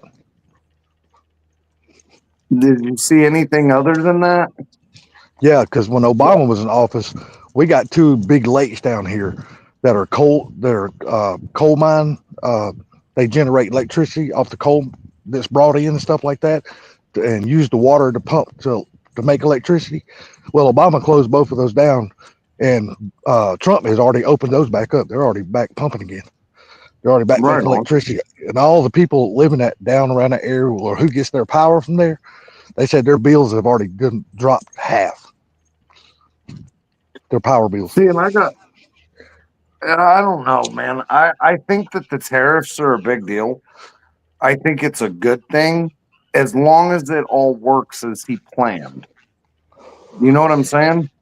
That's gonna be the whole key right there. So I And went in to get my drive shaft, and I wanted some drive shaft or U-joint U-bolts, and they said we're out of stock. And I said, really? And he said, yeah, we can't keep them in stock right now. We're selling them like fucking hotcakes. And I was like, I wonder why. And he said, well, probably because Spicer's not made in China. I was like, what the fuck? Which is a good thing. What? For the tariffs and everything to work, it's going to take more than overnight. So they. Oh yeah. I get it, but like you said, Mr. Mach 1, as you said that, I don't know, on one of the last live streams, that somebody you knew raised their prices because of the soon coming tariffs. They already raised their prices. But no, it's not somebody I knew. It's the stores and everything around here. They're raising prices on things before the tariffs even hit. Yeah, but no see- shit. And O'Reilly's told my boss, the district manager told my boss, he said, starting next week, we're having a 20% increase across the board for everything. And my boss flat asked him, my boss flat out asked him, how in the fuck is that possible? Because the tariffs haven't even gone into effect yet, and nothing in your fucking store has been ordered on the tariffs. And they said, well, it's corporate, and that's what they decided, 20% across the board because of tariffs. The thing of it is I don't understand that, because all the tariffs have been paused for 90 days. Except for the China one. Well, yeah, except for the China. Yeah, he raised theirs to 145%. Or I think somebody said it was even more than that now. I think it's 146, unless it went up again. Well, last time we were in talks, so I don't know. It's going to be interesting. When after they get it all said and done and everything like that, it's going to take a minute for things to get back to normal. Mm-hmm. I seen he was also having problems with the was it Department of Treasury or some shit, because they won't lower the fucking interest rates. He wants them to lower it and they won't do it. I haven't heard about that, but that could be a possibility. That may not have been the Department of Treasury. Who's the one in control all the money? I think Department of Treasury is actually the one in they control the interest rates, I think, if I remember correctly. I don't think it actually is. Because I like watching Newsmax and I like watching Fox. So I don't watch anything that's got anything to do with CBS, NBC, or none of that. I don't watch any of that bullshit. I ain't never. I think fucking Jay going to sleep. He either went to sleep or he's taking a long shit listening to us. He's sitting back in that lazy boy snoring. I think he passed the fuck out. He very well could have. Funky sleepy head. Somebody needs to cut a big old fart on the mic. I can't do it right now because I'd shit on myself. Gary, you go ahead and cut the big fart. You've done it before. Yeah, I don't have nothing to push out right now.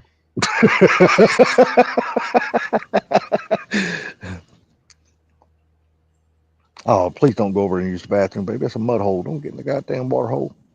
Come here. Don't get the water off. I'm out walking my dog. Sorry about that. Just a walking the dog. Well, I basically she's walking me basically.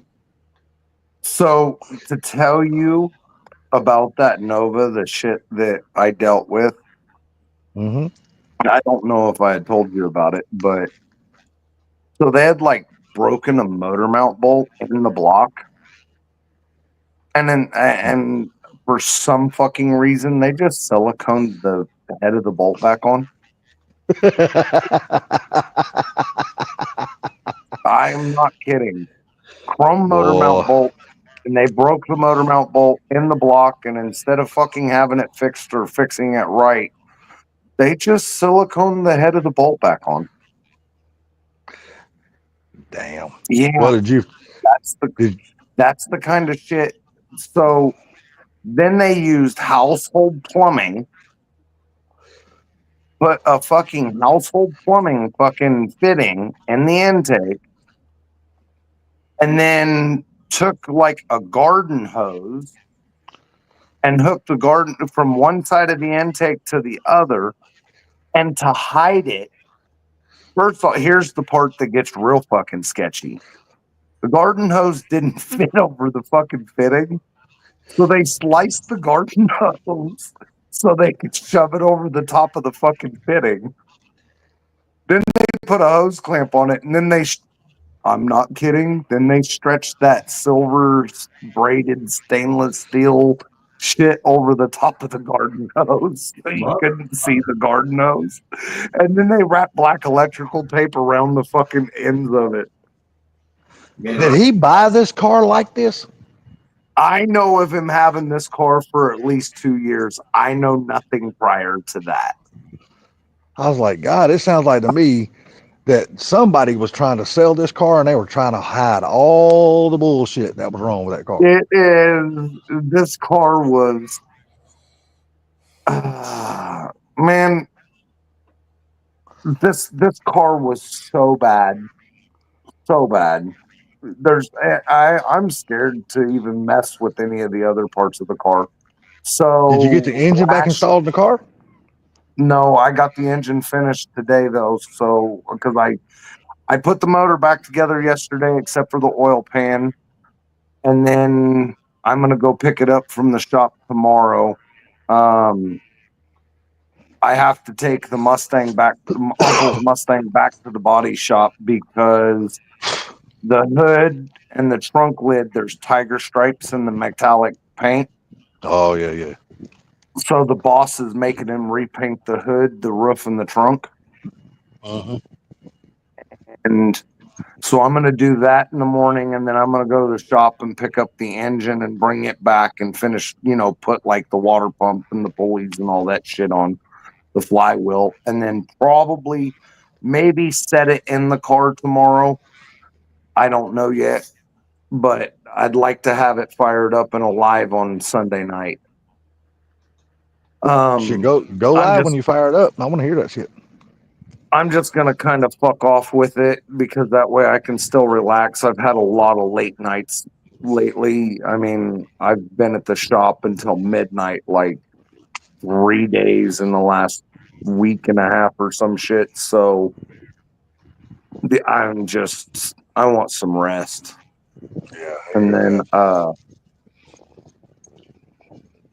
yeah, I just been, so I'm not, instead of busting it out and putting the big block Chevy, I mean, I could get it done in one day if I really wanted to, but fuck it. I'm going to take my time and enjoy putting it together. Do you know what I'm saying? Just the fucking relaxation and therapy of the working on a hot rod. There you go. But the relaxing therapy would be better if you was working on your own.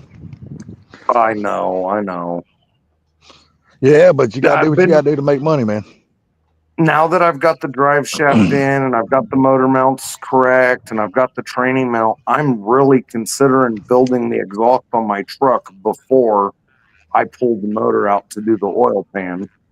But then I have to fucking drop the exhaust and move the exhaust back so I can pull the fucking motor to do the oil pan. So I don't know if I want to do it. Have you already got the new oil pan? I do. Well, why not But just I go ahead and don't make have that your my- first thing? Well, I don't have my engine hoist until after the Nova's finished. Oh, yeah. There you go. So it's, if I decide to work on the fucking truck to build the exhaust, I can't do that. I can do that, but I can't do the oil pan right now. So I'm just like kicking it back and forth. What do I do?